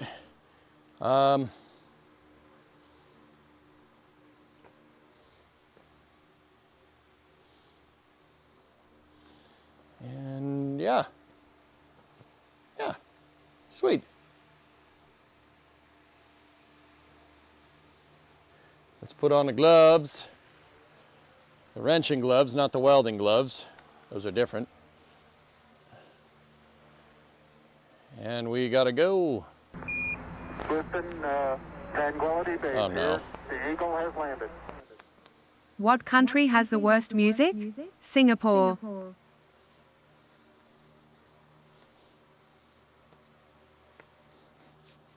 Hi, Geeson.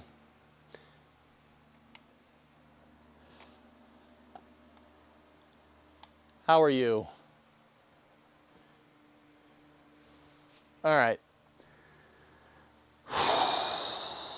So we got to attempt to get those leaf spring shackles apart. Let me lower the camera, see if I can get the camera to a point where you guys will be able to see it.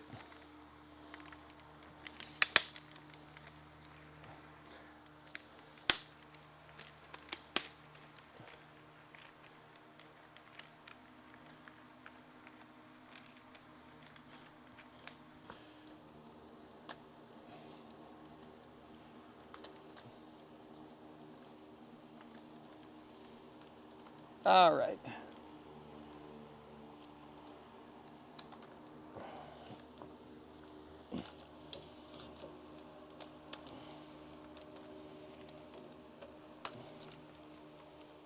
I'm trying to get you guys into a spot where there's no God rays.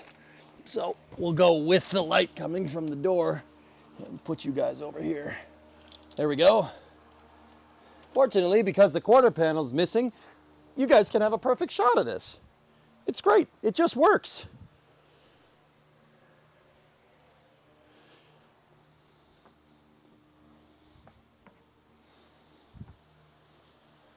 You know, there's a lot of it missing, so it's fine.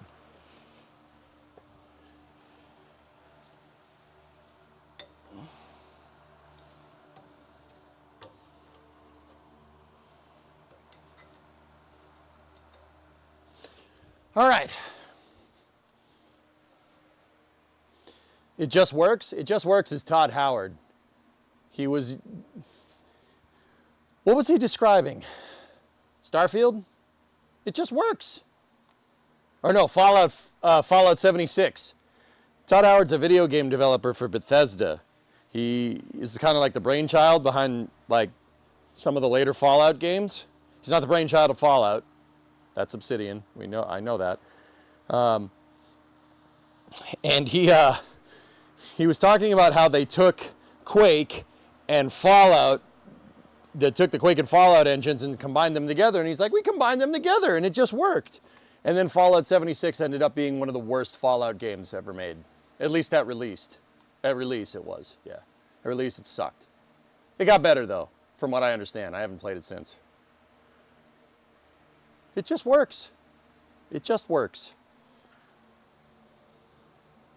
All right, so we got to get that bolt off. I'm going to go ahead and guess most of the bolts back here are 3/4. So I'm going to get my 3/4 wrench out because we ain't getting a socket up there.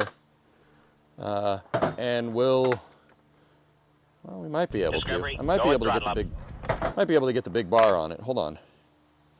Who's that?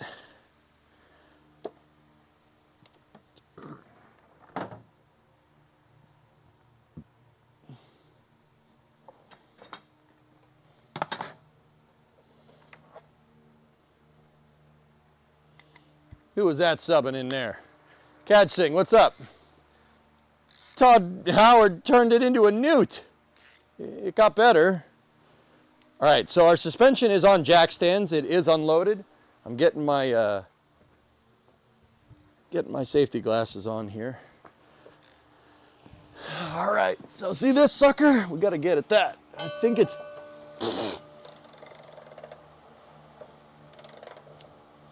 I was going to say, I think it's 3/4, but it's hard to say.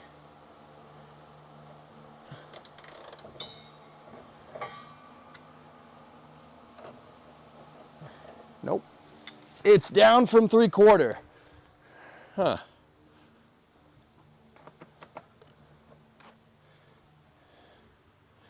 11/16 is the size down from there.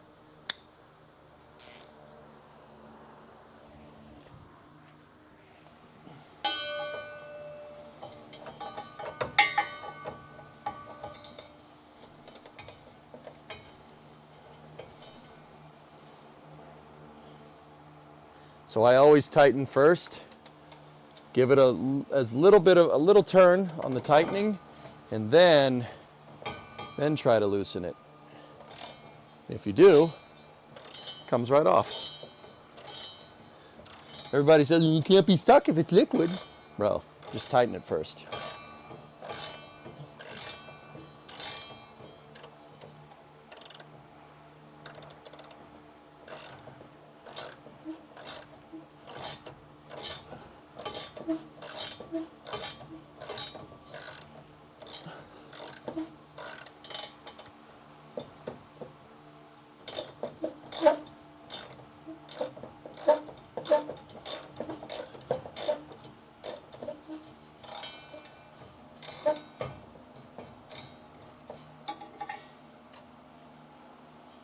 Only got one.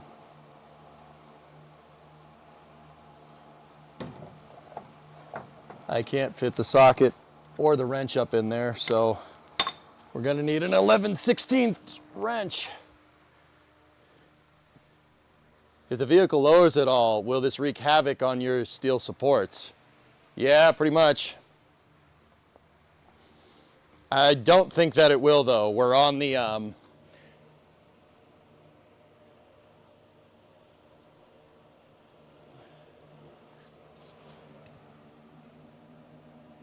frame.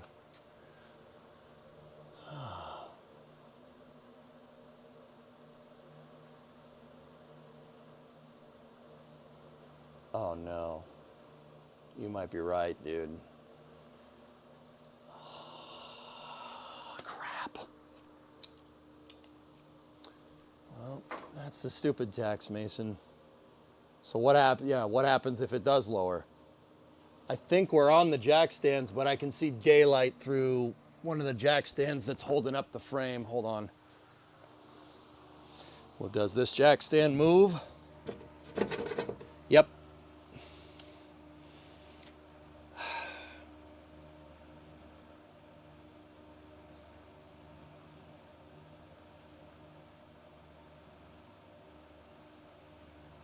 Frick. What do we do?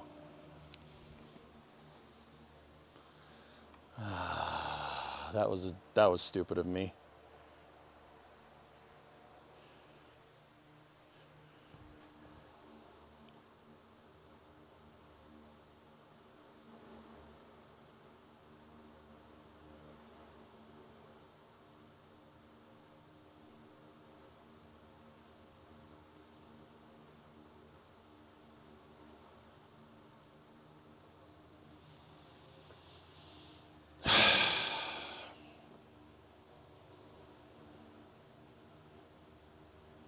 Well,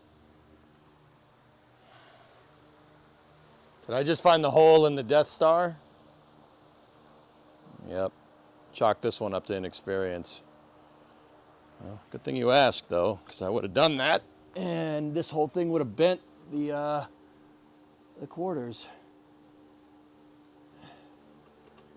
It would have bent them up. We got to leave it. We got to leave it as is, dudes. Can't move it.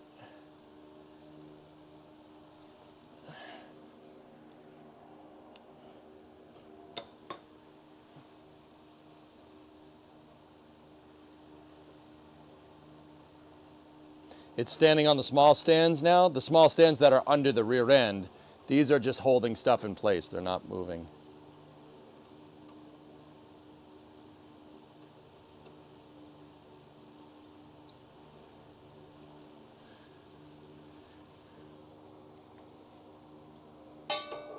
Let me just tighten this thing back up so I don't lose the nut.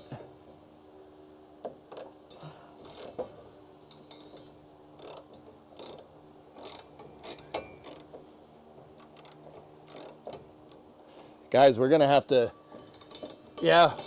put it in place where it is. I should have thought about that. The right move would have been to just take the rear end out, but once again, I was like, no, we don't need to. It'll be fine. It'll be okay. No, it won't. All right, that's good enough. Those leaf spring shackles are gonna need to be replaced anyway eventually. They're very rusty and The bushings are shot. So now what do we do?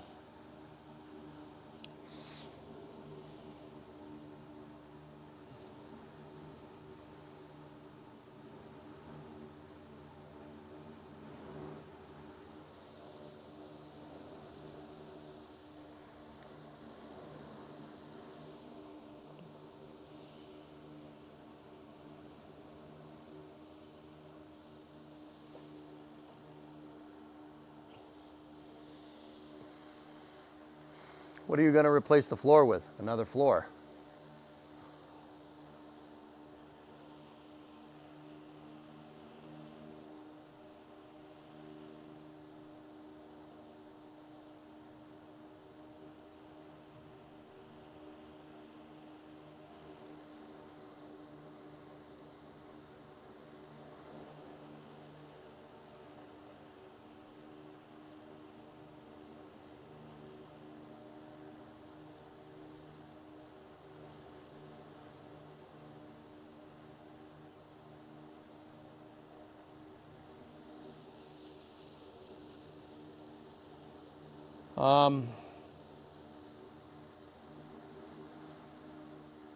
Are they easy to come by? Yeah, Fred, a new floor is about 270 bucks for the stamping. Should be coming soon. Yeah, it can replace the entire floor. Like, I'll just explain this. I end up explaining this like once an episode, but that's okay. It's fine. I like talking about this car. That's why I'm working on it.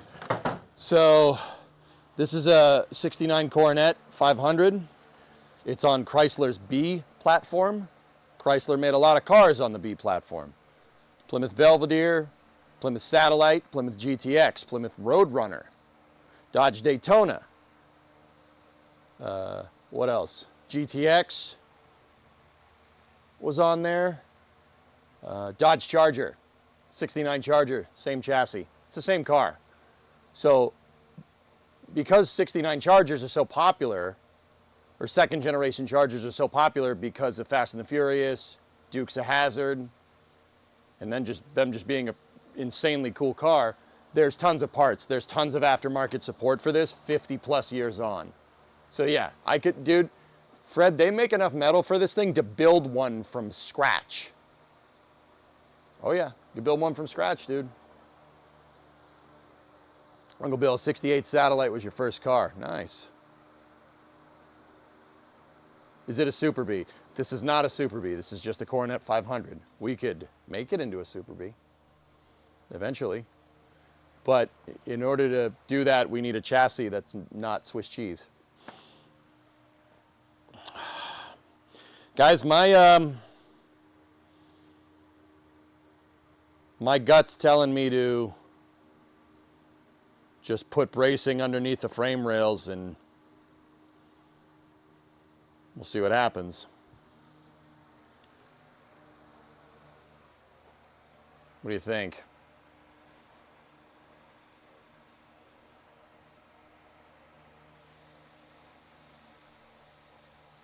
First car is a 79 Thunderbird. Nice, dude. Nice.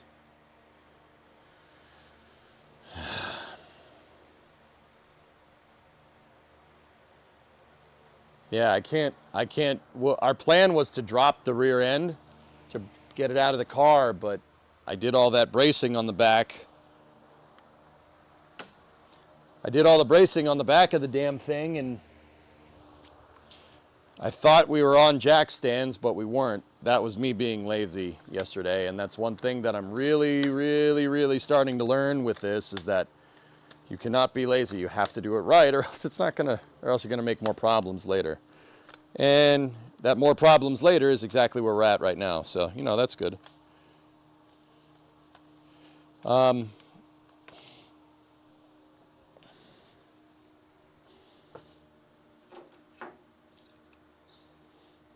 Let's check some stuff.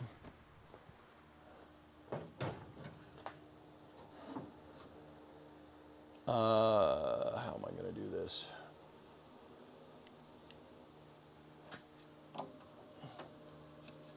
No. You know what? let's put it on the trunk cross member. The trunk cross member is level. So there's a, I'll show you. Let me flip cameras. Discovery, go at throttle up.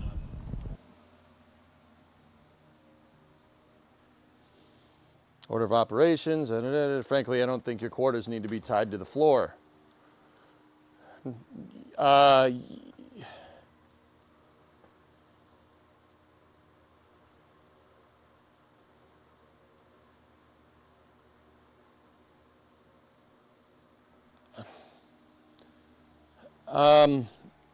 Yeah, we could probably maybe get rid of it.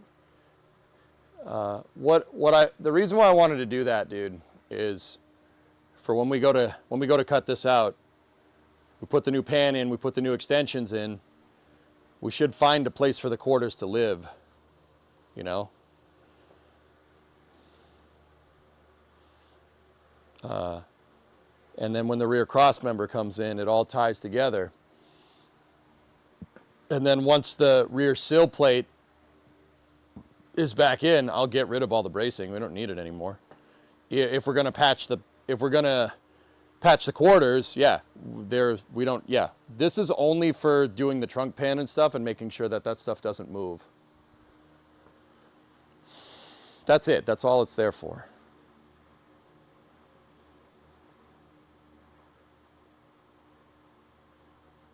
But I really want to get the trunk pan off today, dudes.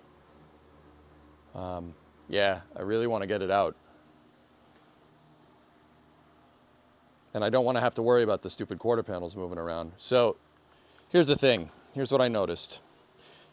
Look, we're on the trunk pan cross member, which I know is straight, and the car is super level.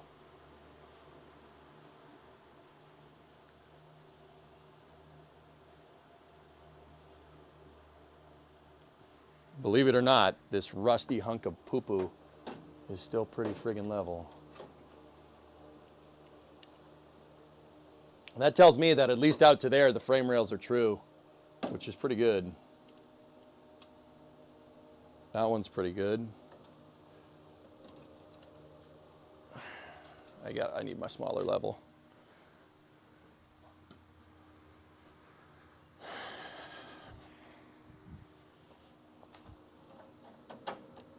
Frickin' Mason with your damn smarts, you son of a bitch. That's level. Frame rail's a little bit higher than the leaf spring perch. That's pretty level too.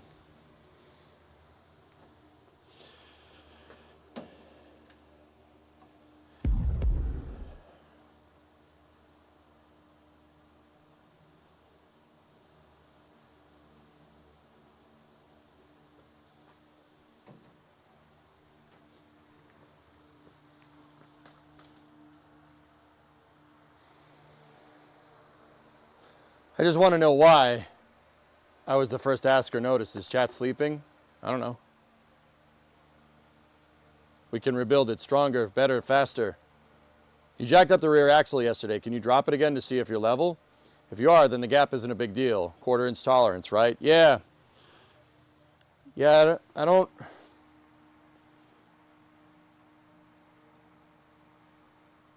think it's too bad.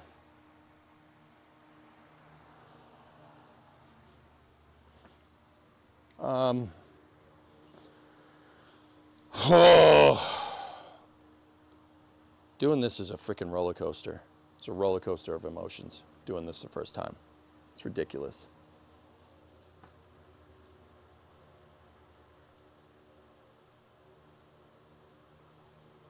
I mean, we can always just slice this. We can always just slice it and not anchor it to the ground.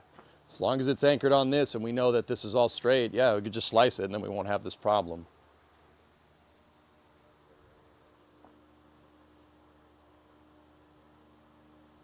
Do we want to do that?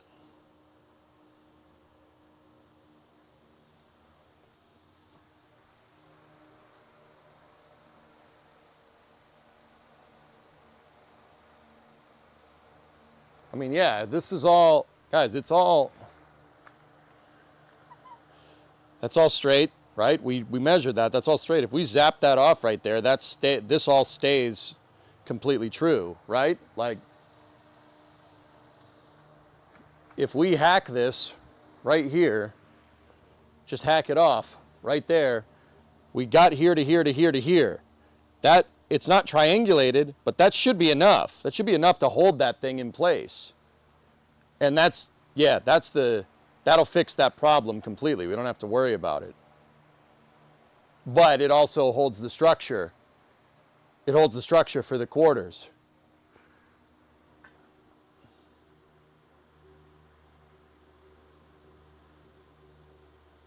But then again, this one being up against the ground is what's holding it, is what's keeping it strong.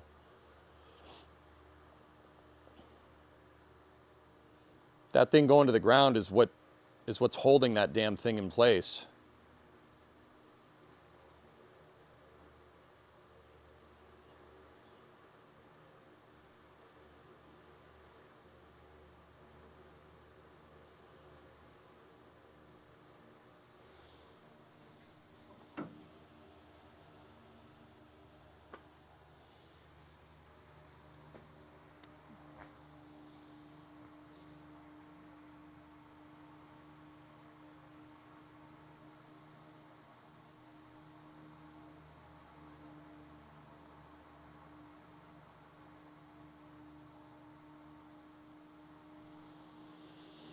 I'm thinking, I want to get the trunk pan out. We got to get the trunk pan out today. It has to be out.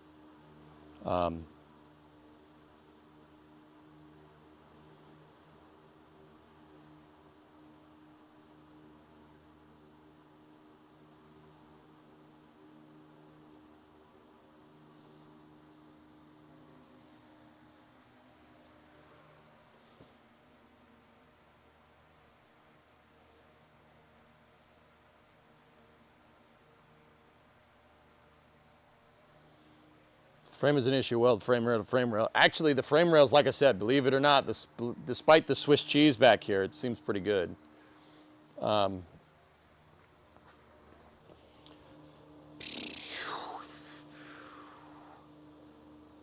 These auto streams are a lot of labor, guys. I might have to start streaming earlier so we can get more wrench time in, because once again, I want this done. I'm pretty sure you guys wouldn't mind that.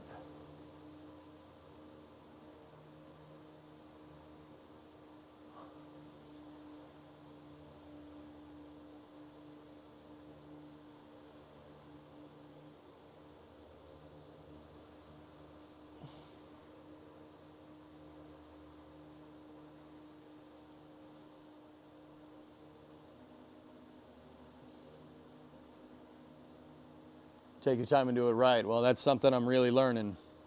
So what's the right way? What's the right way?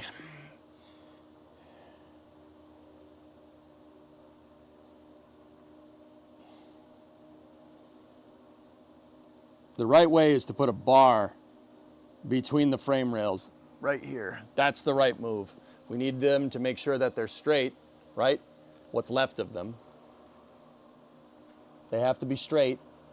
And then we need down once the rear end is out, right?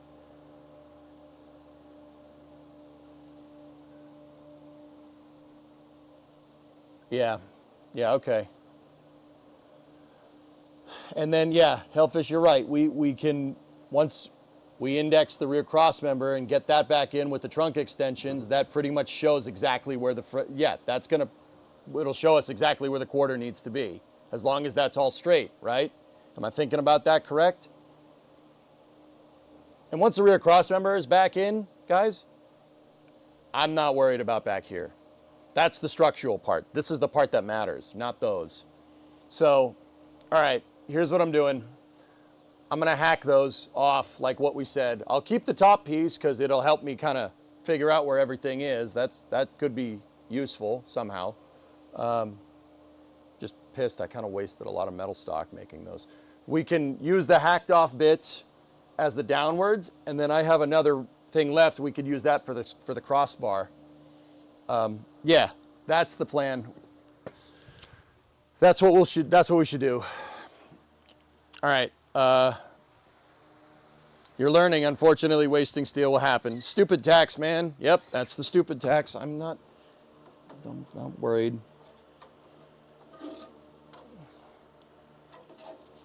Okay. We need a cross brace here. Cross brace needs to be about 33.5. This frame rail at this point right here is 26.5. And what's left of this frame rail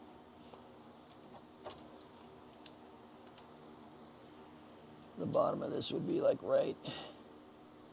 It's 27. This frame rail's low.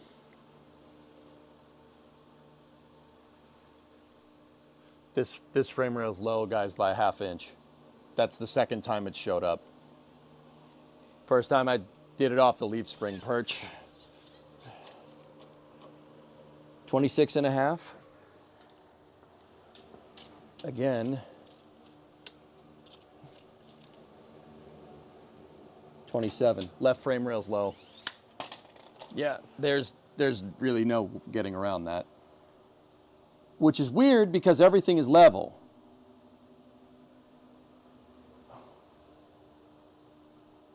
Okay, let's hack the sides off and lower that rear end. Let's see if that changes. Discovery, go at throttle up. I'm gonna zip this off. I'll zip the other side off. We'll get it right. Hey, Wolfpack, 74 months is the floor level. Everything looked level on the floor, which is weird. But, hey, Tiberius, would taking the back seat out help to access the front of the trunk pan? Oh, the interior's long gone, dude. There ain't no back seat in this. The only interior in this is are the door cards and the dashboard. That's it. Front seats out, rear seats out, seat backs out.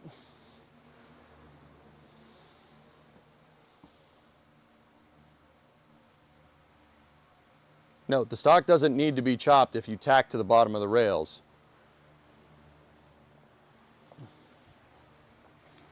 What are you saying? Go underneath to whatever post piece I put here? Go like that? The front end looks higher than the rear. It's pretty damn straight, dude. Don't. Yeah, we could do that. But either way, I got to get the jack under there. We got to let this thing down, and we got to see if this stuff moves.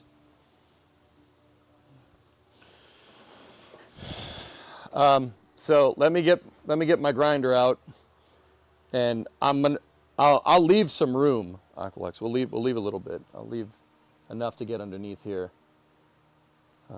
Actually, you know what, dude? We can make that later. I need enough to get up to the frame rails at least. So I need at least here, which is unfortunate because I need down. Yeah, don't worry about this. I got this. Let me get my grinder out. I know what I need to do. We've formulated a plan.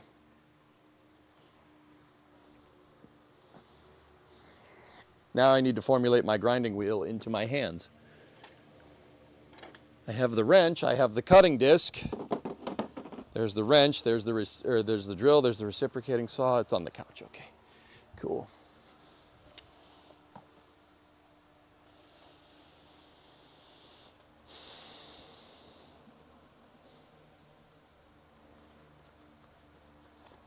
Basically, you need the car to load the suspension and be on the frame jack stand at the same time. It's pretty damn close for what it's worth. Can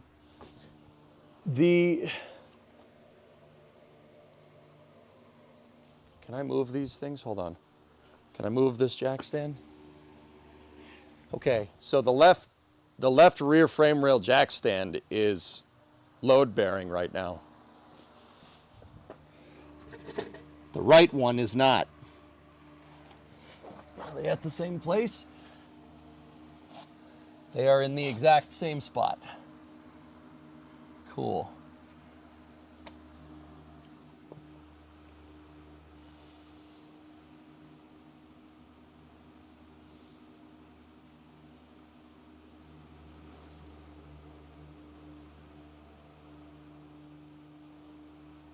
Okay.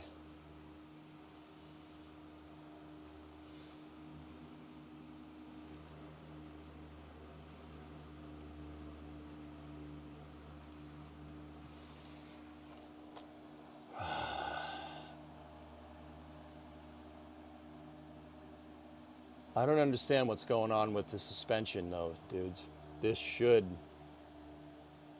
load up. We should have loaded up the suspension.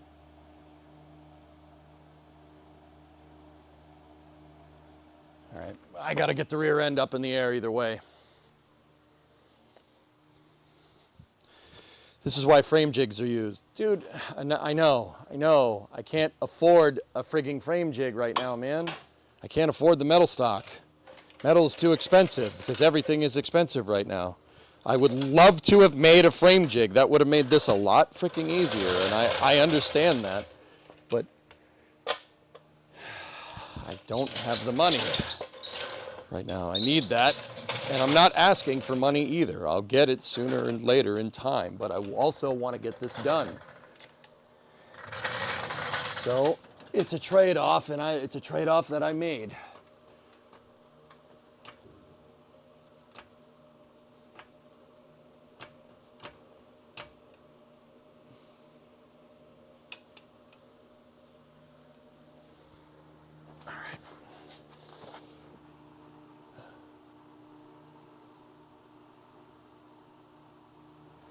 Let's go up.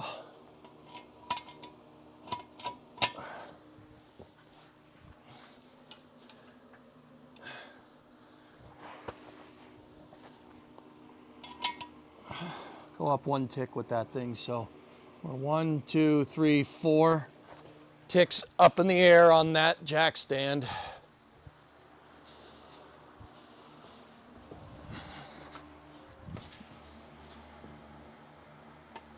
One, two, 3, 4 ticks up on this jack stand.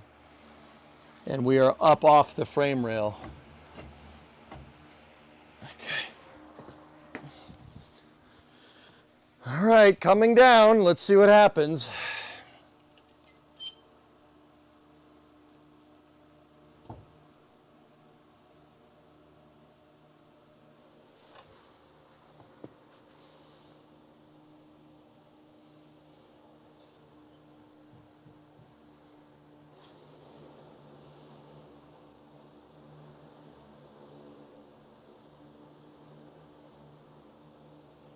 Well, we're off of the frame rail jacks.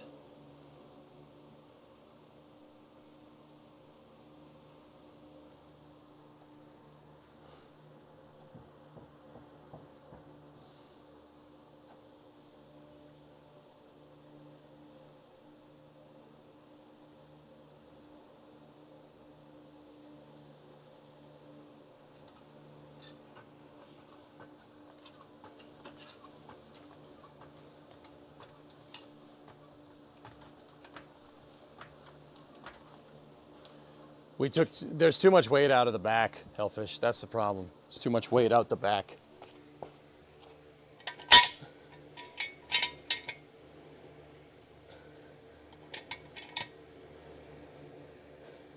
One, two, 3. We took too much weight out of the back of the car. The springs won't compress fully.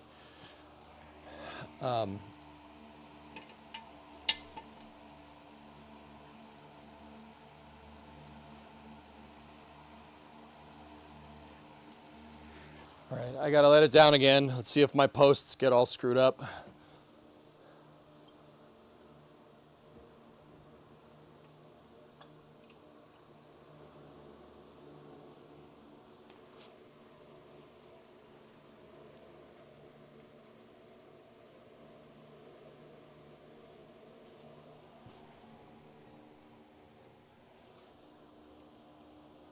That's weird.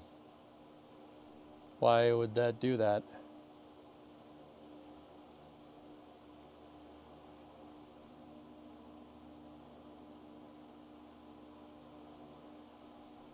Both of the posts are off of the ground, question?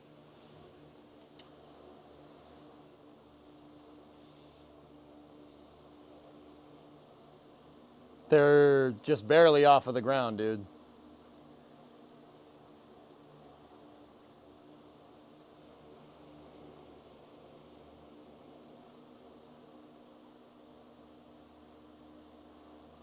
Is the engine penduluming the whole car? No. No, it's not.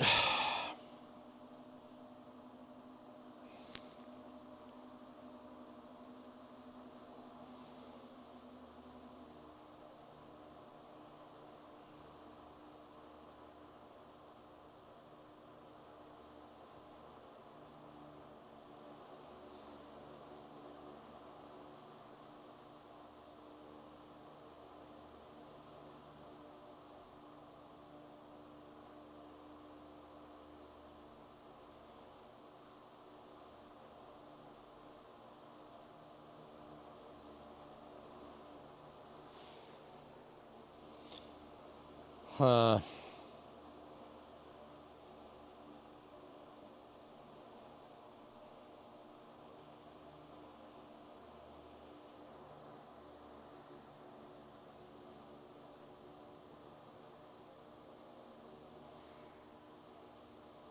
Can you rear weld the tail back on? Well, yeah, of course. No, I'm going to drive it around like this. I got to rebuild the structure before I put the back on. Like.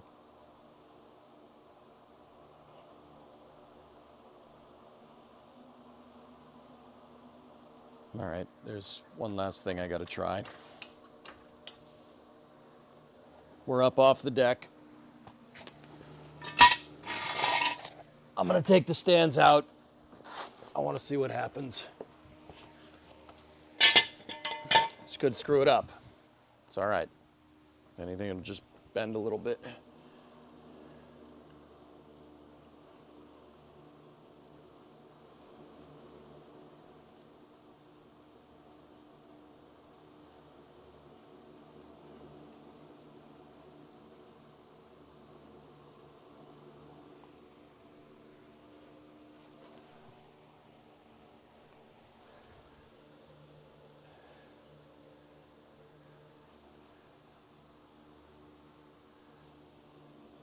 Rear end's hanging.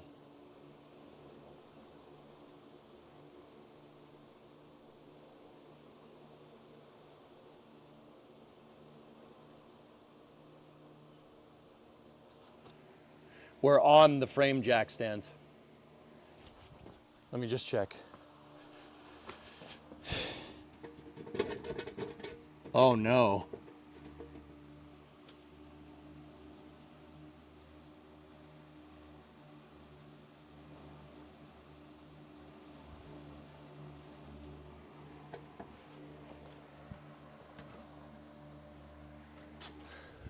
Oh, crap. It's on 3 stands. Yeah, it's on 3, which means this thing right here is very much under tension, but it didn't break. It is holding it in place, which is pretty sick. It means the back of the car is propped up on those 2 frickin' metal things. My lattice is holding the back end of the car up, which is crazy, but that is working. Well, if you guys were wondering if I built that strong enough, yes, we did. It is quite actually holding the back of the car up. Not so much on this side. Huh.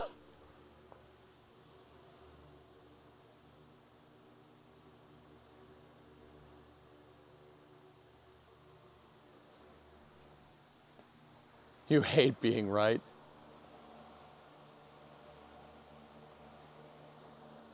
Well, the rear end's just hanging right now, dude.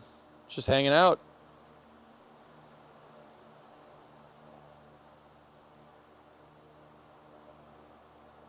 What I'm worried about, though, is that we're not on the jig. Or not jig, we're not on the stands.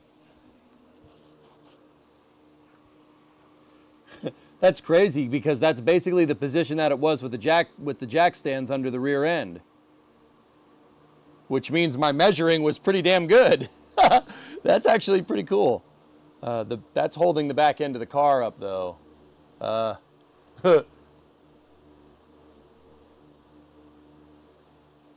Probably don't want to keep it like that, but that still is pretty neat. That looks dangerous. What looks dangerous? Bro, everything that we're doing here is kind of crazy.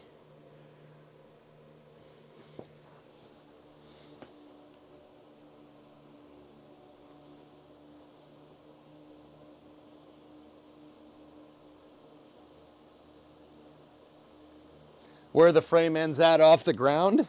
That's a good question. Let's check. I'm gonna guess that this one is 26 and a half. Nope, no, we're up in the air more. This is 26 and 3/4, give or take. This one is 26 and 3/8. Oh. Yeah, the left frame rail's low, dudes. Left frame rail's real low. Not by much. It is low, though.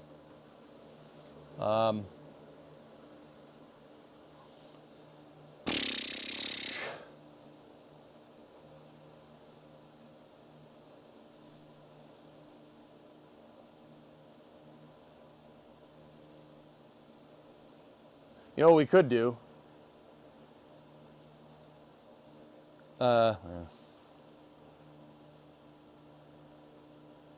If we cut 2 pieces of metal stock, right? Cut 2 pieces of metal stock at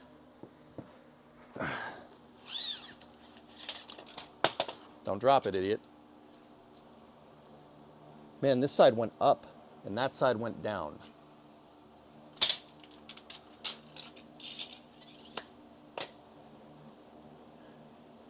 Get it to sit on the jack stands and not the scaffolding. Yeah, we gotta hack these things out. I gotta hack that out because we don't want load bearing from the quarter panels. I need to hack this out and I need to put this bar right here. You know, that's good to know. That's really confidence inducing though, because that shows that my welds are pretty friggin' good for amateur, you know. Well, let's say, you know what, pretty freaking good is not right. Let's say they're good enough, okay? All right, we're going under the rear end again. Okay. All right, let's unfortunately hack this off. I'm gonna hack it off basically aligned with the quarter right there. I'm gonna get the cutting wheel, zip that off, zip the other one off, and then we'll let it down on jack stands and we'll measure the frame again. Should have done this first. But once again, like I said, that's the stupid tax. That's the stupid tax, dudes. That's on me. It's on me. I'm learning. This is the precise reason why I wanted to buy this 4-door, or why I wanted to do a lot of work on this 4-door car. Because if I was sitting here screwing up a 69 Coronet 318 matching numbers coupe, that would be like burning a hole in my wallet. At least I'm burning a hole in the wallet here, and you know, we're burning it on learning, not on ruining a freaking car. If we ruin this, no one cares. If we ruin this, no one's gonna give a frick. No one cares about the 4 doors. So, good, great, grand. Let me get my safety glasses on.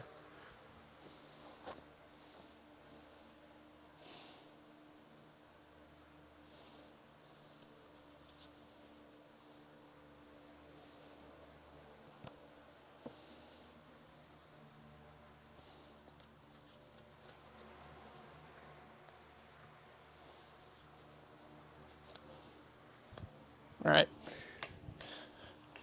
sparks are gonna fly. We'll put the hearing protection in.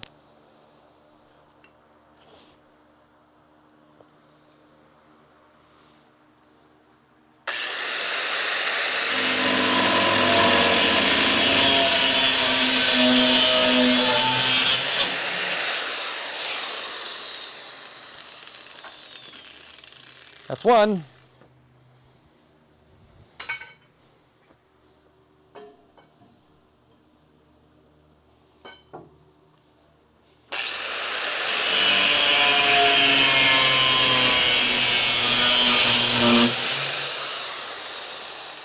That's 2. Come on, let's get them. All right. Now I got these for, I got those for holding it up later. So let's let her down. Get this thing on the rear jacks.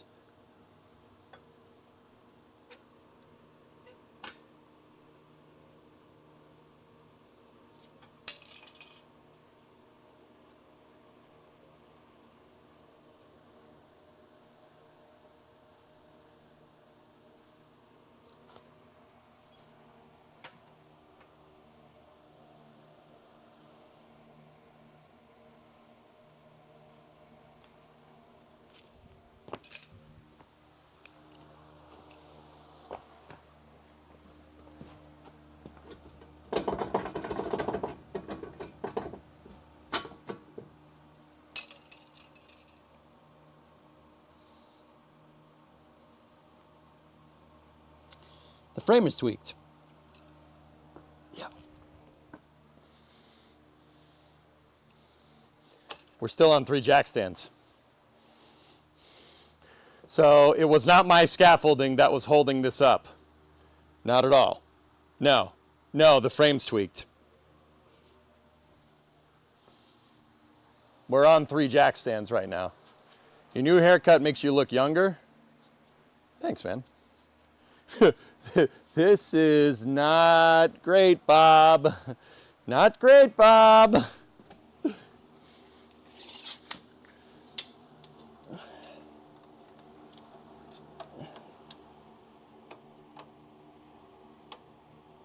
(26 7/8).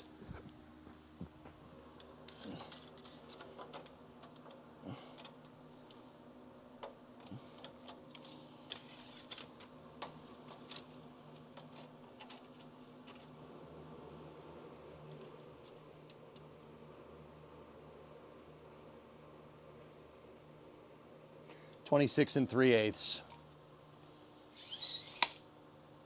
Frame's bent. Frame's bent. Yeah, it's bent.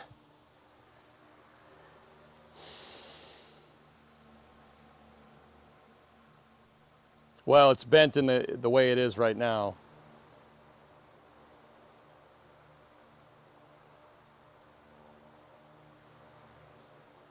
We're not true at all. Everything's out of whack. Discovery, go and throttle up.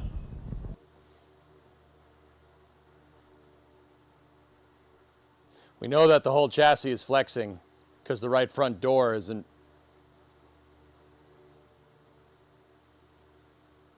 Oh dear.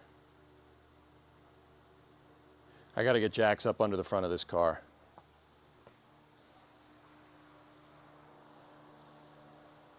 The stands in the same spot on both sides? Yeah. Yeah, Mutter. Yeah, they are. I think the front of the car is bending.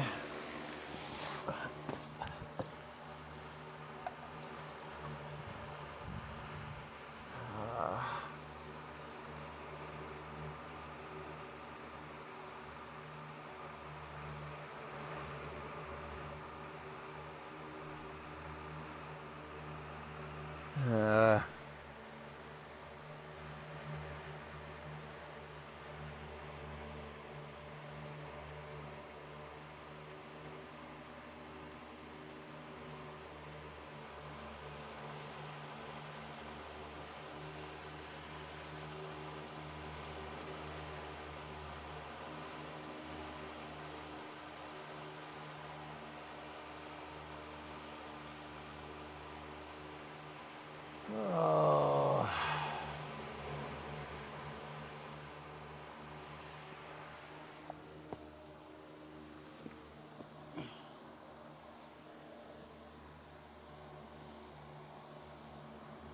Yeah, so my jack stands are very much in the right spots, front and rear. They're in the same spots. They're in the spots that it would pick up on it from the factory. They're on basically the frame jig parts. But here, let me shut the fan. The front of this car is hanging right now, currently. It's hanging out. Oh boy.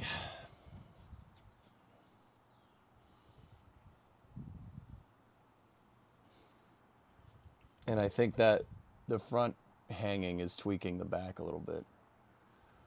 Because the reason why is we don't have structure in the center of the car. I hope I didn't bend too much down here. Everything looks okay.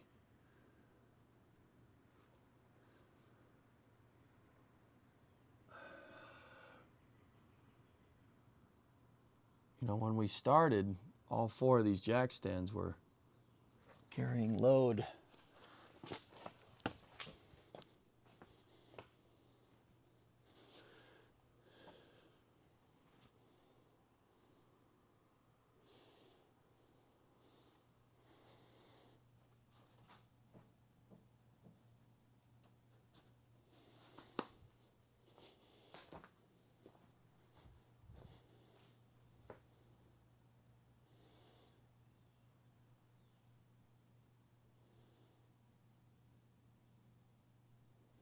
We got to get jacks under the front of this car. Yeah, we got to do that.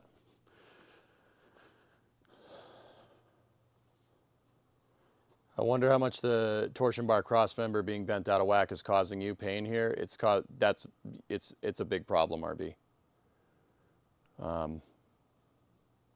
Yeah, it's a big problem.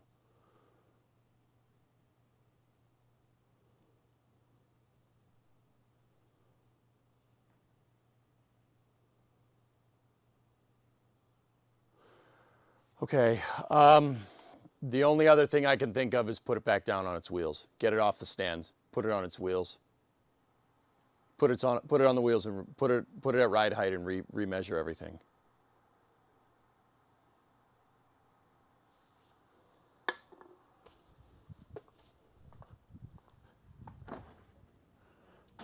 What do you think, dudes? We got to put the shocks back in, yeah.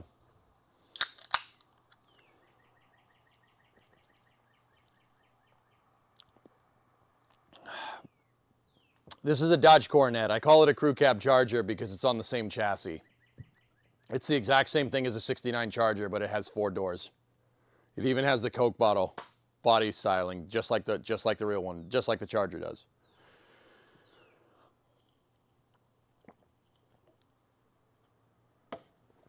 Suspension is going to move when you remove weight.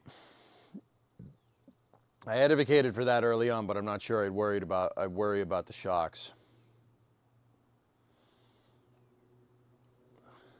And guys, it's also possible that this thing was just bent. The frame was just bent. I mean, the frame rail's rusty. It may have just fallen out of whack over time. Maybe if we did less burnouts with it, it wouldn't have tweaked it as much.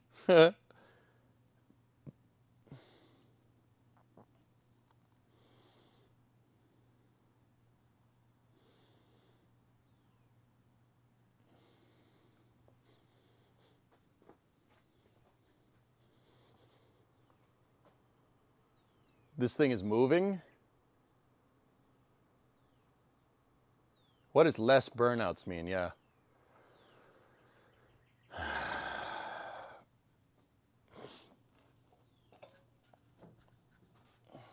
It's not out by a lot, guys. It's out, we're talking that much. That's not a lot. That's almost within factory spec, which is frankly not too bad. The car's pretty straight, dude. I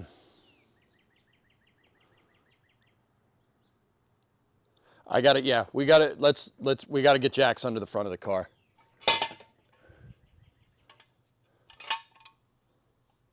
Oh, nice, Sig. There you go. That's cool.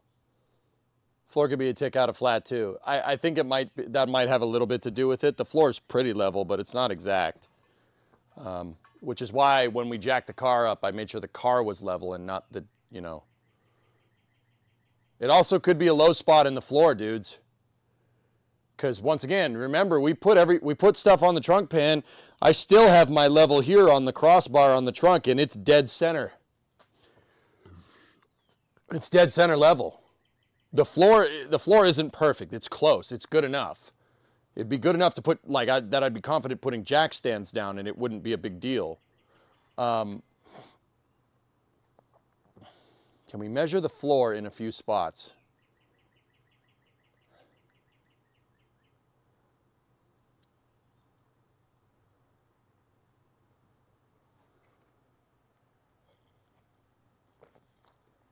That amount is easily fixable. Yeah, Rarest. I'm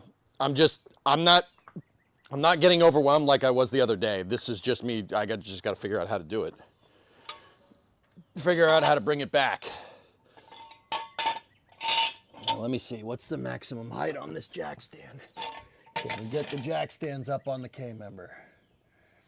I could, with some cribbing, like you guys said before.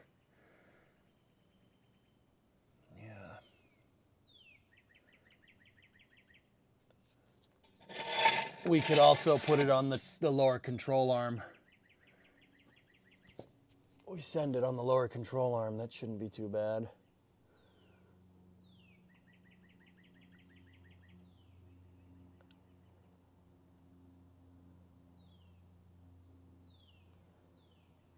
In fact, loading up the front suspension might not be the stupidest idea. I don't know. Let me think.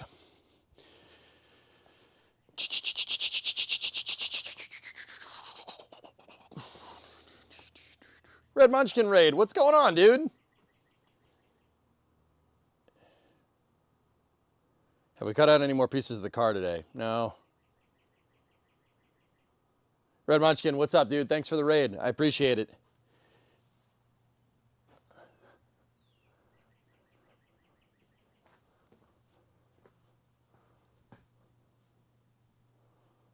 I'm thinking.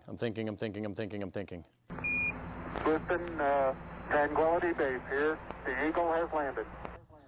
What kind of sandwich do you eat on the floor? Below knee.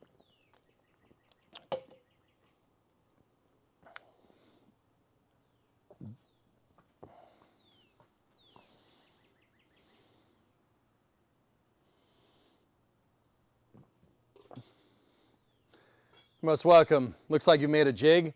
I made something back here to hold the quarter panels in place because there wasn't a lot holding it in place. Now, Red, we're running into a little bit of a problem. The problem that we're running into, well, I have the car up on 4 jack stands, right? The 4 jack stands are at the identical spots left and right on either side of the car. And the strange thing is that my back right jack stand is not holding anything up. It's not load bearing, which means that the frame's bent to an extent. It's not the worst, but it is bent. Now that could be, it's possible that it's bent just because of the way we have the car jacked up right now, because there's not a lot of structure in it to begin with. We just have to figure out a way to configure the jack stands to get this thing aligned. That shouldn't be too hard.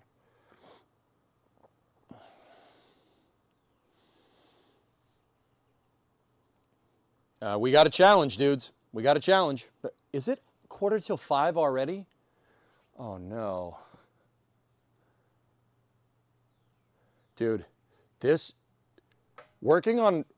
doing this metal work on a car burns time like worse than Factorio, dudes.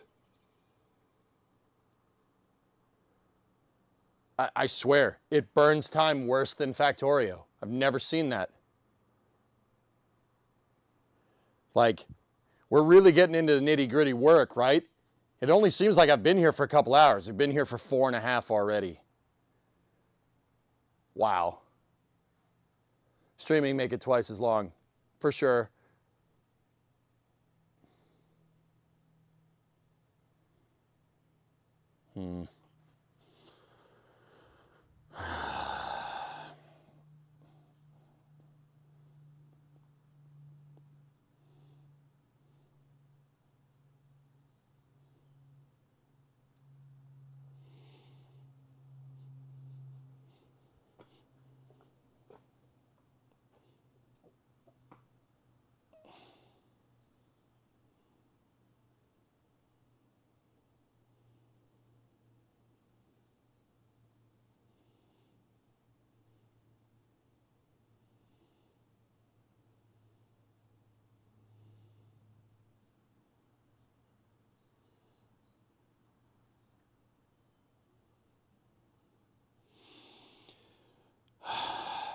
Maybe I should just suck it up, guys, and get the frame and make a frame jig.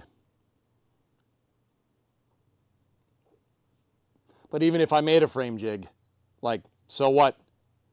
What is the car gonna bend itself into the jig? Even if I did make it? You know? I don't know. The garage floor is pretty level, but it's very clear that it's not exact.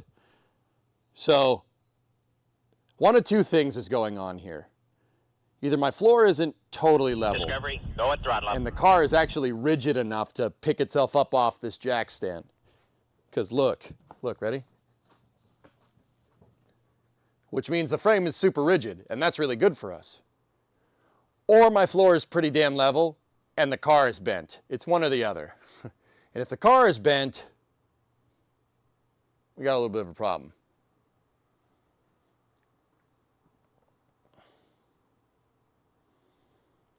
Are you aware how to use water to roughly check over a large area? Yeah. Do the pose of the thinker, it might help.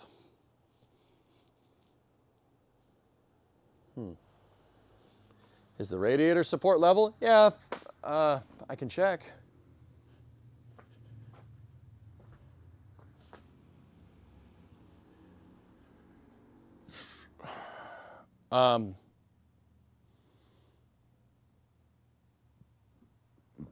I think it's the car, guys, to an extent, because watch what happens when I open this door. Did you see that? See that? It has to like bend into the striker, which means the front right of the car is tweaked just a little bit, which is understandable because the torsion bar cross member is not happy. See that? That means the front is sagging a little bit. It's not much, once again, not much, but it could be enough to throw the back out of alignment completely. I'm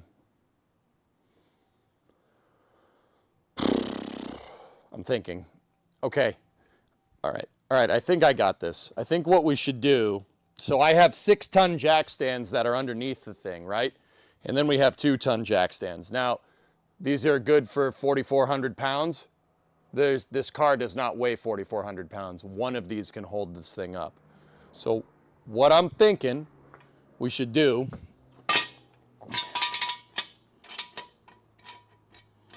I was trying to see if this thing had the reach of my 6-ton, but it doesn't.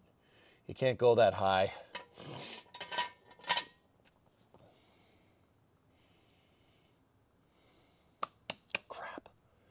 Because I was thinking we could put this thing down. Well, yeah. Wait a minute. We could put this thing down on. We could get the 2-ton jack stands, put the 2-ton jack stands in the position of the 6-ton jack stands, have the 2-ton jack stands at basically maximum extension, right? It'll lower the car a couple of inches. It's not a big deal, right? And then use the 6-ton jack stands, which have way more reach. They're way taller. We can put those on the front and put those on the rear. Yeah, that's what I'm gonna do. Yeah, I have to Chinese fire drill my jack stands. What could have caused the frame tweak accidents? Rust and driving it. Well, it's rusty. It's rusty, Tiberius. This thing looks like the Titanic. It looks like it was sitting next to that Ford Woody that they found on the on that aircraft carrier a couple weeks ago.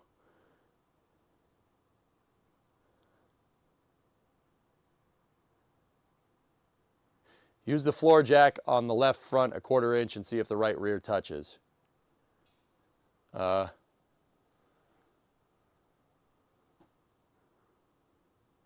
nice, Aqualex. Yeah, we could, yeah. I know we're close. The floor is close enough. It's pretty damn flat, but I know it's not like liquid level. I know because when I leaked transmission fluid, it leaked off to the side. It went this way a little bit.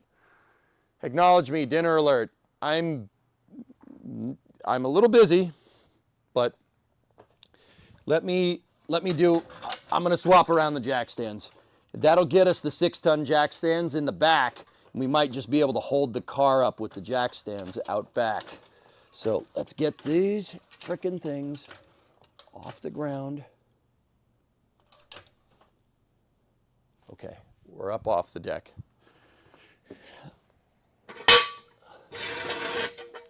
Now let me just check something. Can this thing, does it have enough reach to get all the way up here?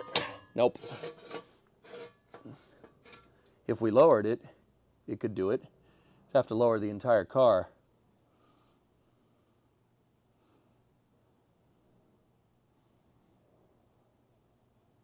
Let's do that. Okay.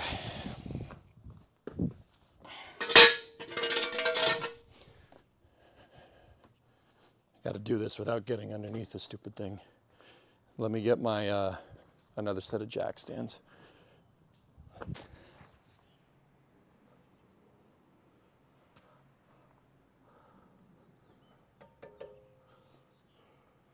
Oh, that was stupid. Hold on one sec.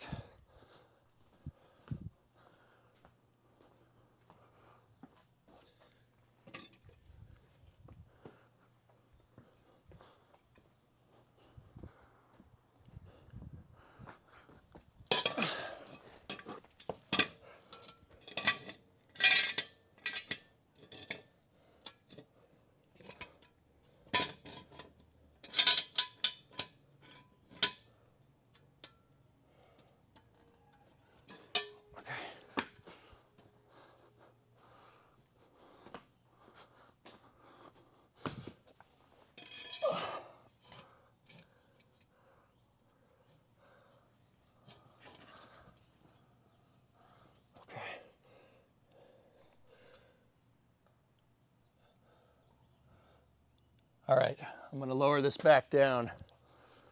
We'll lower it onto the smaller jack stands.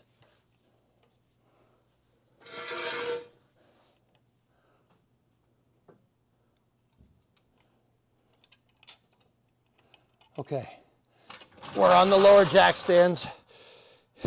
Good. Does this thing get there? Nope, still doesn't get there. It's okay.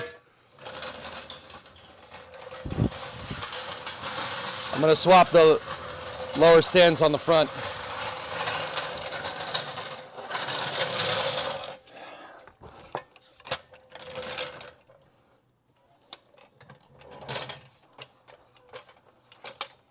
Give me one sec, dudes.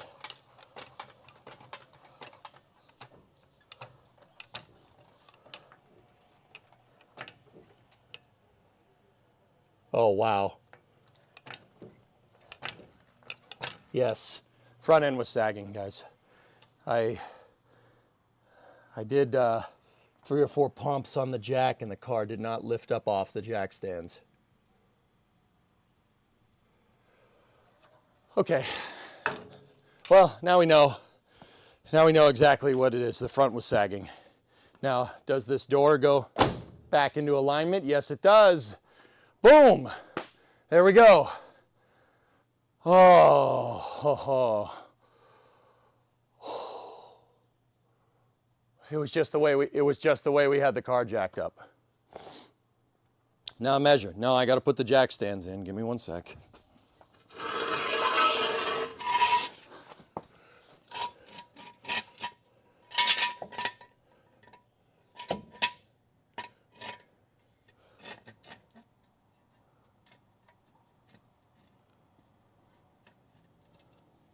Okay, that's one.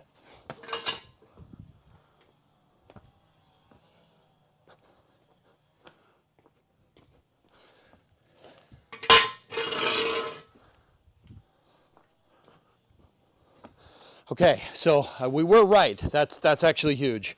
We were correct in thinking the front was sagging a little bit. That's really good for us.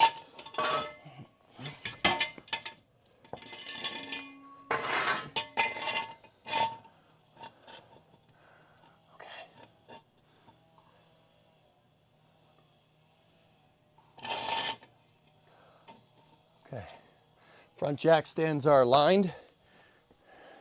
What I'm going to do is take my big 6-tonners, jack stands that are up at the front, and I'm going to let the car down slowly.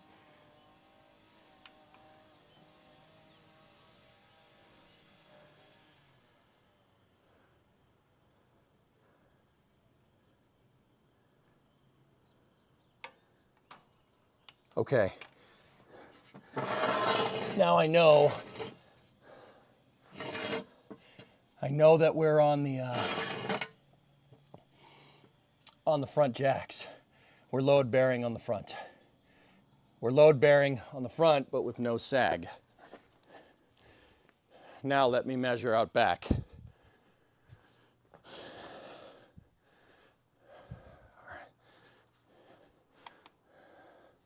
Now let's take a look. Let me just see if I can peek down there. Are we on all 4 jack stands? Yep. All right. So this is going to be completely different than what we are before, what it was before, because we are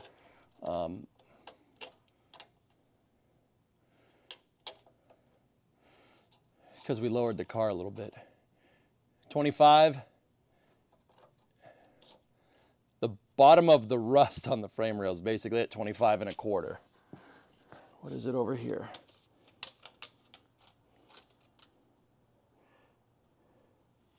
24 3/4.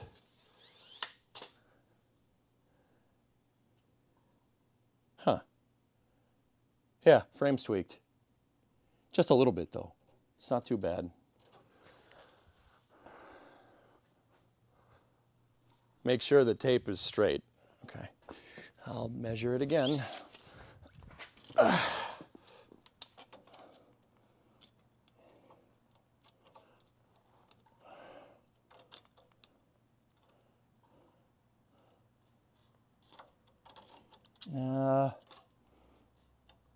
Yeah, 24 3/4 over here.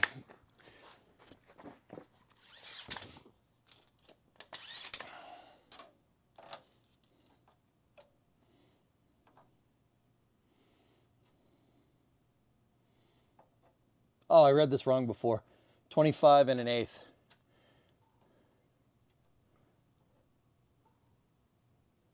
Yeah. 25, it's 25 1/8, dude. 24 3/4 over there, 25 1/8. So what are we, 3/8 off? That's actually not bad considering the amount of rust. That's like that much, dude.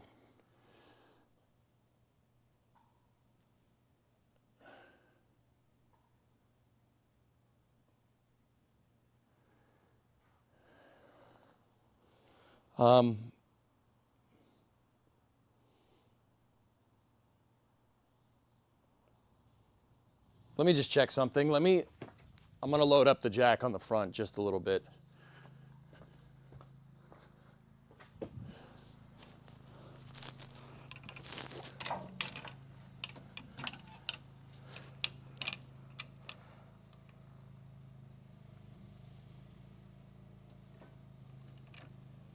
Okay.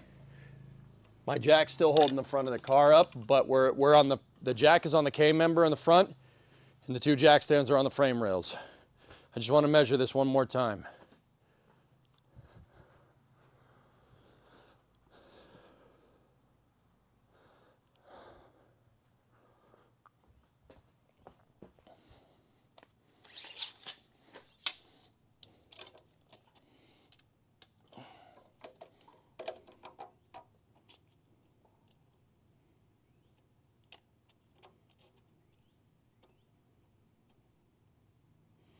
That's 25 1/4. That's what I thought.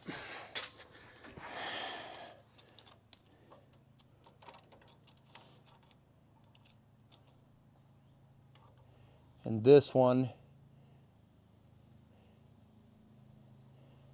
is 24 3/4. Yeah. Yeah, we're out by a 1/2 inch. The left frame rail's low. Not by much. Like I said, 1/2 inch. That's about 12 mil.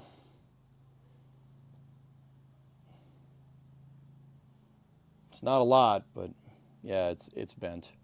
This is the frame rail. I know it's the left frame rail, guys, because this frame rail is the one that has rust. So it may have sagged a little bit. And that hasn't been connected to the cross member for a long time. So over time, rust and corrosion would have, you know, made it sag a little bit, I think.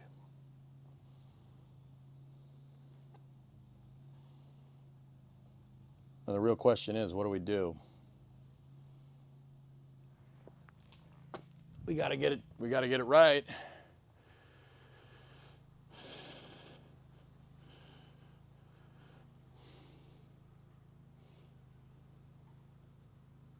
Now you have to go out, get food, go on get. Yeah, I know. I'm just... balls. Actually, you know what? Let me test something, just to be sure. I just want to see. Does the door open and close correctly? Yep.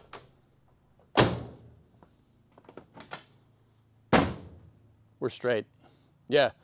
Okay, so this is all straight, which is good.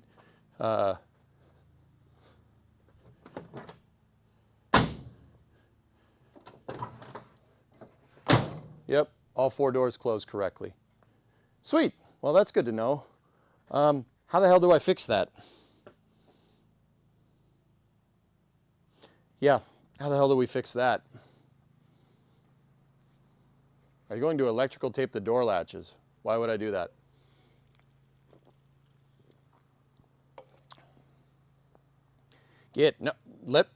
No, let me finish, guys. Okay, I want to get this right. Old Mopar trick to stop door rattle.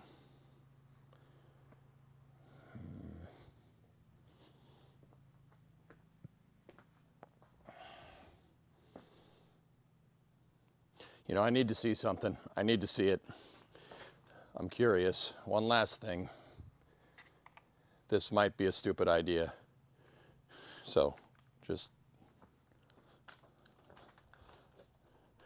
going to jack up that leaf spring post with the jack.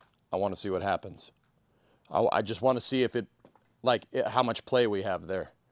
I'm not going to try to hold the whole damn car up by it. Go at throttle up. Go at throttle up. Who was that?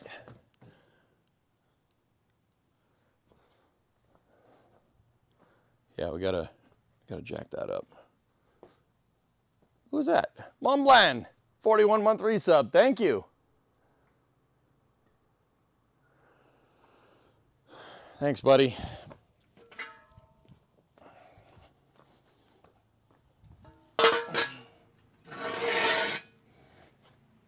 I gotta get my big jack stands up here.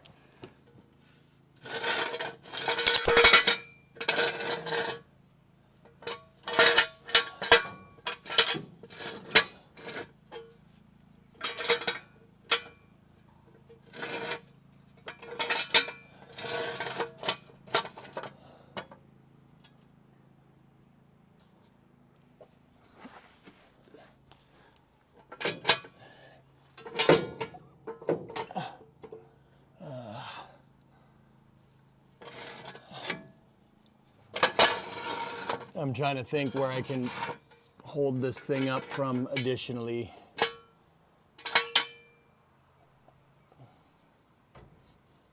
Maybe on the core support. Discovery, go at throttle up. Go at throttle up.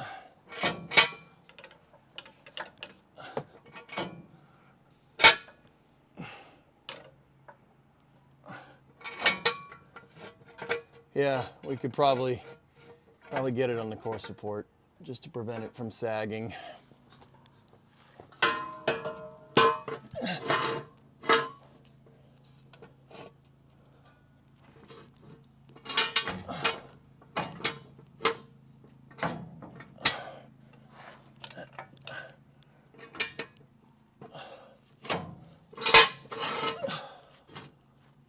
Okay.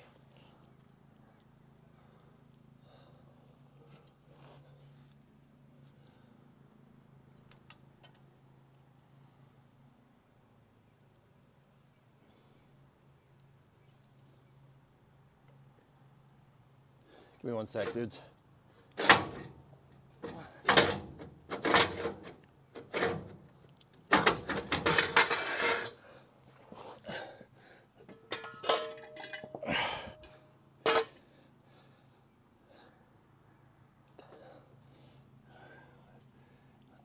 that from? Oh, okay. I'm just finding a way to brace this thing with the big jack stands. There we go.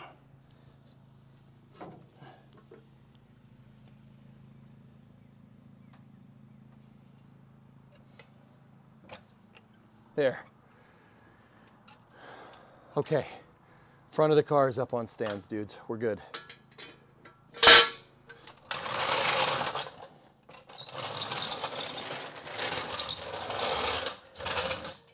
And we're also on the,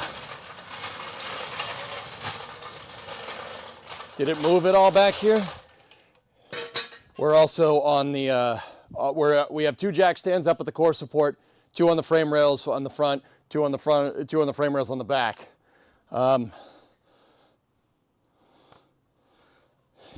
Who was that? It was a, Montblanc had a tier 3 41 monther.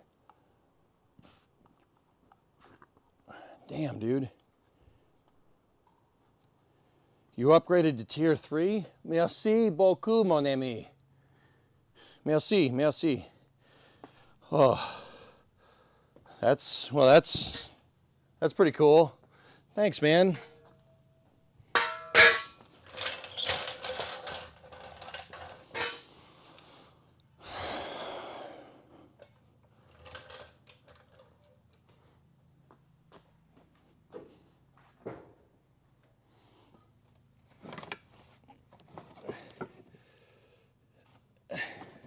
Discovery, go and throttle up.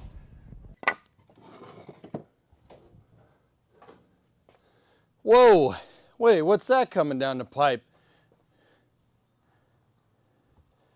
Strategy 00 with the prime sub. Thank you. Thanks, man. It's always been a tier 3, but for some reason it changed it to a tier 1. Oh, well, thanks, man. I believe you. That's weird. Yeah, it said a tier 1 and then a tier 3 right after that. But all right, let's put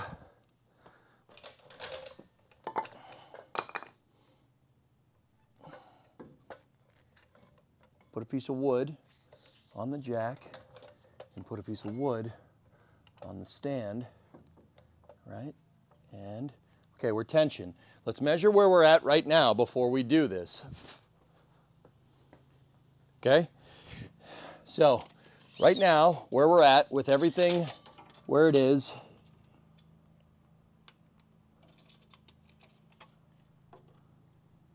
once again, 25 1/4 over here, which is where it was before.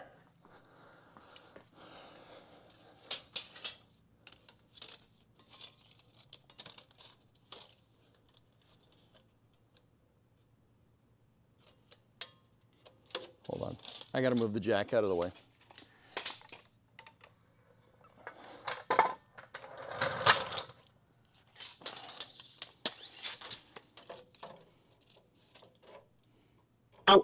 Oh, this is space. I'm in space. 24 3/4. All right. So that means the jack stands up at the front, didn't let the front end sag. That means I got it right because we're front of the car is being hoisted, so that means it didn't change. So here we go. Who is that? Montblanc gifted subs. Thanks, man. I'm trying to get this done quick before I have to go eat food.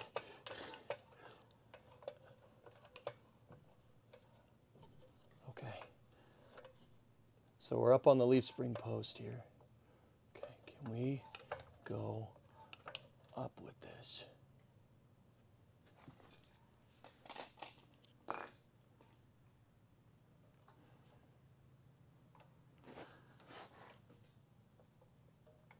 Yep, there's your sag.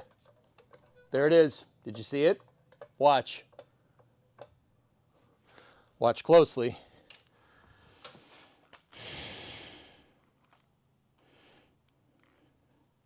Ready? Yep, no structure back here.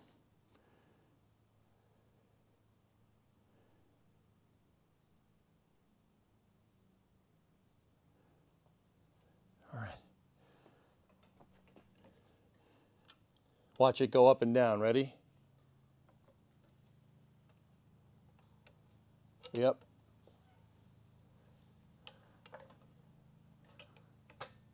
See it?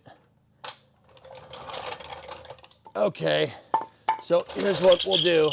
I'm gonna get at this from the side. I'm gonna get at it from the side again, dudes.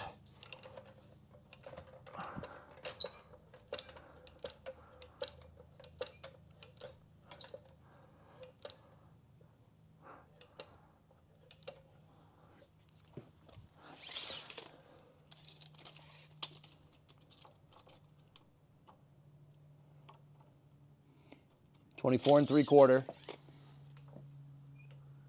Now, if we do this right, I should be able to jack this all the way up. Should be able to get these frame rails aligned. That's 25. What's the other one?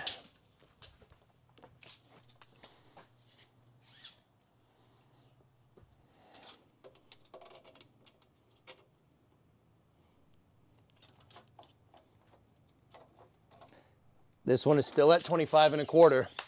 It hasn't moved.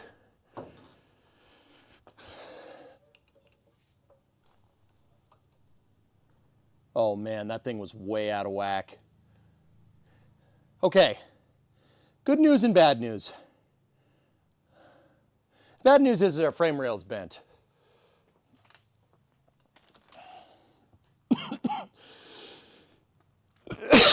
Our left rear frame rail is bent.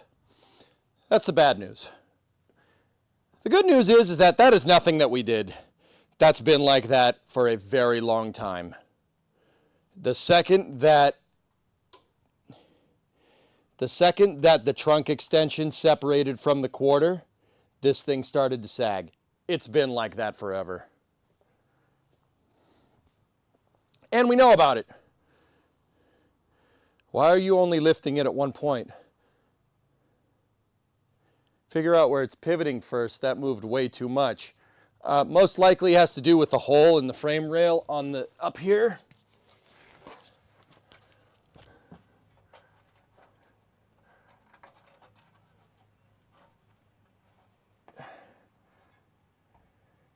It's not pivoting way too much. It's just not connected into anything, dude. There's no structure. The frame. This is not a frame rail. What do you mean it's bent too much? It's not bent too much. It's not connected to anything. We have a unibody. There's not. That's just the way that is, man. Don't worry, guys. This is not a big deal. Like, we're still on the jack stands, right? Hold on. Let me just make sure we're on the rear frame rail jack stands. Yep. Front frame rail.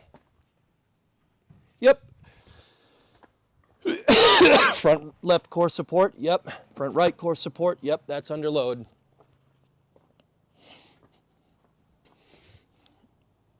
Front right frame rail. Rear right jack stand. Yep. Yeah, that's it, dude. Okay, so what does that mean? Why did I just check that?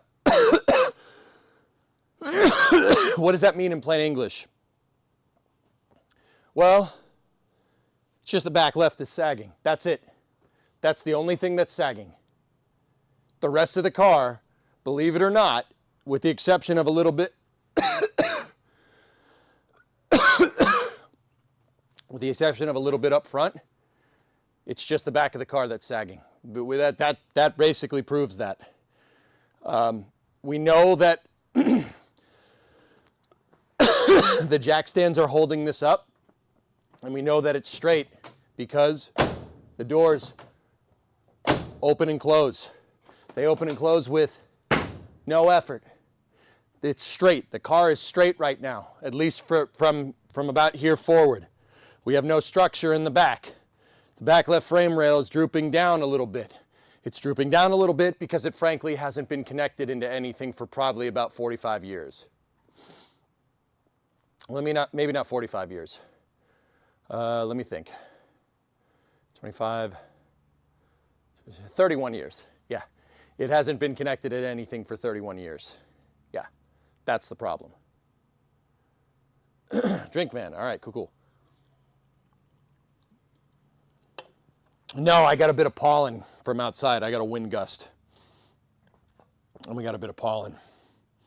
So, that proves that it's just the back. Just this part of the car. It's just that frame rail. Do you know how else we know? Do you know how else we know for a fact? We took measurements. We blueprinted all of this. Remember all of it? We blueprinted everything. It was straight.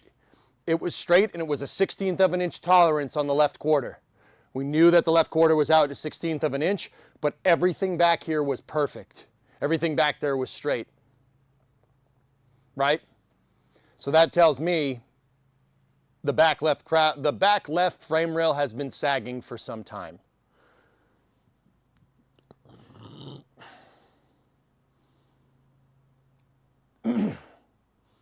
That proves it. Unless my logic about this is incorrect, that frame rail's been sagging for a long time. It hasn't been connected to anything. It was completely gone when I got the car. I know because I looked in there and said, I can see the ground through the trunk. That's great. Cool. Guys, I'm happy with that. Could you leave pressure with the jack and heat or weld it? Well, Tiberius, here's the thing. Here's what we can do. This is why it was the burnout. You might be right. But the burnout was on the back right wheel because it's got a limited slip. So actually, it would have squatted to the left, wouldn't it? Whatever. It may have been. I may have bent it. It's okay. It's okay because we can bend it back.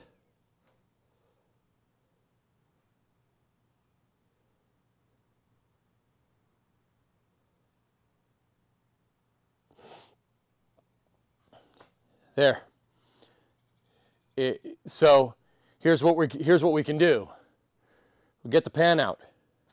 Get the pan out. Take our measurements. Take our measurements again once we get the pan out. Make sure that these two frame rails are flush, right? Rebuild the structure, rebuild the rear cross member, trunk extensions, right?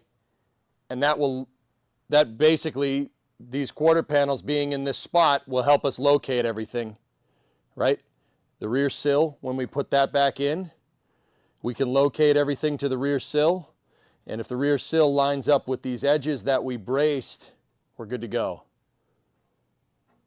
Basically, yeah, it's just sagging, that's all. We still have to patch it as well.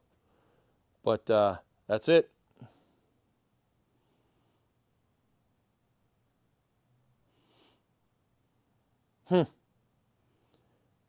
Unless I didn't do this right, we know there's some sag up at the front of the car because we have to rebuild structure up there as well, right? We know there's some sag up there. Dinner, I got it. I got it, guys. I get it. It's dinner time.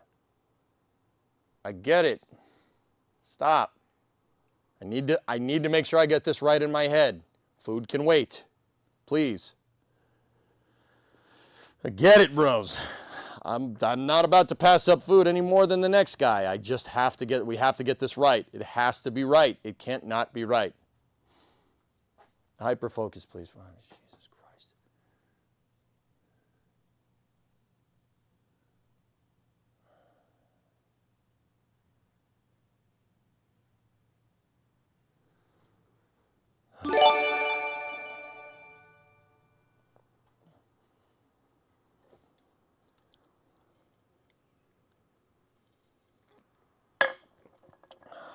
Frick all you guys. I'll do it on my own time. Whatever.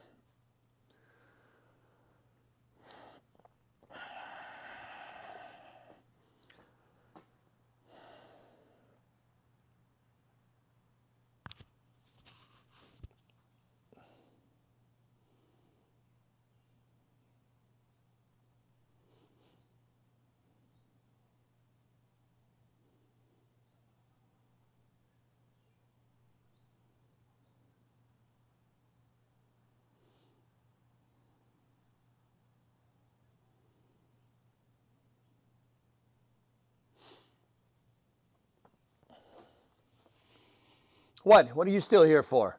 I'll do this. I said I'll do it on my own time. Go away.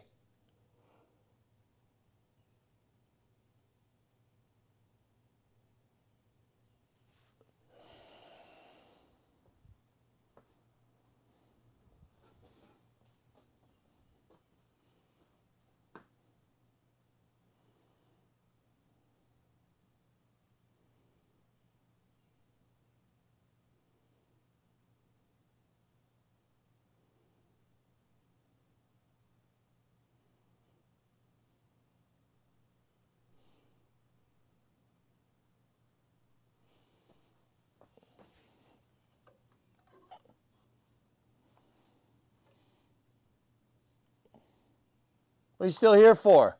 I'm busy.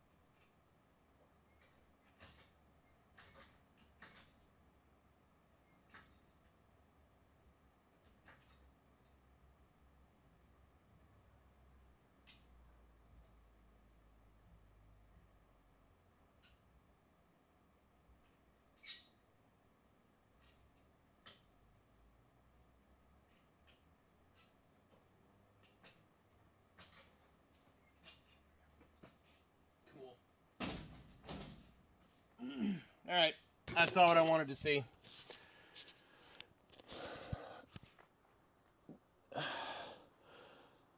Cool. I'll go grab a bite and then we'll I don't know, what do you guys want to do? You guys want to come back, keep working on this?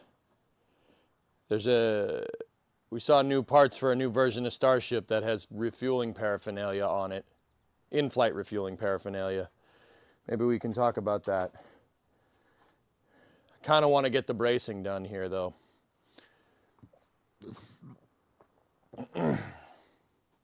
RDR2 because MSC tonight. That, no. Yeah, what I was just checking there in a moment of silence there so I could clear my frigging head. Yeah, it's the frame rail. The frame rail's sagging just a little bit.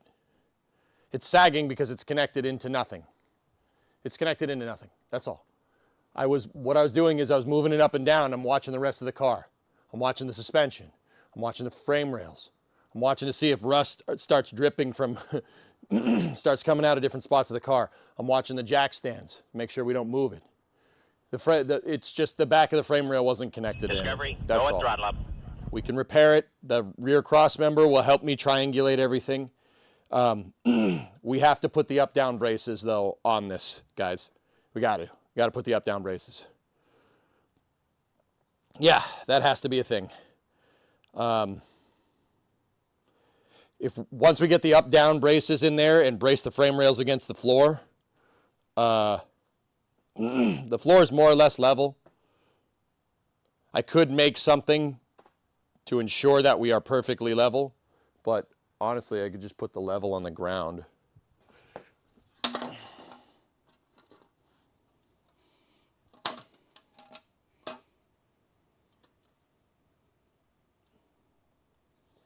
Pretty damn close. This is a 2-foot long level, which is almost the distance between the rails, and the bubble is well in the center. It is a little bit off, just a smidge. It's not by much, maybe like less than a 1/16 of an inch. Yeah.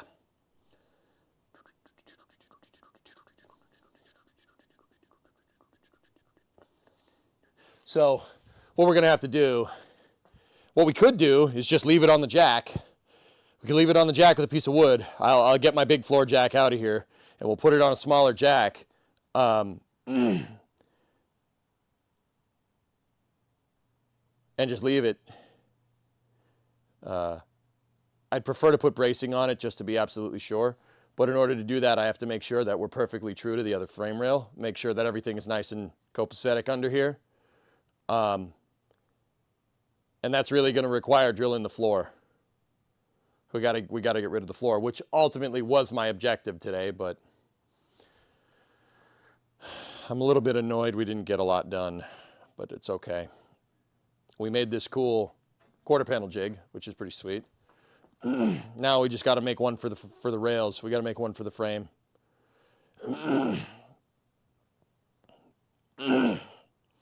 Yep. I'm learning, guys. I'm learning. I needed to get that right in my head. I needed to understand that. We got to put our jigs in. We got to put everything into correctly. We got to compare that against the blueprint drawings. Because our car, we can get drawings of the frame and where everything sits relative to stock ride height.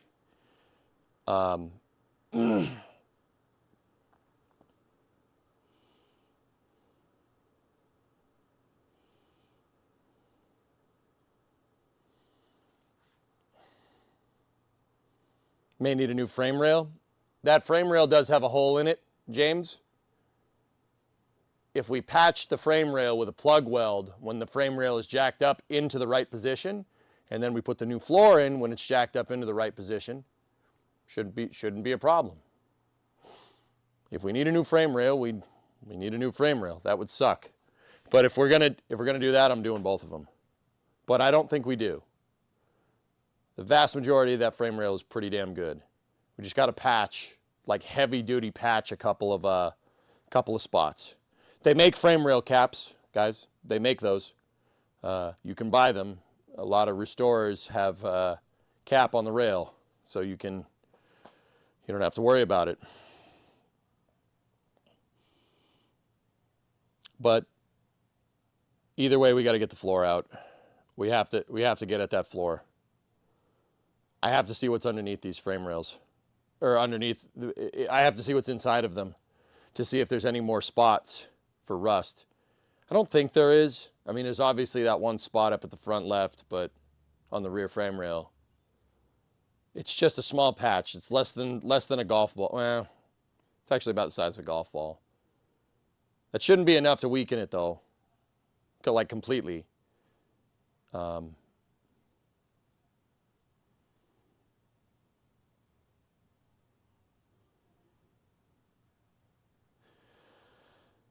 If we have to replace it, we have to replace it. That would suck. I just played it with some square tubing. Yeah, pretty much. How much are new rails? They're not expensive. It's just we're just gonna get boned on the freight charge again. But if that's the way she goes, man, that's the way she goes.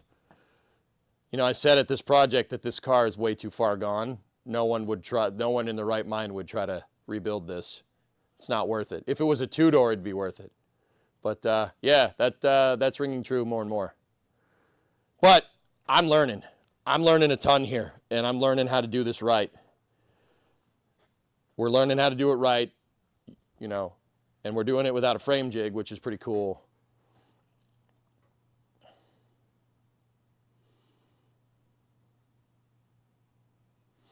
Yep.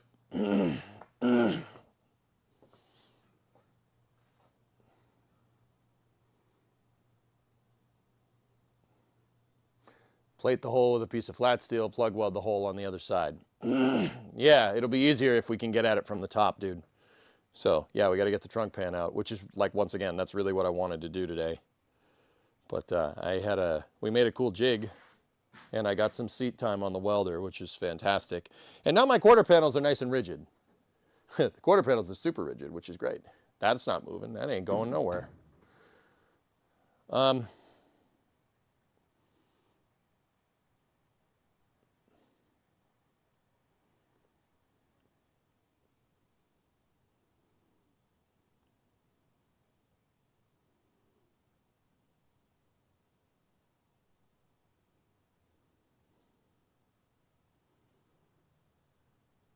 Yeah. Sorry, brain stopped going for a second. Yeah, we're going to have to get the bracer bars underneath this. We should compare the stock ride height, where everything locates, plus or minus the amount that we have the car up in the air, and then get the frame rail to the whatever it should be correctly. So, here, look. So that's with the car at stock ride height. Oh,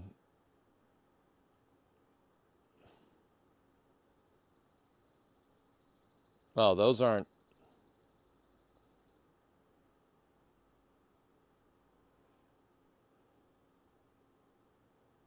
The gauge hole area. Going nowhere. You're freaking going nowhere. Freaking wham.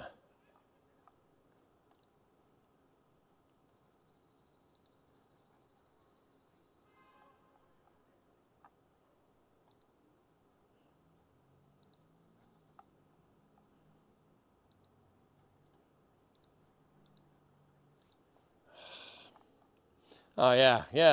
Open the thumbnail. Yeah, great. Good.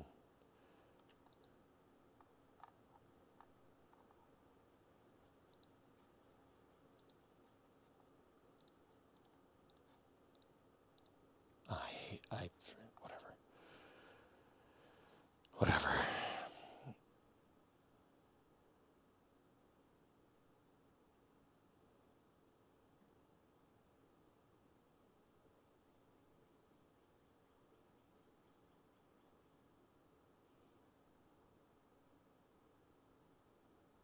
Yeah, that doesn't really help. That's not showing me a ride height, per se. Okay. Go eat. Again? Dude, whatever. All right. Bye.